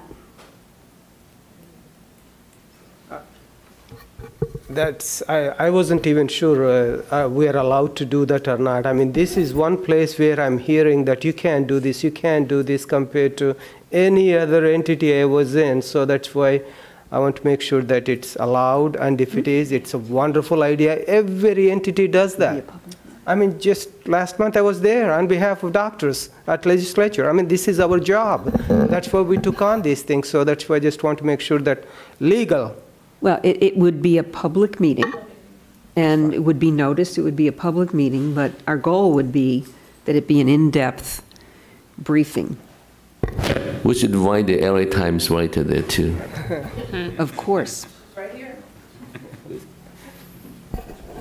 And this probably isn't going to be easy to pull off given people's schedules and the issue of how we do this in the appropriate way. But I think it's certainly worth pursuing, and certainly worth signaling very strongly our intent to make this happen. Madam Chair, can we though also include requesting that members do contact both their own legislators, and feel free to contact their appointing authorities, particularly because the appointing authorities are looking at all of this going, what in the world is going on, and they need to be briefed as well, not just the committee chairs, so that the story that we need to get out there and be told, everyone is on the same page. Good suggestion. Sharon, to that point, which is a good one, and I like the idea of members going. I think it's an excellent idea, Doctor. But I do want to emphasize one thing, and that is the information's been out there for a while. Whether people have digested it or not, I don't know. But the information's been out there. I assume everyone's read it, okay, including the legislature, including the committees, regardless of whatever their conduct was at the committee. I assume their staff briefed them. And they voted and expressed their policy position by what they've said publicly or of how they voted. So what I view as very crucial, and that is because I don't know if members will sit through another long briefing. I hope they do, but they have very busy schedules. But that time, that 5-10 minutes of their schedule in which you, the president, and whoever you deem appropriate, a member of the board, is there to look eyeball to eyeball and get them know, I represent this board and its members, and here's what our commitment is, and here's what our action plan is. You're hearing it from me, not through any other third parties or other sources or staff. it's me. And you have that credibility, Sharon, and the support of the board. I know it's another meeting, and I know you have a busy schedule, but I think that's what it's going to take. And I wasn't suggesting an either or. Right. Thank you. Any other comments on this? So I think what I'm hearing is we do have a motion. We need to go through the other issues to be certain that we understand what's in the bill, in 304 and the amendments, and then determine which amendments. And I'm hearing a strong feeling from the members of the board that we just don't have enough information to understand the implications for both our functioning as well as the enforcement process in terms of what this would be. It's a very short amendment for a very long and complex process. So I think we're going to have to commit to trying to work with the sponsors to understand what in fact they intended, and in particular the issue of the relationship between medical review and investigation and how that will be preserved. And Sharon, can we also find out, because, previously I think it was a Senate bill that attempted to do this some time ago, to see how different that bill was, because then it was stopped. It never went forward. But actually, Dr. Samuelson was showing me something yesterday, and it's in our packet that talks about that this had been proffered before. So maybe we can find out. Was it similar, different? I mean, Linda would know it because I think you were our legislative person at the time, and what happened that it was stopped at the point, and that might help us in terms of communicating. Sometimes you don't get that history when people come up with new legislation. Okay. Okay, so let's, what we can do now is move through the bill of what was in our sunset report that actually the language that got included in SB 304. So the first thing is we had suggested that to revise existing law in order to accommodate the upcoming two parts of the USMLE examination step 3. So that language was included. And all of these things I'm going to go through is the board staff provided language to the chair, so it's actually our language that's in the bill. The next one, require licensees who have an email address to provide the board with an email address and specify that the email address shall be confidential. And this was added to the bill, and it requires licensees to provide the board with an email address by July 1st, 2014, if they have an email address. Can I ask a quick question? Do we ever clarify why they want to keep it confidential? Because as attorneys, we have to give our email address, and it's up on the... When you look up an attorney, we have to have a posted email address. So I don't understand, what's the... Well, there's not that requirement that physicians make it public. There's only a requirement for the public address of record. So that's what's posted. I'm just curious why why attorneys are required to have that posted on the state website, but other professionals, licensees, wouldn't have to have that public for an email. Okay, yeah, I'm not sure why. Curious. I think we have a bigger restraint as far as HIPAA is concerned. Certainly patients keep asking me, can I email these, can I email that? And I can just respond. First of all, it's a liability. If I don't respond, they may think I'm not responding, and there's a medical issue. Second, they may ask for medical record, which I can respond, and then they may feel I'm not responding. So, as a physician, I think we have the same liability if someone contacts us and they assume we're their attorney of record. So, I don't think we can answer. I don't think Jennifer can answer the question as to the intent or difference. Okay. So the next requirement is we recommended that it be clarified in statute that residents in California accredited resident fellowship programs are exempt from corporate practice law related to how they are paid, and that language was included in the bill. The board recommended that medical malpractice reports received pursuant to Section 801.01 be excluded from the requirements in existing law that require review by a medical expert, the upfront review, and that language was included in the bill. The board recommended that the law be amended to allow a facility only 15 days to provide medical records upon request if the facility has electronic health records. That language was included in the bill. The board recommended amending law to require a respondent to provide the full expert witness report and to clarify the timelines in existing law for providing the report, and the bill does include that language. The board recommended that the provision in existing law that requires the board to approve non-ABMS specialty boards be deleted. and that requirement was in the bill. It basically grandfathers the 4 that the board has approved. The board recommended that the issue of midwife students' apprenticeships need to be clarified in legislation, and this bill does include language that would define a bona fide student. So, and the next one is the board suggested that existing law be amended to include certified nurse midwives as being able to supervise midwifery students, and the bill includes that language. The board recommended that that language be added to existing law to allow the board the authority to issue a cease practice order in cases where a licensee fails to comply with an order to compel a physical or mental examination. And so the bill does include that language. And the board recommended that the vertical enforcement program be continued, and the bill actually deletes the sunset date in law for the vertical enforcement program, and that's the only change. But then also, in addition, it makes the change we just talked about. Something that we didn't suggest in our sunset report that it does, it would extend the time frame in which an accusation must be filed once an interim suspension order is issued. So currently, in order for the board to stop a physician from practicing while the physician is under investigation, the board must request an interim suspension order. In existing law, there's a 15-day time restraint in law to file an accusation after being granted an ISO. This bill would extend that time frame from 15 days to 30 days. And so that's something that definitely the board should support.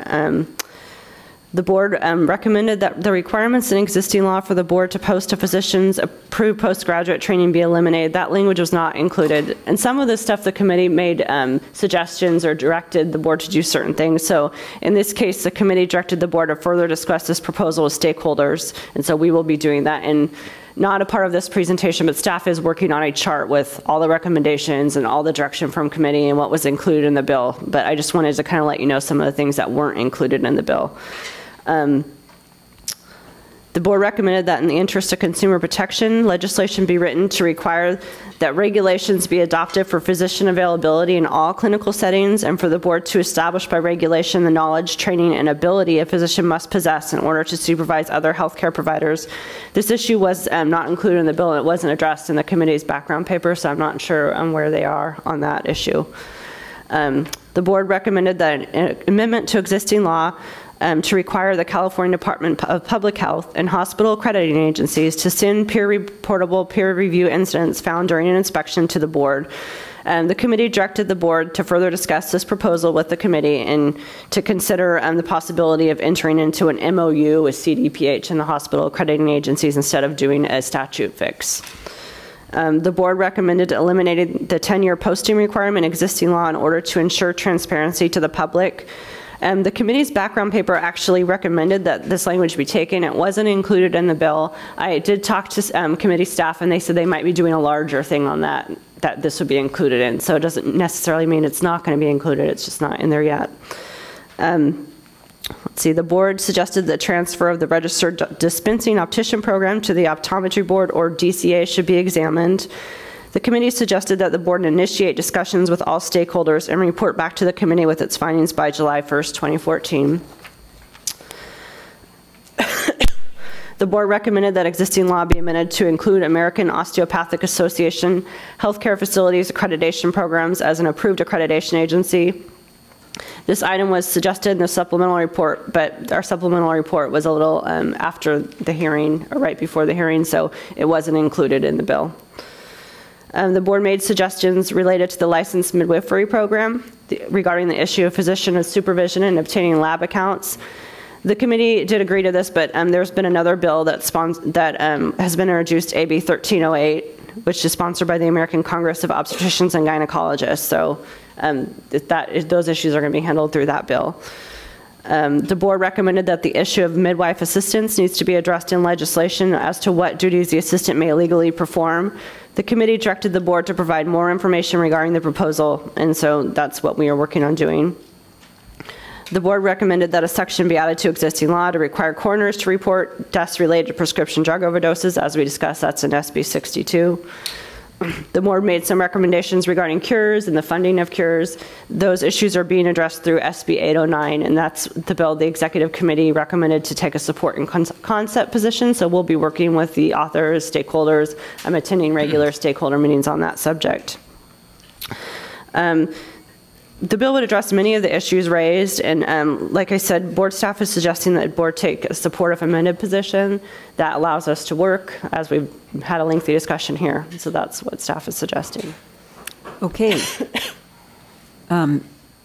Yes, Dr.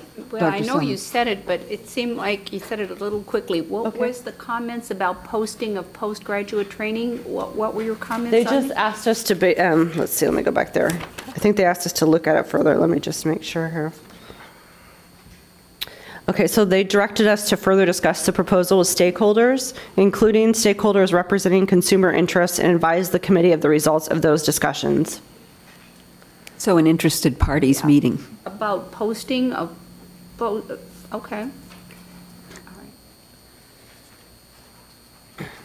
Any other board member comments? On questions, concerns about any of these other issues? I have one, which is, it seems to me that we ought to be ready to, I agree with Dr. Yip about the confidentiality of the emails, but it seems to me that it'd be hard to imagine practicing medicine in California without an email address. You can't really bill without an email, an internet access. And so I'm wondering why if I can't remember the discussion where it was if you have an email address. It seems to me that it's pretty much the way you have to operate today. So I'm wondering if we would consider amending one of the amendments to be just say that licensees must supply an email address to the board. That was kind of what the original language that was going to be included in the bill was, but there was some issues raised to the committee, so they decided to go with if you have one. Madam Chair, I have no problem. I gave my email address, but I do have a problem of that going on the website. No. Yeah, that wasn't I wasn't addressing that. You were saying if you have one portion? The issue is communication between the board and its licensees, and ensuring that, we talked about how things happen at much faster speed now, and there is certainly valid reason to enable us to communicate with licensees when there is an urgent need to transmit rapid information. So I would put that back on the list to talk with committee staff about. Okay. Dr. Salmons? I guess it's been addressed a bit tangentially this morning, but just about outpatient surgery centers. And in the past, the model kind of was there was a physician, there was their outpatient surgery center, so controlling the physician controlled the surgery center. The concern was the doctor. But now that we have these 100 doctor-owned surgery centers, I just don't know if we need something in there about, again, a stop order, a cease and desist on a surgery center, and not just when we get an unfavorable report from an accrediting agency. I don't know if we need any legislation or I think you're raising an issue, which is that we learned a lot about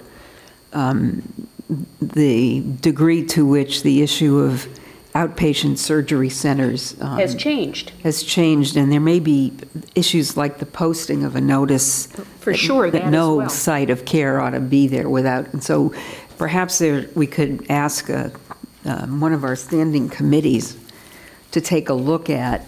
Well, I guess you have that on committee, but I'm just concerned that something gets put in the sunset that we may have to be more clear in how we regulate, how we use the information we get from the accrediting agencies.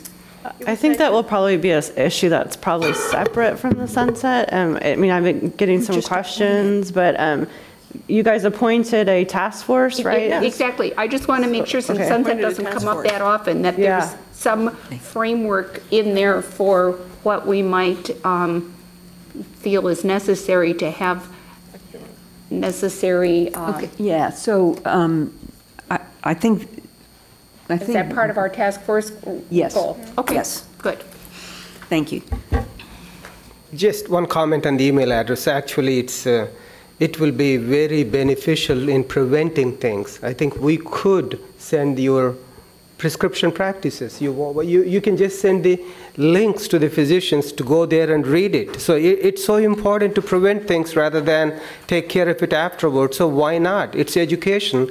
Email, that's what a lot of stuff I get from my College of Surgeons and CMA and everything else is through the email. Okay. So, and it really provides me what's going on and what I need to look at. So I think it will be a wonderful idea if we could also use that in that email address for our public information to really push something onto the doctors.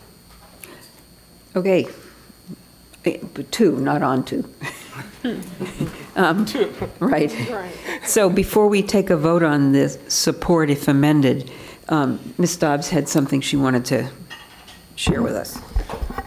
So channeling Mr. Hepler in his absence, I wanted to make sure that I make clear the prior discussion where you talked about, where you suggested having the individual members speak to their legislature and their appointing powers. And that is certainly allowed as long as you understand that you're doing so in your individual capacity and that your authorization for the president and the executive officer, that they would be speaking on behalf of the board.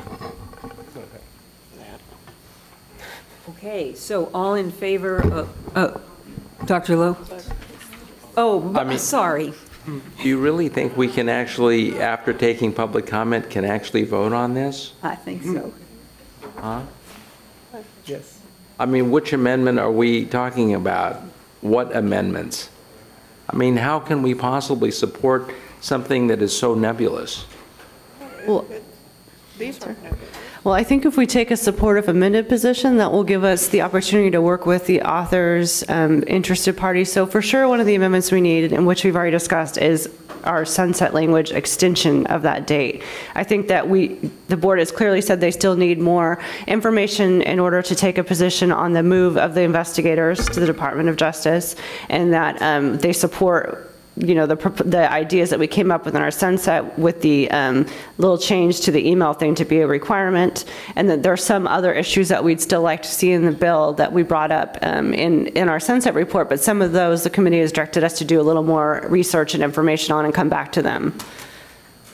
But the remainder, most of these we did cover and did support in previous times. Right, but there's some big ones. No, but we just, right. My understanding is that we've pulled back on the bigger thing about the investigators until we get more information, but the remainder is pretty much what we worked on as a board. Ms. D'Angelo, I am sorry. It's all right, Just no problem. getting distracted.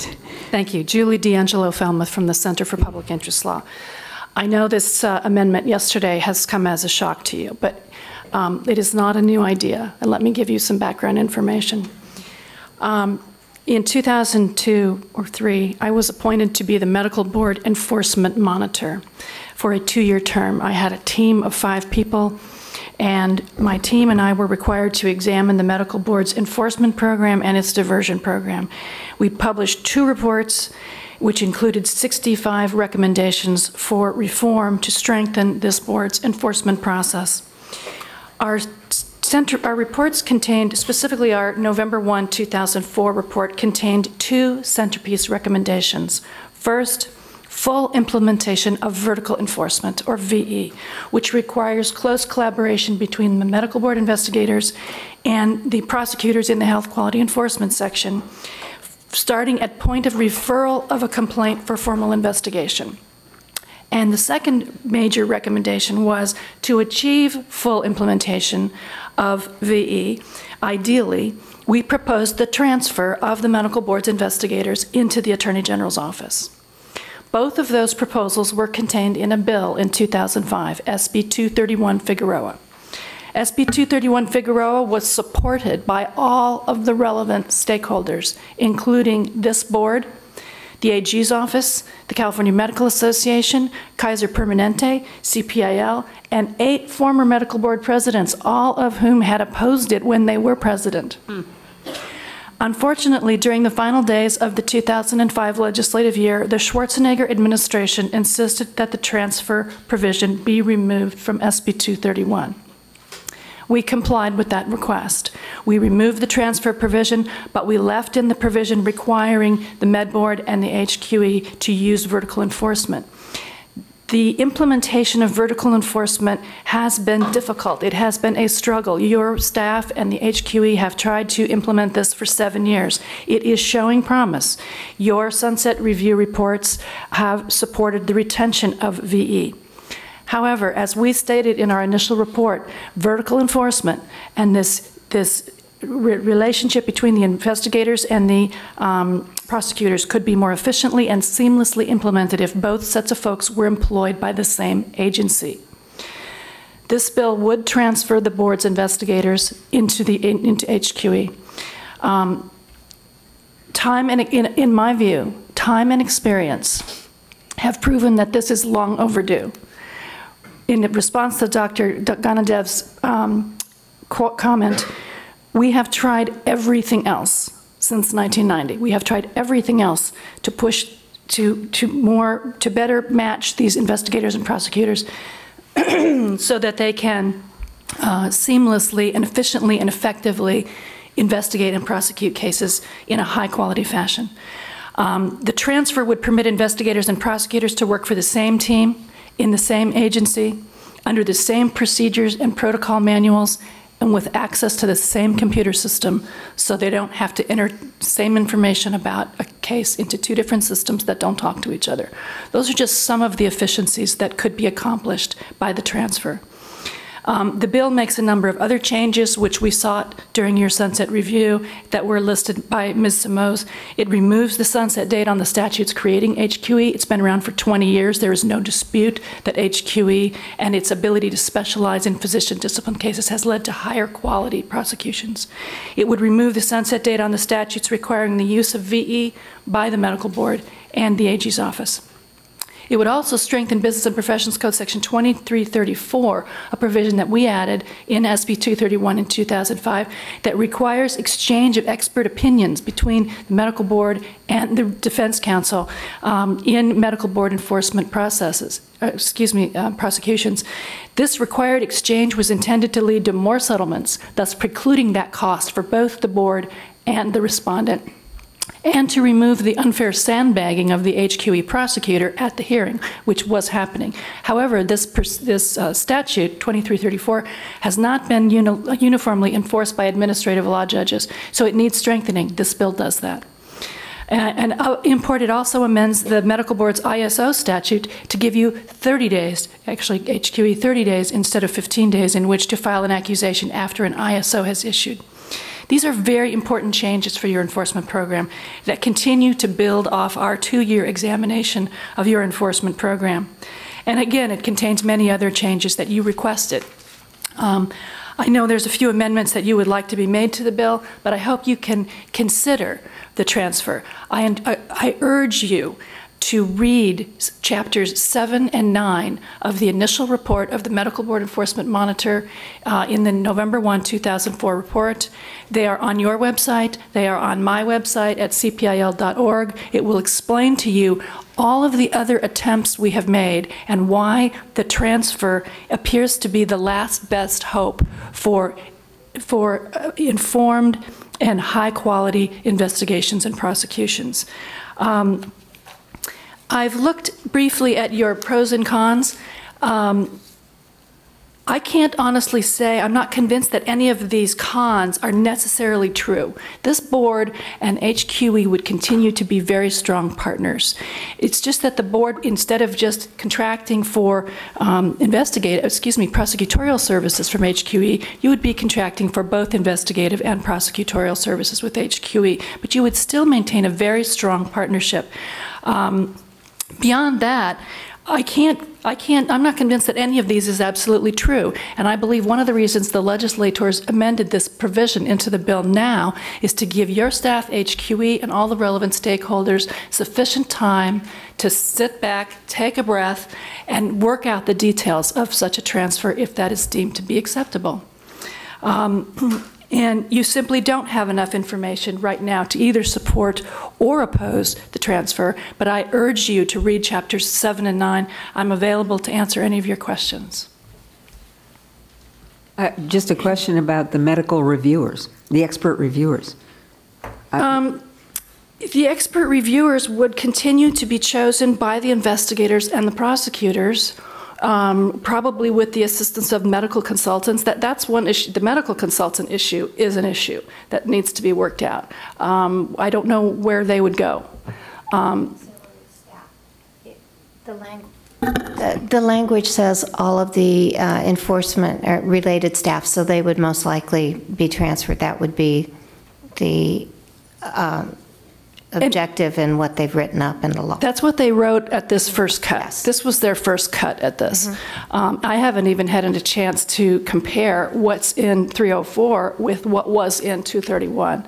And there's a lot of background investigation and attention to the details of this that has to go on. Thank you. Matt, you said it pretty quickly about the exchange of expert reports, something about not being sandbagged. Can you kind of go through that advantage? Sure. Prior to 2006, when you would work with an expert witness, that expert witness was required to put his or her opinion in writing. That expert opinion immediately became discoverable by the other side. You were required to hand your expert witness opinion to the defense counsel. Yes. Defense counsel would sometimes instruct their experts not to reduce anything to writing such that there was nothing to give to you. As such, the HQE prosecutor often had no idea what the substance of the defense expert's testimony was going to be until the moment at the hearing, which is unfair sandbagging of that HQE prosecutor. What this provision 2334, I think it was, required was an exchange of expert. If either side wants to use expert testimony, they had to reduce it in writing and exchange it with each other 30 days in advance of the hearing. That right there enables greater opportunity for settlements, obviating the need for the hearing, and it eliminates that unfair sandbagging of the prosecutor. But the ALJs were not uniformly enforcing that provision. They were often allowing defense counsel to produce experts who had not reduced their opinion to writing and exchanged it with the HQE prosecutor. In fact, you had to adopt a precedent decision a few years ago in which you said that was wrong and that 2334 ought to be enforced. But still, then this provision is a separate component from the transfer of yes. the because that's a different. That's this not is just connected. one of many, many provisions in the bill. Thank you. Right. Dr. Lowe. Just to throw things out there, we have the logistics and mechanics within the medical board to deal with consumer complaints and to investigate physicians. I mean, would it be so absurd to transfer HQE to the medical board? That's an idea that has been raised in the past at times as well. Then we would bring everything under one umbrella and they would be working in exactly the same geographic location, sharing the same computer system, et cetera, et cetera. But your prosecutors would not be members of the Attorney General's office, and I think you want your prosecutors to be employees of the Attorney General's office, the chief law enforcement officer of the state. Well, we could have an equivalent kind of ranking. I don't think they would be accorded the same prestige as deputy Attorney General. I haven't thought this through, but I think that, when you want to move one section over to the other section, you won't have the infrastructure to support the consumers of California. I think because our system is not working optimally doesn't mean that it can't be made a whole lot better, which I support, but I'm not sure that the solution is this radical solution of just moving the investigators over to the other DOJ section is going to solve the problem, and it could make it worse. With all due respect, I don't think it's that radical. It's been on the table since 1989. It was in a bill. Because it's on the table doesn't mean that it's the right thing or that it's going to work. That's correct, and if it doesn't work, it can be undone. Well, it's not that easy to undo. These things have evolved over so long a period of time. Maybe there's a way to transition it, but you can't just do it overnight. No, and nobody's talking about doing it overnight, and I do think that's why they amended it into the bill now, to allow for some thought and some research and some planning. I can tell you that there are very few people like yourself that understand the entire process this well.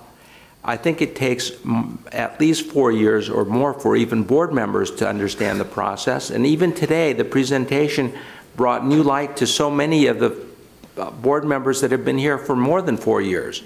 So this is a very complex problem, and the solution is not always very simple. And while it may sound very good to make this change, I'm not sure that everybody understands the complexity. And so I just would put a word in for caution, and that we think things through very carefully and look at all the logistics before we make any changes. Let me just say the one issue, and I like the dialogue, but we probably do need to move on. And I have read your report, and I've gone to your website. So I'm fully informed. The one thing that jumped out at me with the proposed amendment, and it is drastic, I think we would all agree that, at least that's how I would describe it, in terms of what we're doing now, is, and this is neither a pro nor con, in my view, but it's just reality. Should this transfer happen, there would be a shift in public oversight. One could say the partnership is still there and we're working together. That is all true, but in reality, if they are not medical board employees, we have, as a board, have no direct oversight over them. They would be under the control and management of another agency.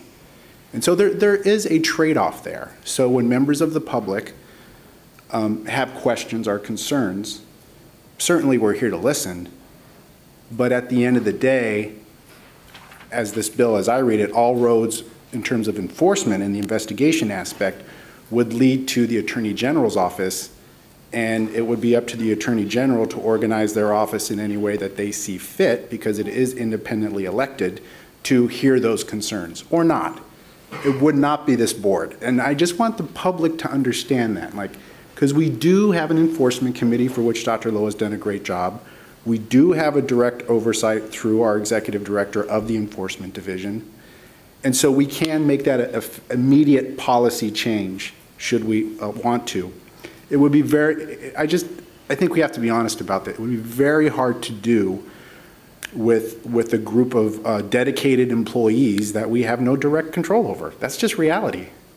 And maybe that's okay. Maybe that's an okay trade-off. You know, maybe in the grand scheme of things, that's what we deem is the best policy thing to do.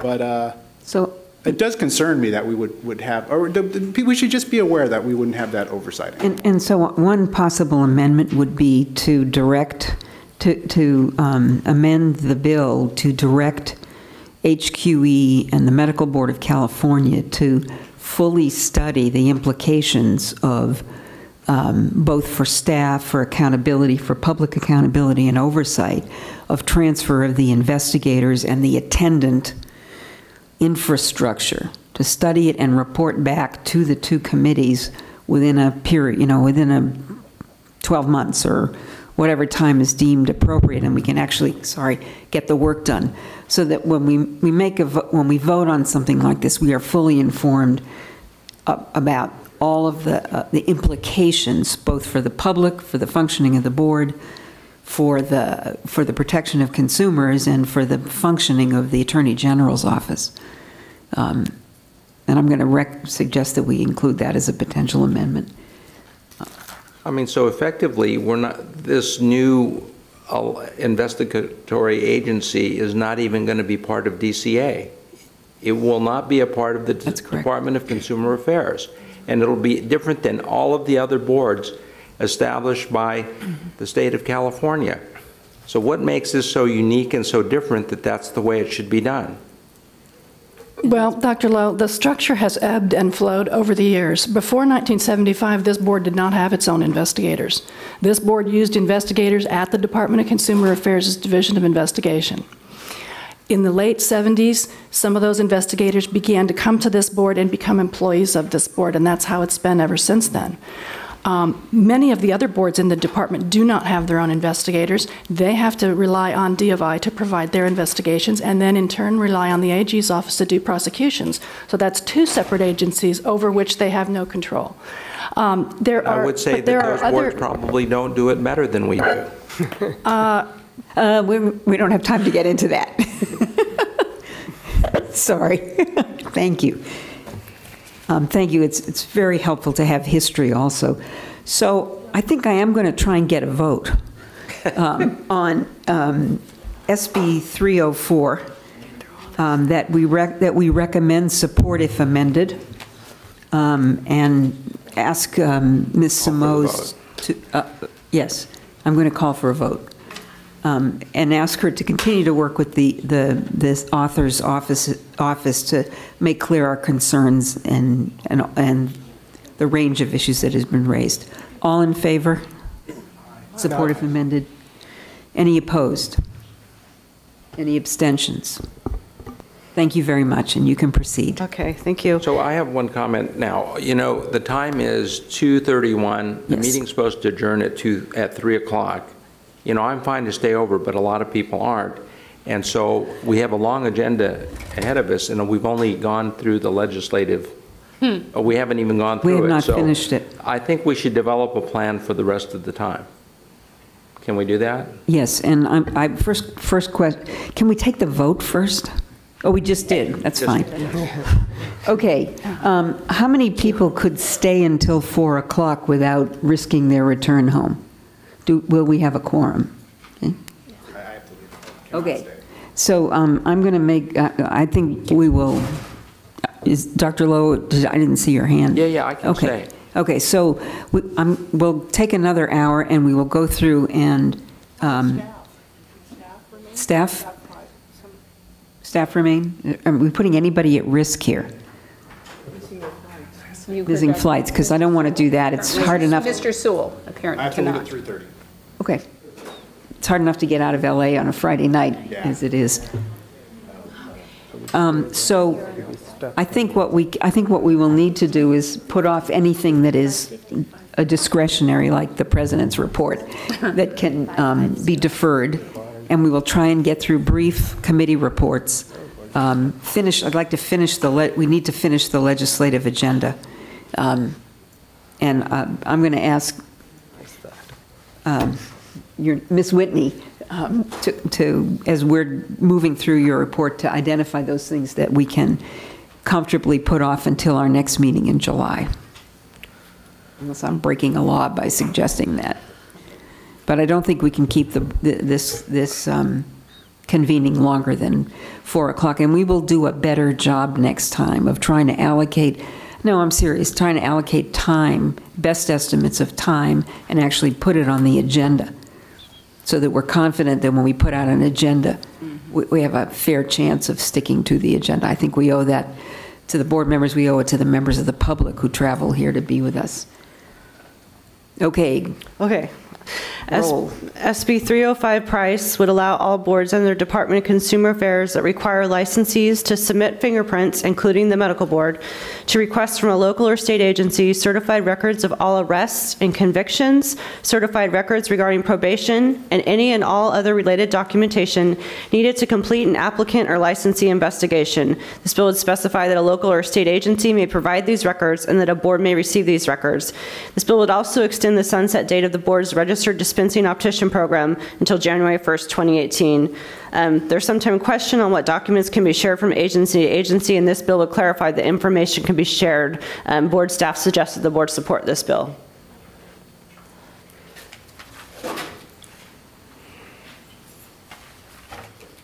Any questions, comments from members? Any questions from members of the public? Comments on this bill?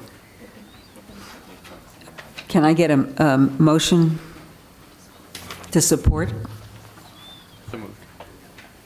Second. I've already asked for comments, so all in favor? Aye. Aye. Any opposed? Okay. Okay, we're moving on to the last three bills here. Okay, so SB 491 Hernandez. This is part of a package of bills intended to expand the scope of nurse practitioners, pharmacists, and optometrists. This one relates to nurse practitioners. Currently, nurse practitioners operate under standardized procedures that are overseen by a supervising physician. Nurse practitioners are advanced practice registered nurses who have pursued higher education and certification as a nurse practitioner. There are approximately 17,000 nurse practitioners licensed by the Board of Registered Nursing in California. This bill would establish independent practice for nurse practitioners by removing provisions in existing law that require physician supervision through standardized procedures, collaboration, or consultation with a physician. This bill would require a nurse practitioner to maintain malpractice insurance and would expand the scope of a nurse practitioner and would allow them to do the following: assess patients, synthesize and analyze data, and apply principles of healthcare, manage the physical and psychosocial health status of patients, analyze multiple sources of data, identify alternative possibilities as to the nature of a healthcare problem, and select, implement, and evaluate appropriate treatment, examine patients and establish a medical diagnosis by client history, physical examination, and other criteria, order, furnish, or prescribe drugs or devices, refer patients to other healthcare providers, delegate to a medical assistant, perform additional acts that require education and training that are recognized by the nursing profession as proper to be performed by a nurse practitioner, order hospice care as appropriate, perform procedures that are necessary and consistent with a nurse practitioner's training and education.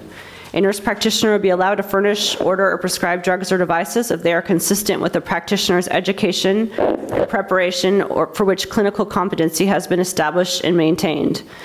An NP would not be allowed to furnish, order, or prescribe a dangerous drug without an appropriate prior exam and a medical indication. Beginning on and after July 1st, 2016, this bill would require an applicant for initial qualification or certification as a nurse practitioner to hold a national certification as a nurse practitioner from a national certifying body recognized by the Board of Registered Nursing. This bill significantly expands the scope of practice of a nurse practitioner by establishing independent practice.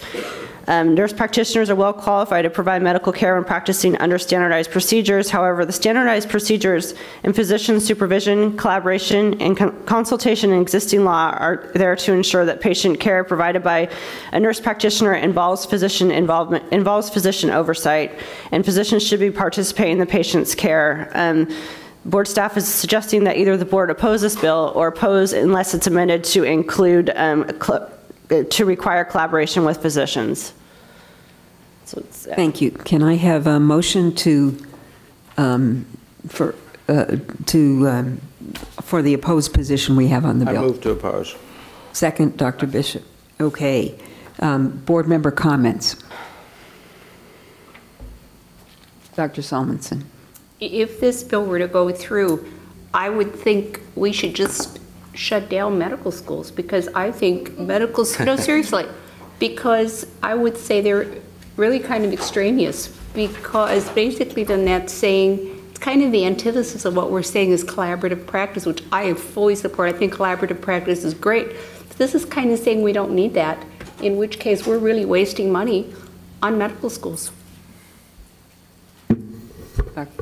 As a card-carrying registered nurse practitioner, actually, this is the way it is already. I think what they're trying to codify, and I know it's a big shock for a lot of people, but this is the way healthcare has been practiced in California for many years, since mid-level practitioners have taken over more and more primary care, and like it or not, it is what's going to be happening. I think, again, I would, as a public member of this board and not here in official capacity as a nurse practitioner, I think that these bills are going to pass. I think it's incumbent upon a board in terms of concern about public safety and concern. If you outright oppose it, that's one thing, but I think we need to put some guidelines and safety net things in there because it's going to pass. And so I think the issue of collaborative practice, and I know we tried to have some discussion on this board about 2 years ago about it, but these bills are going to pass. The Affordable Care Act is going to mandate such an expansion of access to care that there is no way the current system can handle it. And we can fight it, or we can, I think, try to mold it with a medical perception of and concern. So that's what I would ask of my colleagues. I'm going to vote against opposing it, but I would hope that, you know, we work with the authors to put some safeguards in, something that probably will become law. If the vote to oppose is defeated, then we can take a motion for oppose unless amended. Any other comments from board members? Dr. Salmons. Well, I mean, I think the amendment would the amendment I would support would be the thing that already exists, namely they can do all those things which they already do, but with collaboration. So in a sense, the amendment that would make it the safety net kind of undoes the law. That's, no, because, yeah, you said you already do all those things, but what our amendment would be that with collaboration, and this law is saying we don't need that. We're completely independent. I would add is that no nurse practitioner in his or her right mind would ever practice without some collaboration with a physician. Well, they just don't. I mean, and so, you know. The problem is that if everybody were in their right mind, we wouldn't need any laws. Most people, no, the laws are for the people who aren't going to use good judgment, in my opinion. I understand that, but, you know, and I don't need a law. I don't need a law to tell me to use an accredited surgery center, but there is a law and I have already obeyed it. So to me, the law is extraneous. I would have done that anyway. And I agree that the conscientious person would do collaboration, but we're making laws for those who aren't conscientious. Well, I think it was my turn, you guys. Dr. Diego. Dr. Diego. I just want to say that that the way the law exists right now, it allows for that, to make sure that that collaboration happens both ways, to make sure that the nurse practitioner does indeed practice with collaboration and has a supervising physician. Likewise, that the physicians are willing to supervise and be supervising physicians. Exactly. Otherwise, we will get ourselves into all sorts of problems, just like we have with the midwives right now. So I think that it works well. I don't think that allowing them to practice without supervision also, it doesn't increase the amount of nurse practitioners that there are currently, so it doesn't really help our problems with expanding access to health care. That obviously is in the schools, medical schools, nurse practitioner schools, PA schools. It's not, this isn't helping it. Could you, what would be helpful in this is to understand what in fact this bill actually changes in terms of current law. Well, current law requires nurse practitioners and nurses to work under standardized procedures, and if you take a look at the bill, any part where it says consult with a physician or collaboration, that's been struck. So that's basically what. So this does remove. Yes. The requirement for consultation. Does it add? It adds things like referral. Get referral to some healthcare providers under certain okay. So just so that we're clear on what the changes of the bill are. One thing. Okay. Any other board member comments? Comments from member of the public? And I'm going to have to cut us to a minute and a half. Well, I never speak up to 3 minutes. I'm very well trained. This is Geneviève. I just want to re-emphasize that yesterday I mentioned that we need to have a project to really spell out the two professions and how they will interface, and that's, bring it to that. I agree with some of the statement. Most of the nurse practitioner can do what is, spelled out in that bill already. But I think there is a couple of issues who kind of upset me, and one of them states that they will make a medical diagnosis. Well, a medical diagnosis is not within the nurse practitioner function and totally violates the Nurse Practice Act. It's some language which is not, appropriate, but a lot of the function are already made, so I am very surprised to see a bill to do what we already do in a state of California, because it's very different from one state to another. And there is no such a thing as a national license at this stage, and I doubt it will be there on 2016. Thank you. So we have a motion and a second for an opposed position on this bill. All in favor? Aye. Aye. 1, 2. And I'm opposed to opposed. Wait. I'm counting. I just need a count of the 1, 2, 3, 4, 5, 6, 7. Okay. We have 7. David. 8. And David was 8. Okay. All opposed? Ms. Shipsky. Okay. Any abstentions? I'll put myself down just to fill the category. Abstain. All right. But you have an opposed position on the bill with a caveat from Ms. Shipsky to please communicate to the authors that the concern really is around.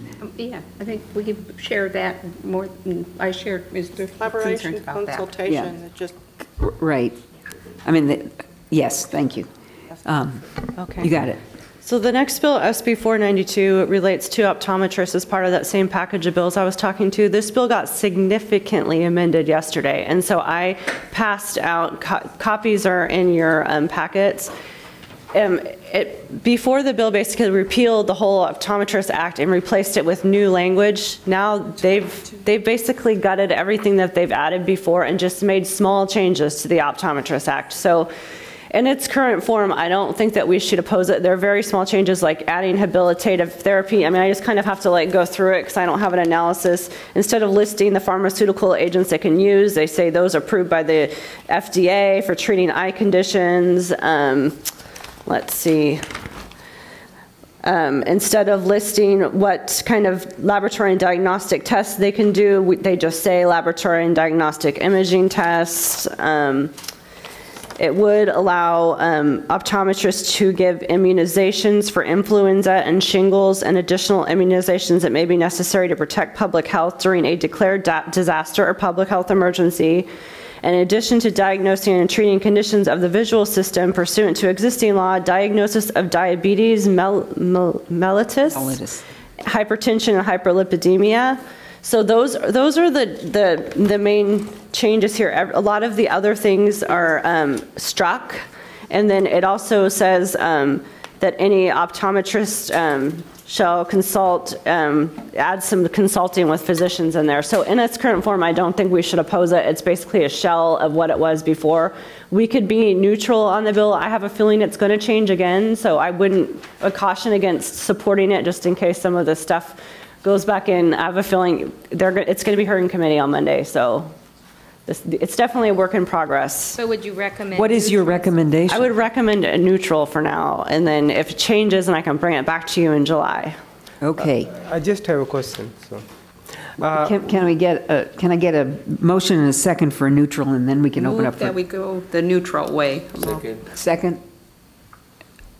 Dr. you Gennady. mentioned that something they can use what FDA approved. Mm-hmm. So that means any drug which goes in the eye. Am I understanding it right? Yes, but before they had a very complete listing of what they can use, and instead of that listing, it says... That still worries me. I mean, their training is not in using drugs or just independently doing anything. Their training is more or less into optometry, so I just get very concerned. They actually, if you go to the actual bill on page 5, there's a whole listing of what they were able to use before. You can see it's all struck, but those were all the pharmaceutical agents they're allowed to use in existing law. So, you know, I don't think you want me to read all these to you, but you can go to pages 5 and 6, and they're listed in there. Instead of listing them, they're using the list from the FDA, and it's only approved by the United States Food and Drug Administration for use in treating eye conditions set forth in this chapter. So I think they're just making really insignificant changes right now to kind of, so they can work on this. So the proposal is we take a neutral position and... We could either take a neutral or we could just stay off in its current form. We have a motion and a second for a neutral position so that we can evaluate to determine if the changes are, in fact, changes that we think are okay. And we can What's the difference between neutral and staying off? Neutral, I wouldn't go to the committee and testify that we're neutral. We would just be neutral. Staying off is the same thing. I mean, I would let the author's office know that we're neutral, but we're watching it for further changes. If we stay off, we just don't take a position at all. We're not engaged until we take another position. Which means we have no opportunity to offer information. Neutral then seems like better than staying off. Okay. Dr. Bishop. I've noticed something of interest that the initial law said that they could use codeine compounds and hydrocodone. Now they're saying any narcotic other than Schedule 1. That expands considerably up into the really dangerous oxycodone range and morphine and Demerol. But it'd have to be used to treat the eye, right? Well, it says in conjunction with treatment, like pain of the eye. So I mean, we can stay off too. I'm just saying it's not as innocuous as you might suggest. Also, the diagnosis of diabetes, hypertension, and there's one other thing. I thought, when did they get into the practice of diagnosing those diseases? I mean, that's pretty important stuff. There is a real important, once you've diagnosed those diseases, there's a very important stratification you have to follow and things you have to do. So I think if they're going to diagnose that, they have to be either prepared to refer immediately to the appropriate physician or treat it. So I think it's fairly innocuous. I'm saying there are a few things that do concern me to a certain degree that we should keep an eye on. And in that section with the diagnosing does say they have to work with a physician and surgeon, so. Again, I think we need to understand the implications before we take anything other than a neutral position. Any other board members, members of the public? Ms. Chung?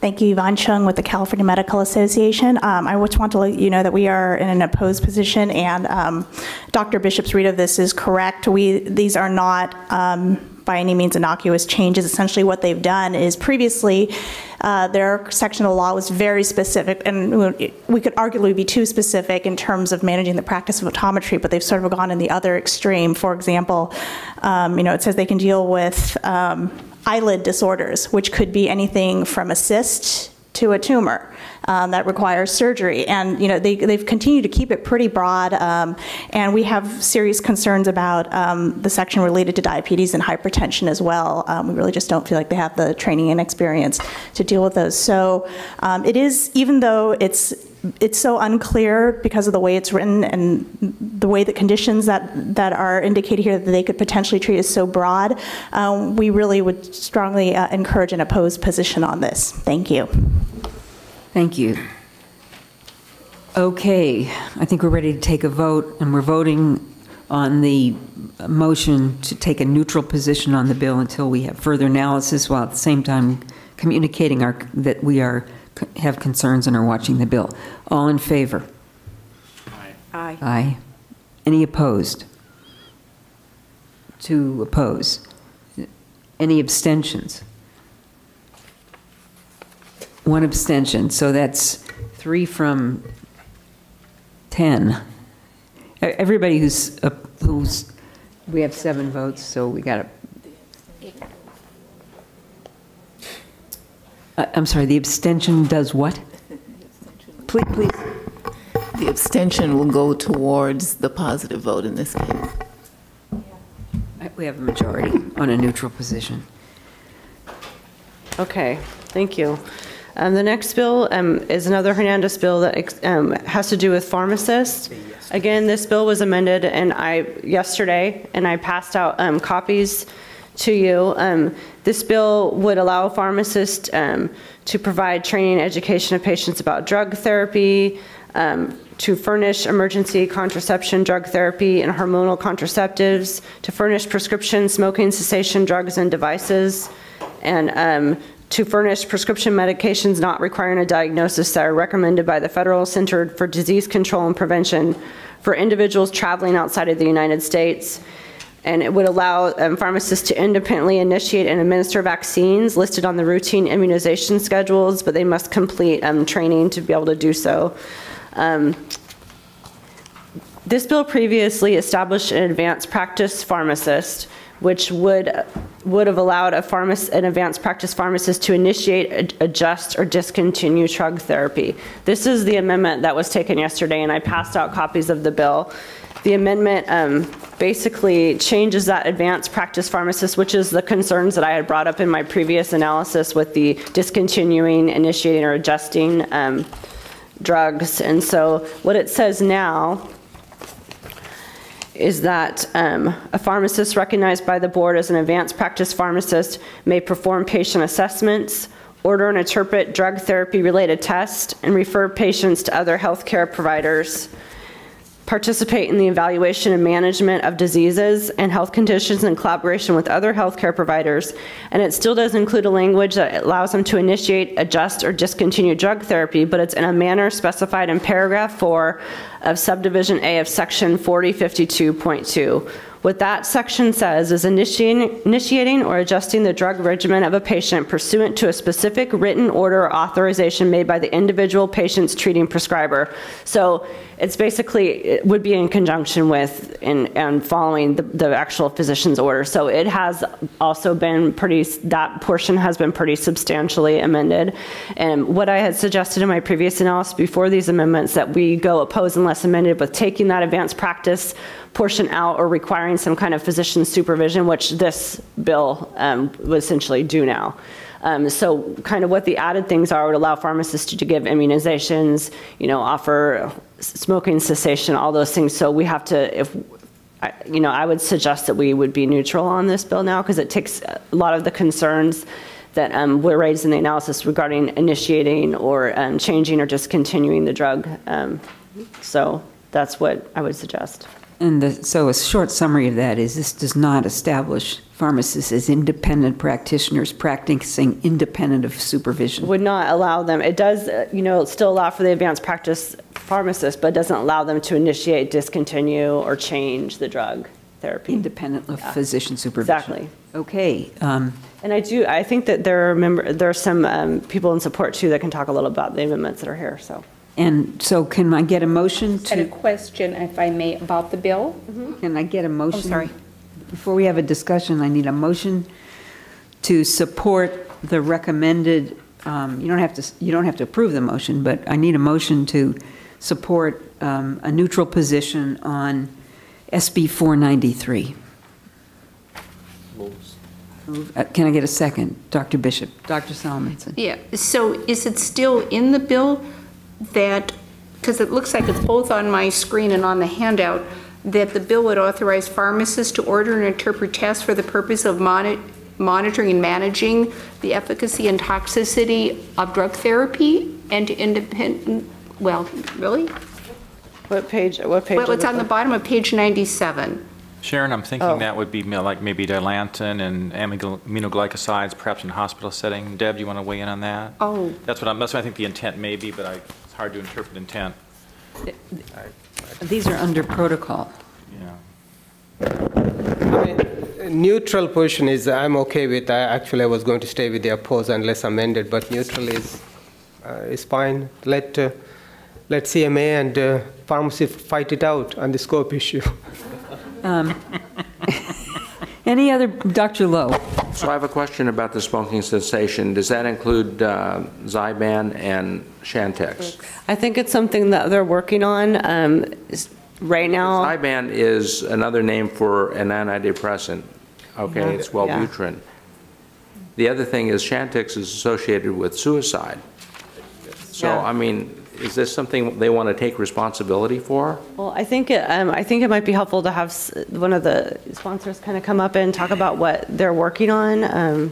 So we have two public spokespersons from the California Pharmacists Association, the California Society for Hospital Pharmacy? Health System Pharmacy. Health System Pharmacy. Mr. Warren and Dr. Gray. Good afternoon, Madam President and board members. Brian Warren from the California Pharmacists Association. As Ms. Simoes had indicated, we have taken amendments to the bill that remove the concerns that had been identified in the analysis. And additionally, I believe that the concern was raised about the prescriptive authority for Chantix and Zyban. We have been made aware of those concerns. We are currently talking with the California Medical Association about those specific pieces as well as some other organizations. So those are things that we're looking at resolving at this time. Okay, Dr. Gray. Thank you for the opportunity to talk. My name is Steve Gray. I'm president of the California Society of Health System Pharmacists. I'm a pharmacist. I'm also a member of the State Bar. I've been practicing in pharmacy administration, and I teach at UCSD for over 45 years. What is hard to understand, this is not really much of an expansion of a scope of practice in California.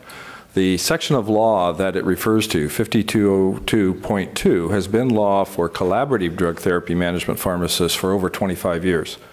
And in fact, in California today, we have over 1,000 pharmacists that meet those special qualifications of that section, which includes a postgraduate residency from a nationally accredited clinical residency organization, the American Society of Health System Pharmacists. The real essence of this bill is there is such a demand for those pharmacists in California that we need another pathway in order to qualify pharmacists for that collaborative practice. No pharmacist under this bill is doing primary diagnosis. We talk about patient assessment. We talk about the ability to order labs only in relation to medication therapy management, which we already are required to do by law. And if we look at a patient and we identify that they're having a problem that may or may not be related to the therapy, then already as pharmacists, we are required to refer that patient to someone who can correct that problem. It may be the physician who referred them to us, or it may be something under this bill that we've already been referred to and we're taking care of. These are usually pharmacists that are doing complicated therapies. Remember that for a PharmD degree, which is the only degree offered in the United States, Doctor of Pharmacy degree, that's 4 years of concentrated training only on medication therapy. We don't learn surgery, we don't learn differential diagnosis and examination. That's 4 years of drug therapy training, plus this bill would require the residency training and certification from an organization recognized by the Board of Pharmacy as the alternative pathway. So it really, we're already doing this, we just need a different pathway in order to increase the demand. There are 8 schools of pharmacy in California right now. There's 5 more in the process of coming because they recognize the demand that's going to be there for the collaboration that pharmacists can help with physicians. Physicians make diagnosis of chronic disease initially, but then we can help manage that patient for the rest of their experience with that disease, and that's what we've been doing for 25 years very successfully. You haven't heard much about it because, quite frankly, there hasn't been much of a problem. The Board of Pharmacy in California is the most protective consumer board of pharmacy in the country. I've attended every one of their meetings, including their subcommittee meetings and their off-site strategic planning for over 30 years, and I attend a lot of the ones outside of California, and I can tell you they are the most aggressive and the most protective. To give you an idea of why there's no problems, a complete scope of practice insurance policy in California for a pharmacist is only $200. If there were a lot of problems, it would cost more than $200. So that gives you some idea that there just isn't those problems because they're very particular. I would like to urge you to support this bill. I understand the position of neutral, but we believe this bill is going to do the most ever in helping to help you meet the demand of 4 to 7 million more patients who are going to get coverage very soon in the next year or so. The Board of Pharmacy will still be overseeing all of this and adopting regulations to make sure that these pharmacists are in fact qualified and it's documented. Thank you very much for listening. Thank you both. Questions? Okay, any other board member comments? Any other public member? Ms. Chung. Yvonne Chung with the California Medical Association. We'd like to like to thank the pharmacists. We have been working with them. The language definitely has been improving. We do still have some concerns. One of our concerns is the smoking cessation language, as brought up earlier. We are totally supportive of pharmacists being the community contact and helping more people to stop smoking. However, in looking at the bill, what we saw was that really the smoking cessation the prescription smoking cessation drug was the only expansion of prescription authority for pharmacists, which was a little odd that that would be the one thing that they would be able to independently prescribe outside of a protocol. So, we're totally supportive of them being able to run clinics and helping people find other ways of not smoking, but we really do believe that if they want to direct them to a smoking cessation drug, that really needs to be a prescription from a physician who can closely monitor their progress as they take these potentially dangerous drugs. Okay. Thank you. Thank you, Yvonne. So, and it sounds like that's under discussion, that issue. So staying with a neutral position for now and awaiting, we have opportunity to change our position at our next meeting. So all in favor of you mentioned already, I think staying neutral sounds good. I mean, the two pharmacists mentioned, actually, we have that residency program in my hospital. We train these guys. They work very well with our system. It's part of a system. That's what works, not independently. So I agree with staying neutral. I think we should take a position of support if amended. I think it's a more positive thing. I think we're very close on this, and I think there will be the appropriate amendments, and I think it would speak better for the board to take a support position. So I know there's a motion on the table, we just have to defeat the neutral position. You can substitute. Okay. Oh, so do you want to move to a substitute motion for support if amended? Well, I would like to substitute that if that's okay. Do I have a second? Second. Okay. All in favor of support if amended, say aye. Aye. Very few people with any voice left. Aye. Are anybody opposed? I'm going to abstain because I wasn't here for the discussion. Okay. Yeah, I'm going to abstain too. 2 abstentions? Because I don't know what the amendments are. That's the reason I'm going to abstain. It's just the amendment is the Zyban amendment. Smoking cessation. Smoking cessation amendment, sorry. And it appears that's the one that's being worked out between CMA and the... So, support if amended. I'll support if that is... I wasn't sure what the amendment was. Yes. Okay. So we have 1 abstention, Ms. Shipsky. Everyone else okay with support if amended? Yes. Okay, thank you. Okay, last bill, SB 670 Steinberg. This bill would authorize the board to inspect the medical records of a patient who dies of a prescription drug overdose without the consent of the patient's next of kin or a court order. This bill would make it unprofessional conduct for a licensee who is under investigation if the licensee fails to attend and participate in interview of the board within 30 days of notification from the board. Lastly, this bill would allow the board to impose limitations on the authority of a physician to prescribe, furnish, administer, or dispense controlled substances during a pending investigation if there is a reasonable suspicion that the physician is overprescribing drugs or whose prescribing has resulted in the death of the patient. The author introduced this bill due to the Los Angeles Times investigation that uncovered significant issues with physicians, overprescribing, and patient deaths. This bill will help to speed up investigations in cases where patients have died as a result of a prescription drug overdose. And this bill will also make improvements to the board's enforcement process, which will result in timelier investigations.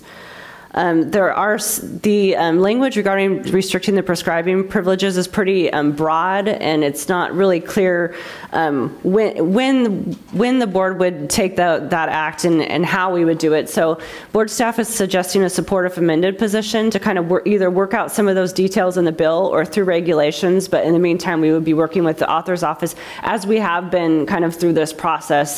So board staff suggests a support if amended position. Make a motion to support. Second. We got a second? Dr. Lowe, any board member comments? I think amendments are very important. We need to really know. I think this is same thing, prevention. You're preventing, if there is an actual abuse of prescribing, you're preventing other people suffering while we are waiting. So I think it's a good idea.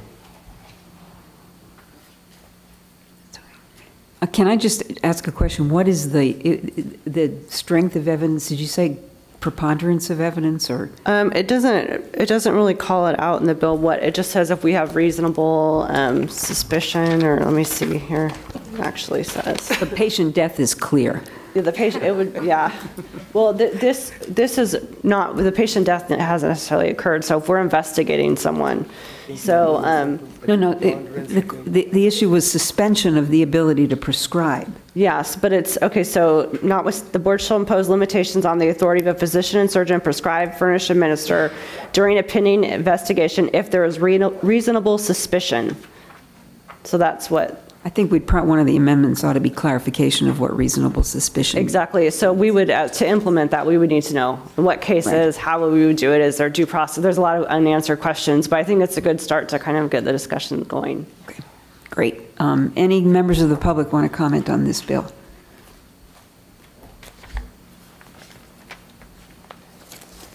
Again, I'm Joseph Furman. I'm a healthcare attorney. Part of what I do now is I defend doctors in medical board actions.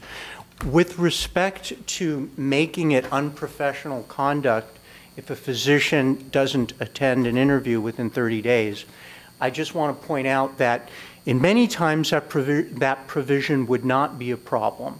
And I know many investigators are very cooperative and very flexible and reasonable in terms of scheduling interviews.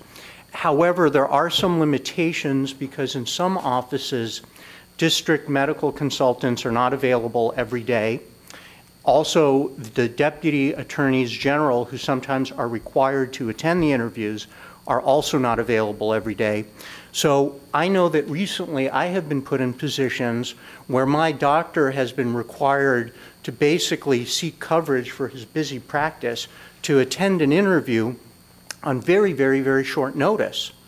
And this sometimes generates a lot of inconvenience and a lot of unpredictability, because you may know that there is a medical board case being investigated concerning a physician, and your physician or your client may have submitted the medical records to the medical board timely and provided a summary timely, but that could have happened a year ago, 14 months ago, a year and a half down the road.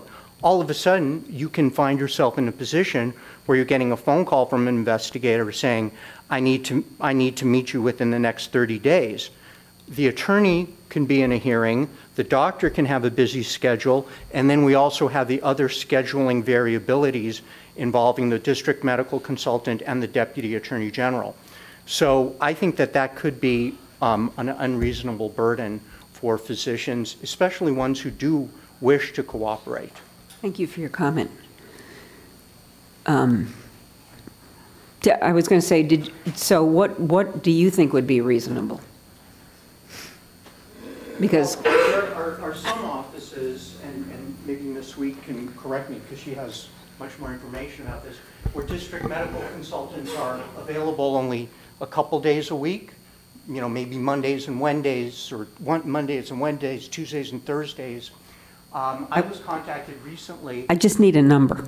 I would say 60 days or 30 days is reasonable for the physician or his representative to get back to the medical board. However, if because of the investigator's schedule or district medical consultant schedule, there's some other issues, I don't think a physician should be held liable for unprofessional conduct. Thank you for your comment. Do you want me to address? Okay, so this was an issue by mutual agreement of the physician and the board. This was language that we had added in the past to try to get at physicians not coming to their interviews. Unfortunately, you know, what sometimes happens with legislation through the negotiation process, it got to that. And we're seeing that it's not helping in our timelines, and the language mutual agreement is just kind of making it so physicians aren't mutually agreeing to a time. And so you need something. And so we brought this up as an issue, and that's where Senator Steinberg got it, because he got it out of our sunset report. And the report actually recommended that no more than 30 days should elapse between the time the interview is requested and completed. And this also addresses our enforcement timelines. This is an area where we've kind of said this is an area where it's taking a long time. So that's where the background is. That's where Senator Steinberg got the idea from our sunset report, and that's kind of what we recommended. So what we're hearing is that there may be factors that are not within the physician's control that will push that out. So I think it would be worth thinking about or talking with the author about not an unlimited time frame, but how about 30 working days? That'd give you 2 more weeks. Yeah. Perfect. And that could be one of the amendments if we take a supportive amended position.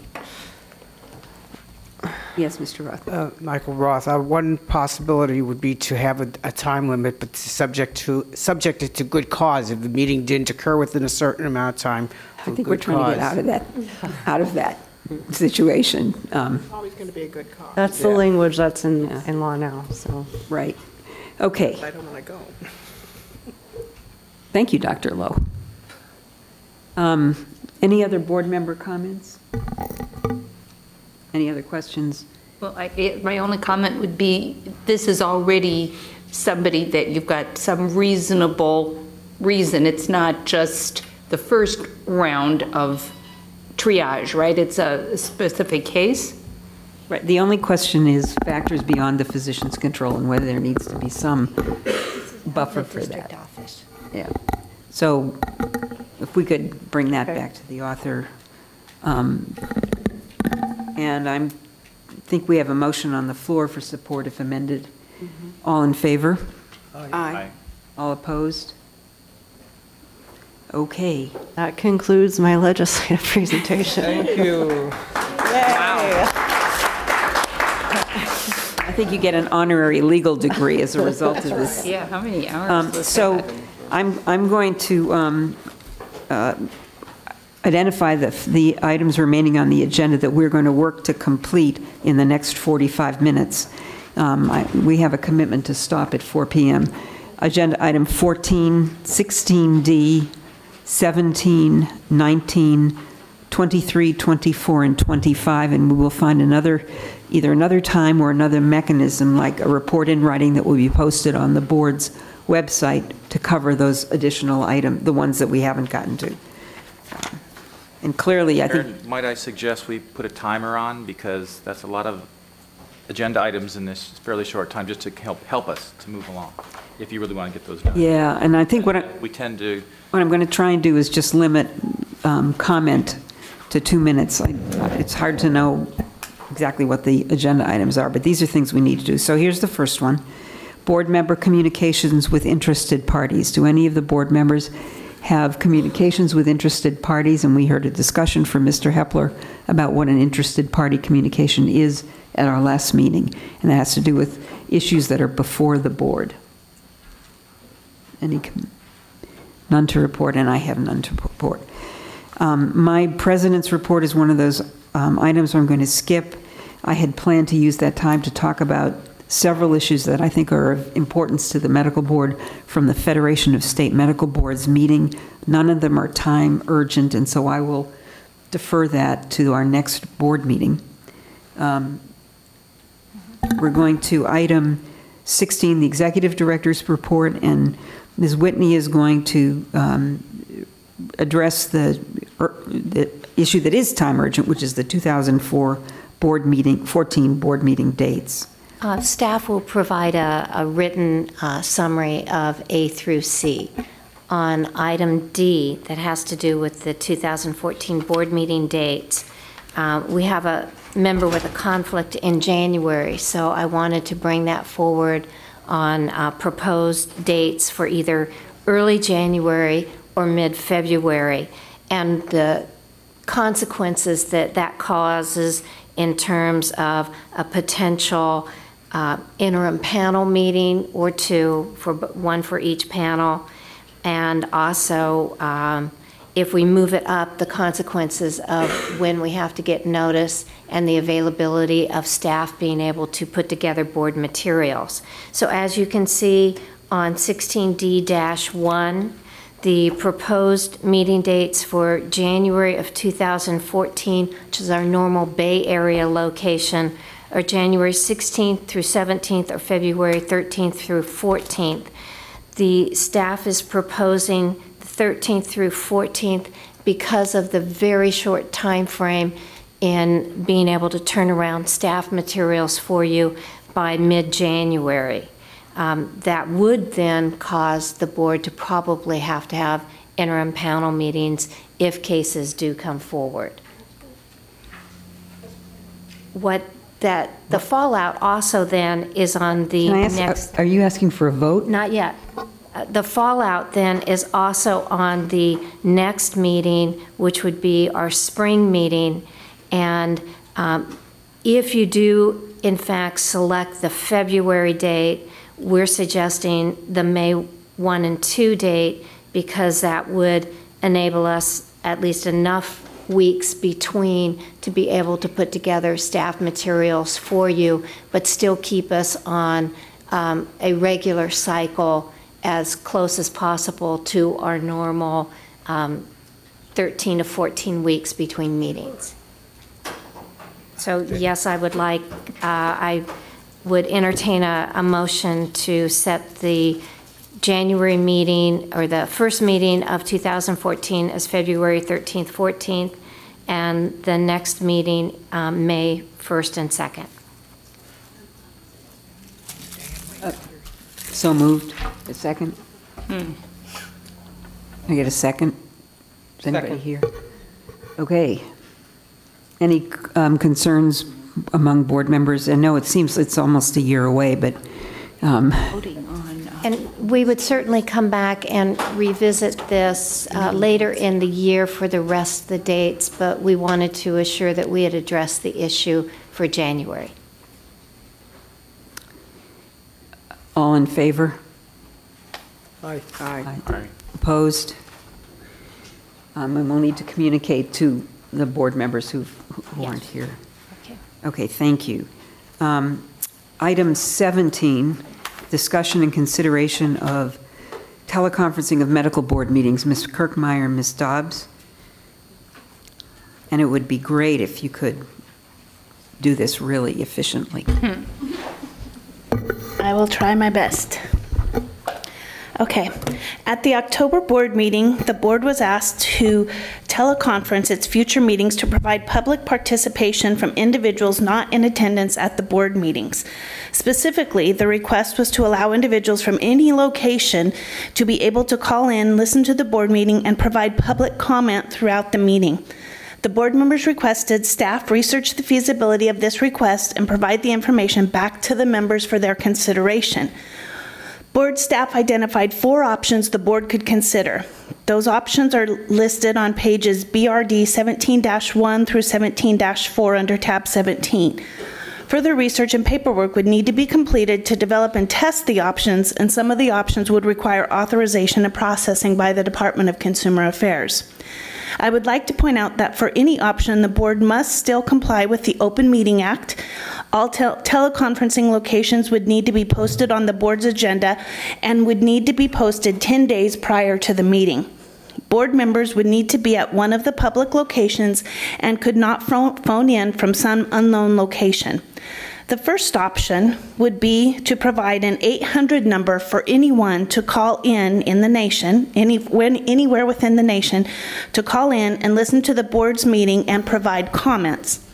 A moderator would assist callers in the process, and individuals on the line would remain in a mute mode until the board president or the chair at the committee meetings would ask for public comment. The individuals at the beginning of the call would be provided with a method that the individual could provide when they would make a comment. The moderator would then notify the staff monitoring the call that a comment is pending. At the appropriate time, the callers would provide their comments. The callers would need to be limited to specified minutes per comment per agenda item. So, for example, 2 minutes. The cost for this type of function would be dependent upon the number of callers and the length of meeting, but would be around $1,000 to $1,500 plus staff time. The system can have up to 4,000 participants on the line at one time. Just a note that in contacting the Department of Consumer Affairs to gather information on this option, the board was notified that no other DCA board or bureau has made a request for such a system that would provide the public input as described. If this option were chosen, it was recommended that it would be tested at the Sacramento board meeting in July in order to have appropriate staff available. I'd like to point out the pros and cons listed on 17-2. The public would not have to travel to the meeting, obviously, but the board meeting structure may need to be reviewed due to the additional time that may be required, as it could increase the meeting time by at least 4 hours. For example, the board meeting may need to be 3 days rather than 2 days. Now, the cost that I stated earlier of the $1,000 to $5,000 or $1,500, that did not include the cost of the additional day that would be required for the board meeting. So that would be approximately about $5,000 to at least $5,000 for the additional day of a meeting room and then the staff stay over. So that's the first option, and you can look at the pros and cons there. I'm not going to go over all of them just due to time. The second option is to provide an email web account where an individual could listen to the meeting and provide written questions that would then be provided via staff for the board's consideration. The cost for this service is $8.50 per month or $102 per year, and it would require a staff member to attend the meeting for the sole purpose of monitoring and rereading the comments or questions provided via the web.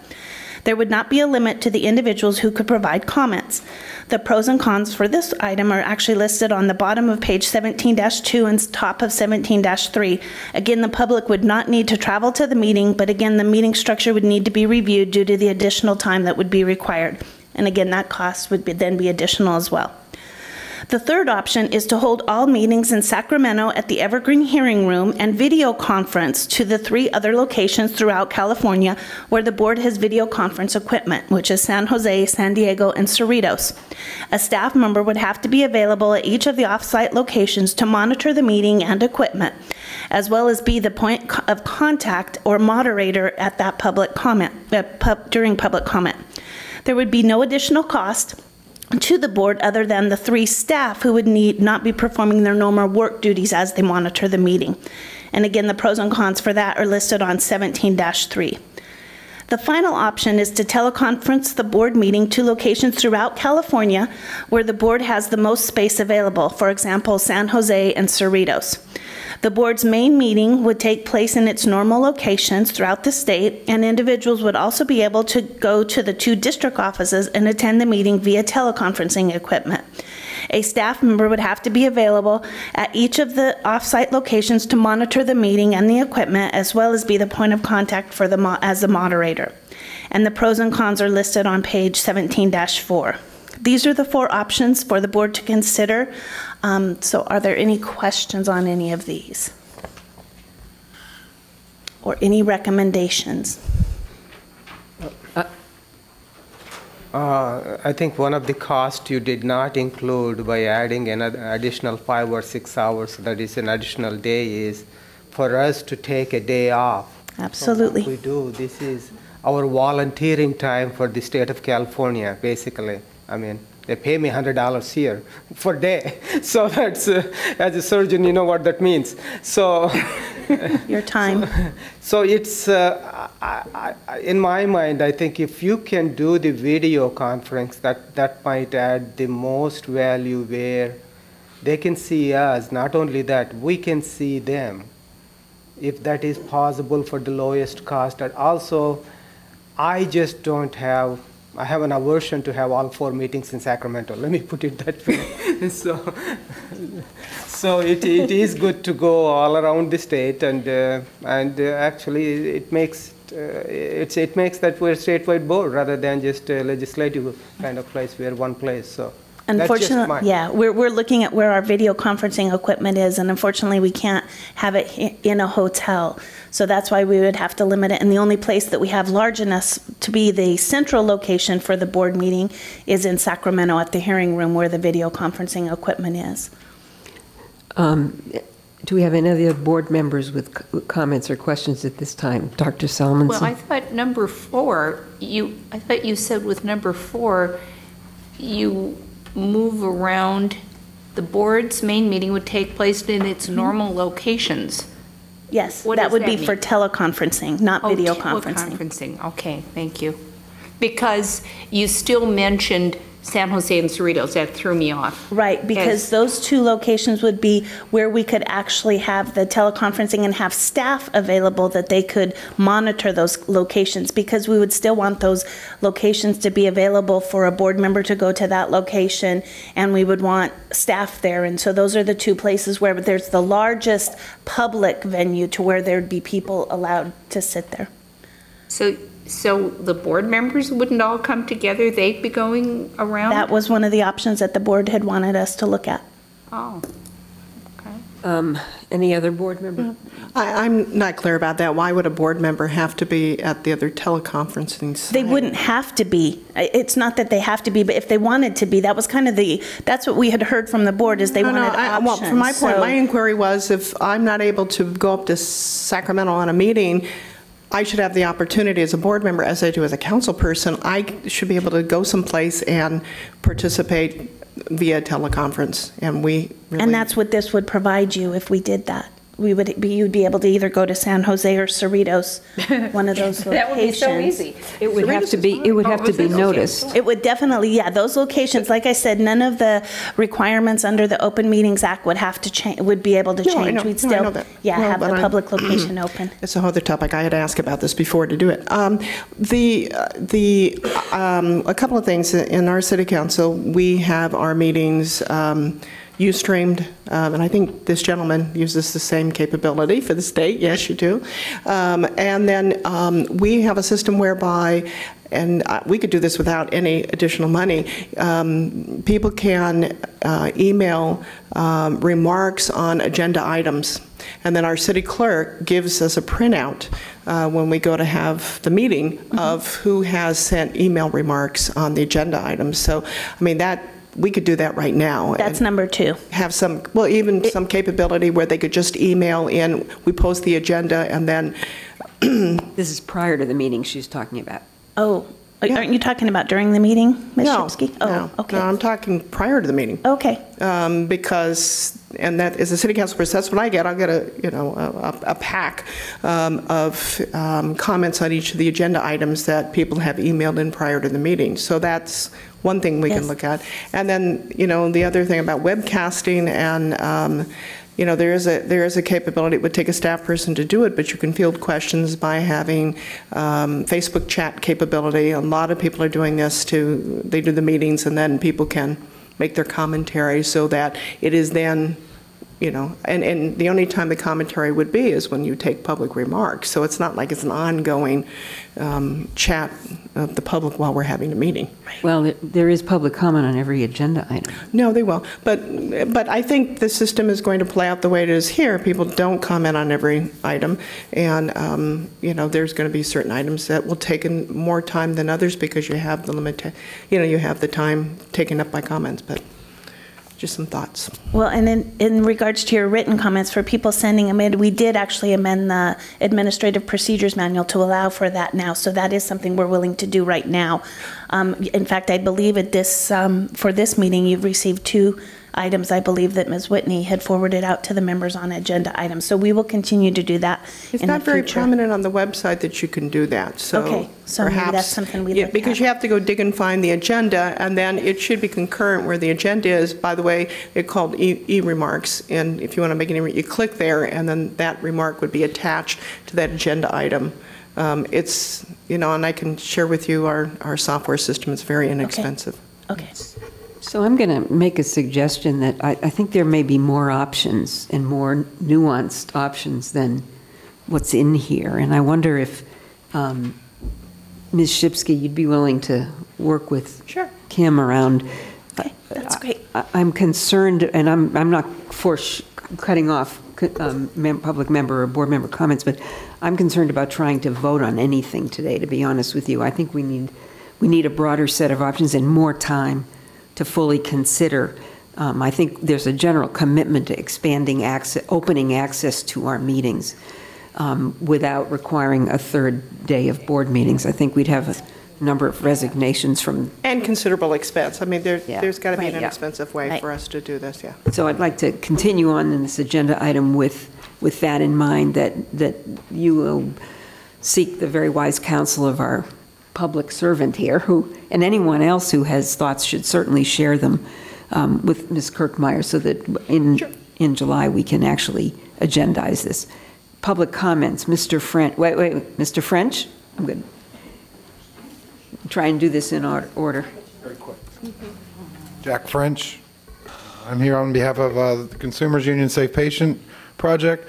Consumers Union California Safe Patient Network has been urging the medical board for quite some time to begin teleconferencing your public meetings to allow for better public participation. We are pleased this issue is on today's agenda. As we have mentioned before, California is a large state, and medical board public meetings are routinely inaccessible for consumers who cannot afford the funds and time to travel the length of California to attend in person. Many of the consumers activists we work with are survivors of medical harm, and some are disabled as a result. For these well-informed and passionate activists, travel to medical board meetings is even more difficult and in some cases not possible. To be clear, by teleconferencing, we mean opportunities for public to listen to medical board public meetings by telephone and to allow public testimony by telephone. We want the public to be able to use their own cell or landlines to call into meetings from wherever they are. The California Healthcare Acquired Infections Committee and the new California Health Benefit Exchange are Bagley-Keene governed entities that successfully provide such interactive teleconferencing successfully. These efforts to support public participation can serve as a model for the medical board. We would like to comment now on the medical board staff memo on January 11, 2013 regarding teleconferencing of board meetings. Of the 4 approaches laid out in the memo, only option number 1 provides teleconferencing as we have been asking for it. This option describes essentially the same process used now by the California Health Benefit Exchange. Thank you. Thank you. Ms. Clavero. Genevieve, I want to give the BRN a couple of years ago did that for a couple of the meetings where people could, watch the entire meeting, ask questions, make input, and so on. So maybe you could check what's the cost of that process, because they did it for a couple of meetings. It was based from the DCA office, of course, in Sacramento, but the capability was there to communicate both ways. So I thought maybe you could check on the cost of that. It was functioning well. Thank you for the suggestion. Alicia. Hi, Alicia Cole, and I'm also with Consumers Union Safe Patient Project. I am also a committee member of the California Hospital Acquired Infection Advisory Committee through the Department of Public Health, and we have our meetings in Sacramento, and we do utilize this type of teleconferencing for our meetings, and it allows for the opportunity for public comment at 2 points during the meeting and also when there are questions just before voting.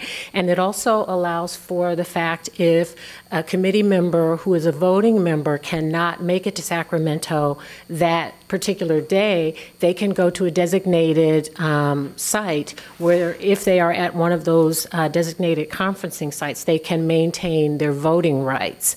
And those sites are published on the Health Department website in advance, as well as any materials that are relevant to the meeting. So I would just like to encourage that also as a model for the medical board to try to follow. Thank you. Thank you very much. Okay, so I think we've already made a decision that we're going to come back with a more fully fleshed out proposal, and we'll bring that to the full board with sufficient time on the agenda. I'm going to move now to the Special Faculty Permit Committee recommendation. Dr. Lowe, that's agenda item 19. Okay. Mr. Warden, can you please come forward? The Special Faculty Permit Review Committee held the teleconference meeting on March 14, 2013 and reviewed one application from UC San Francisco School of Medicine for a person, Dr. D'Amato. Mr. Warden, could you please present to the board Dr. D'Amato's area of expertise and qualification? Okay. Dr. D'Amato's expertise is ocular oncology and proton beam therapy. He graduated from the University of Malta Faculty of Medicine and Surgery in Malta, Italy. He has a PhD from the University of Glasgow in Scotland, and he did his postgraduate training in Glasgow, Scotland for surgery, internal medicine, pathology, and ophthalmology. He also did a fellowship in ophthalmology. He's a professor of clinical ophthalmology and radiation oncology, assuming that the board approves him for that at the University of San Francisco. He currently is a professor at the University in Glasgow, and he is considered the world-renowned expert in ocular oncology, and he developed a specific procedure for treating cancer of the eye, which actually saves most of the eye, so which was not previously done before. And so he was the first to employ that.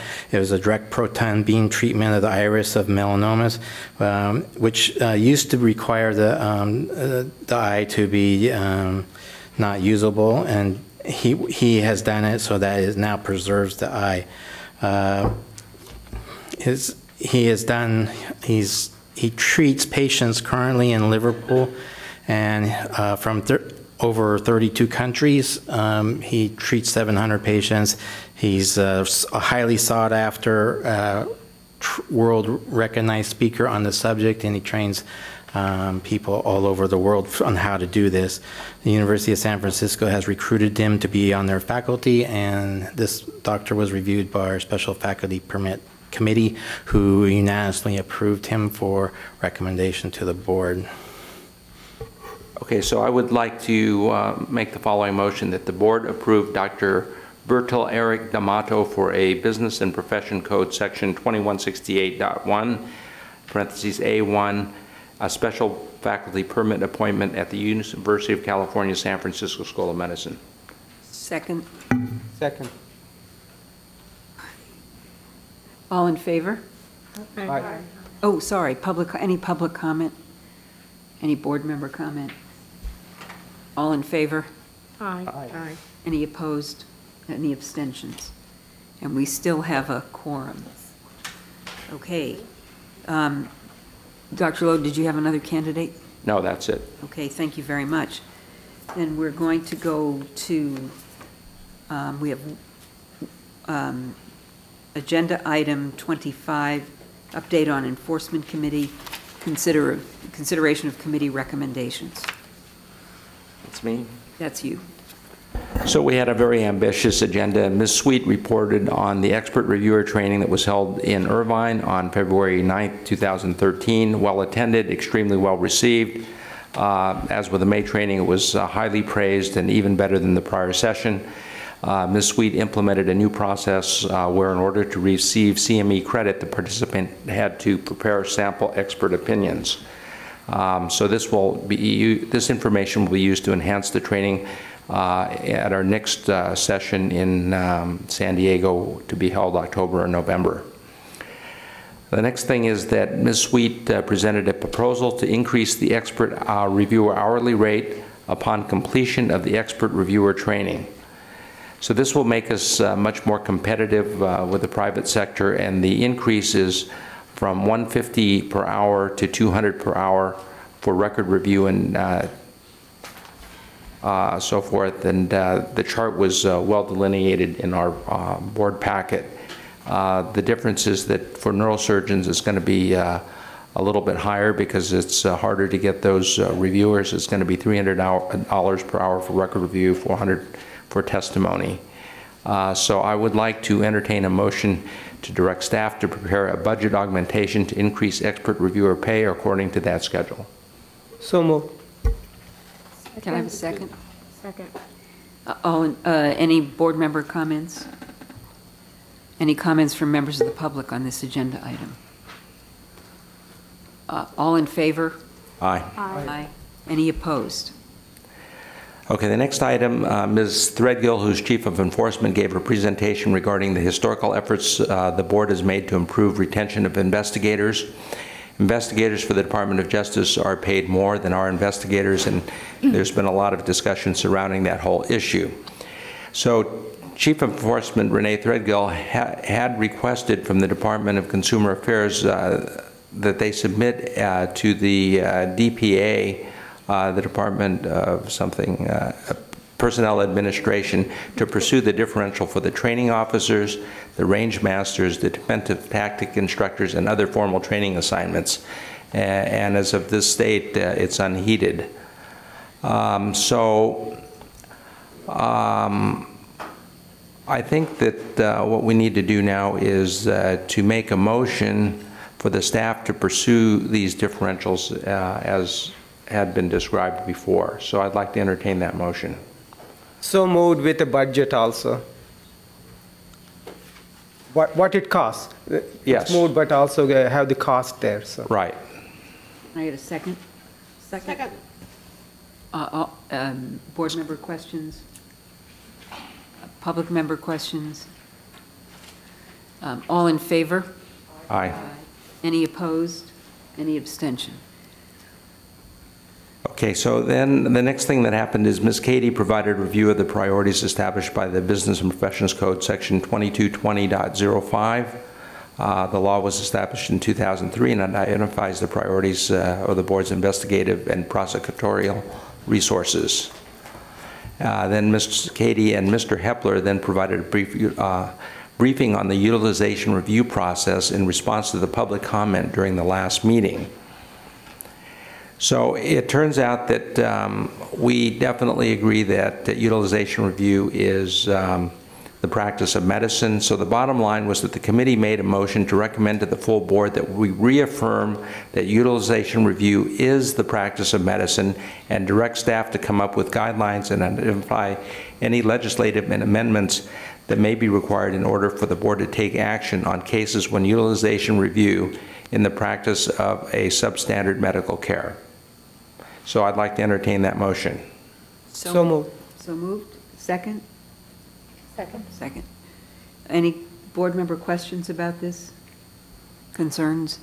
Questions from members of the public or comments? Seeing none, all in favor of Dr. Lowe's motion? Aye. Aye. Any opposed? Any abstentions? All right. So we're not completely done yet. I'm sorry. Then I gave a presentation regarding the growing problem of controlled substance prescription abuse. Historically, the pendulum has swung back and forth on this issue. In the 1990s, it was thought that the drug laws were too restrictive and therefore patients were being under-medicated and their pain was not being relieved. The legislature answered this concern with numerous pieces of law, one of which was Business and Professions Code Section 2241.5, which states that no physician and surgeon shall be subject to disciplinary action for prescribing, dispensing, or administering dangerous or prescription-controlled substances when they meet certain criteria. That criteria is generally encompassed in the board's pain management guidelines. As you know, there has been a seeming epidemic of prescription drug overdoses in the United States.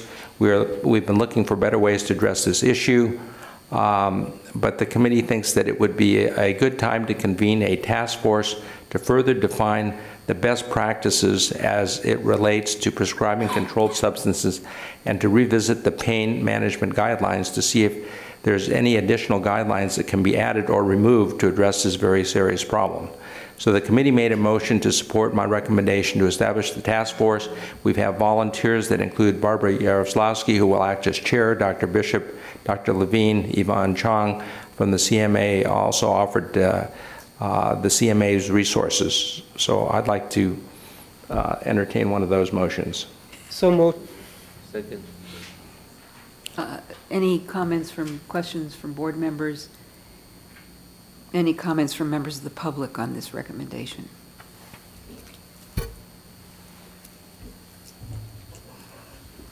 This is Geneviève. During the committee meeting yesterday, I asked if the member of the public could be incorporated in that task force, and I did volunteer, so I would like to add my name to it.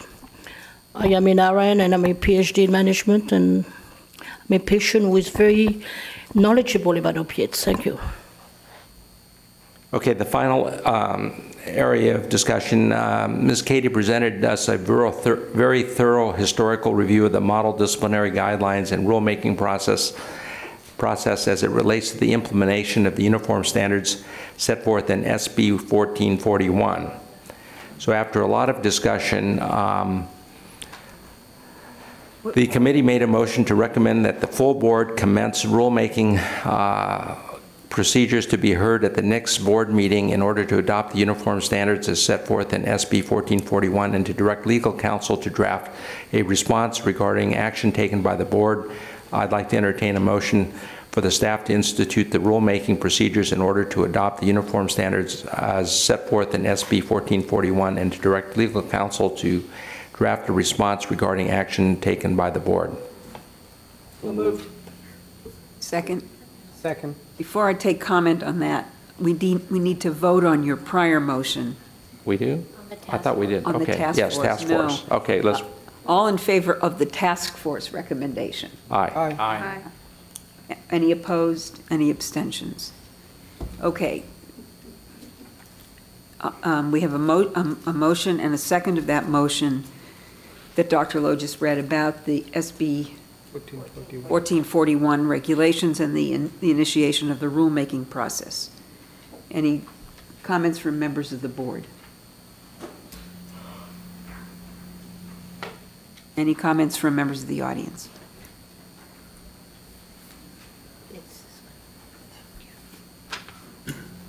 Hi, Alicia Cole, Consumers Union, and I'll be brief. We just wanted to say thank you to the Enforcement Committee for your recommendation of the adoption of the rulemaking to adopt the full uniform standards. We wanted to say thank you because we know we've had some robust conversations about that, and we've had quite a few advocates come and testify on this matter, and we just think it'll be a win-win for all of the stakeholders. So we wanted to officially say thank you to the Enforcement Committee and to the board. Thank you, and thank you for hanging in there with us. Okay. That completes my report. Thank you very much. Get to take vote. Oh, right. We have all in favor? Aye. Aye. Any opposed? Any abstentions? Okay, great. And we have one more agenda item we're going to address, and that's agenda item 23. I'm taking it a bit out of order. And Ms. Castro, thank you for your patience with us. It's an honor to address you. I just will keep it very brief. I'm Gloria Castro. I was recently appointed the Senior Assistant of the Health Quality Enforcement Section. I've been with the Health Quality Enforcement Section for over 8 years and have operated in the capacity of Deputy Attorney General, Lead Prosecutor, Supervising Deputy Attorney General in Los Angeles, and now the Senior Assistant. Over 56 very talented attorneys statewide, operating out of 5 offices and working out of 12 district offices with your investigative staff and enforcement staff. And it's a true honor to be able to work for the board. We have common interest in mind. Our attorneys are public interest attorneys at heart, but prosecutors by training. And we take every hit that you take very personally, and we try to address it as quickly as possible. The Health Quality Enforcement Section was created in 1990 as a specialized unit in the Attorney General's office, which is charged with representing all state agencies, and specifically the Health Quality Enforcement Section, as early as 1990, was identified to be able to try and provide the best and most efficient legal services to address your biggest mandate of public protection. The Health Quality Enforcement Section is interested in providing excellent, high-quality legal services as efficiently as possible, to do it in a professional manner and always with public protection in mind. A quick comment on the vertical enforcement program.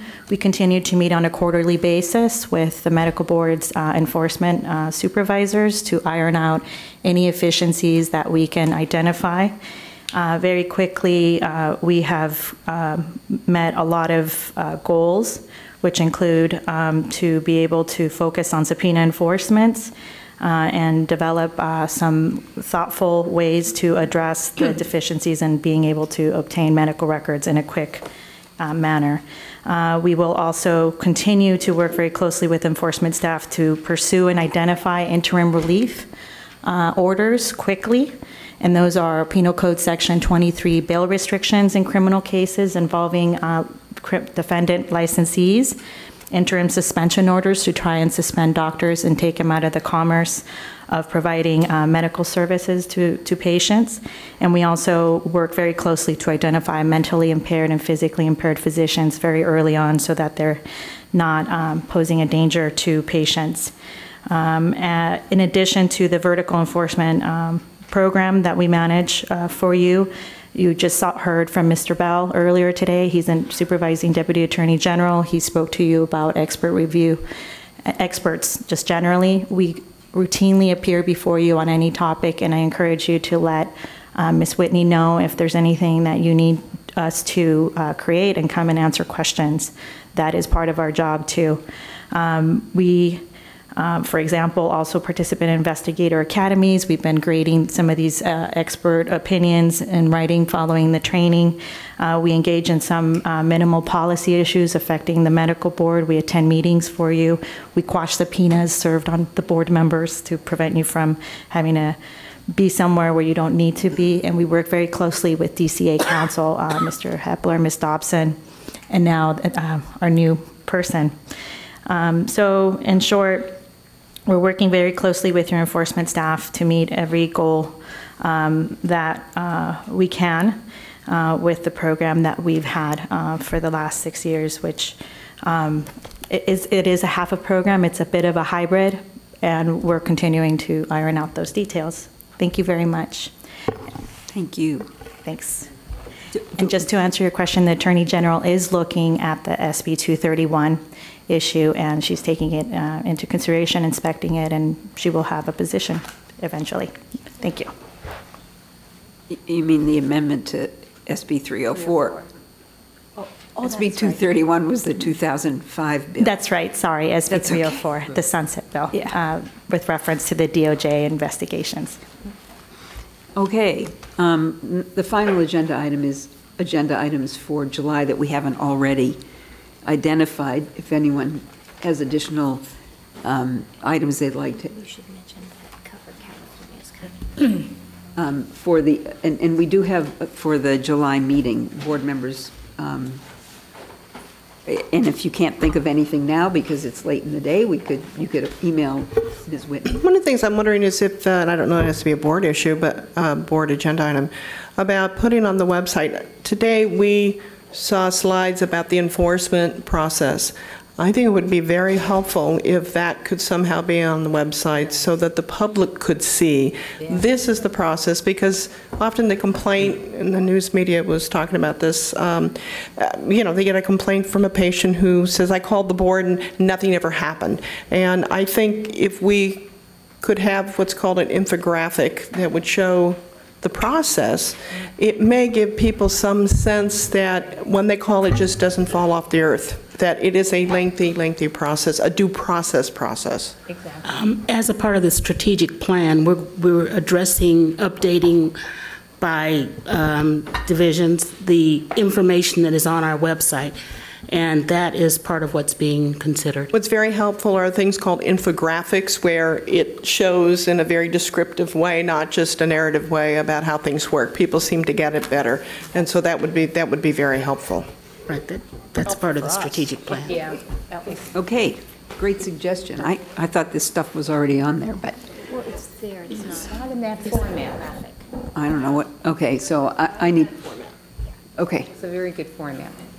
The other thing is we could put it in the next newsletter. That, to me, there was one diagram that was so helpful. Yeah, that final diagram, really. Yeah, taking out the X's would be helpful. Yeah. When you held off to the end. Okay. So thank you all, and I think we're ready to adjourn the meeting. I want to thank all the members of the public who have been extraordinary, patient, and very helpful.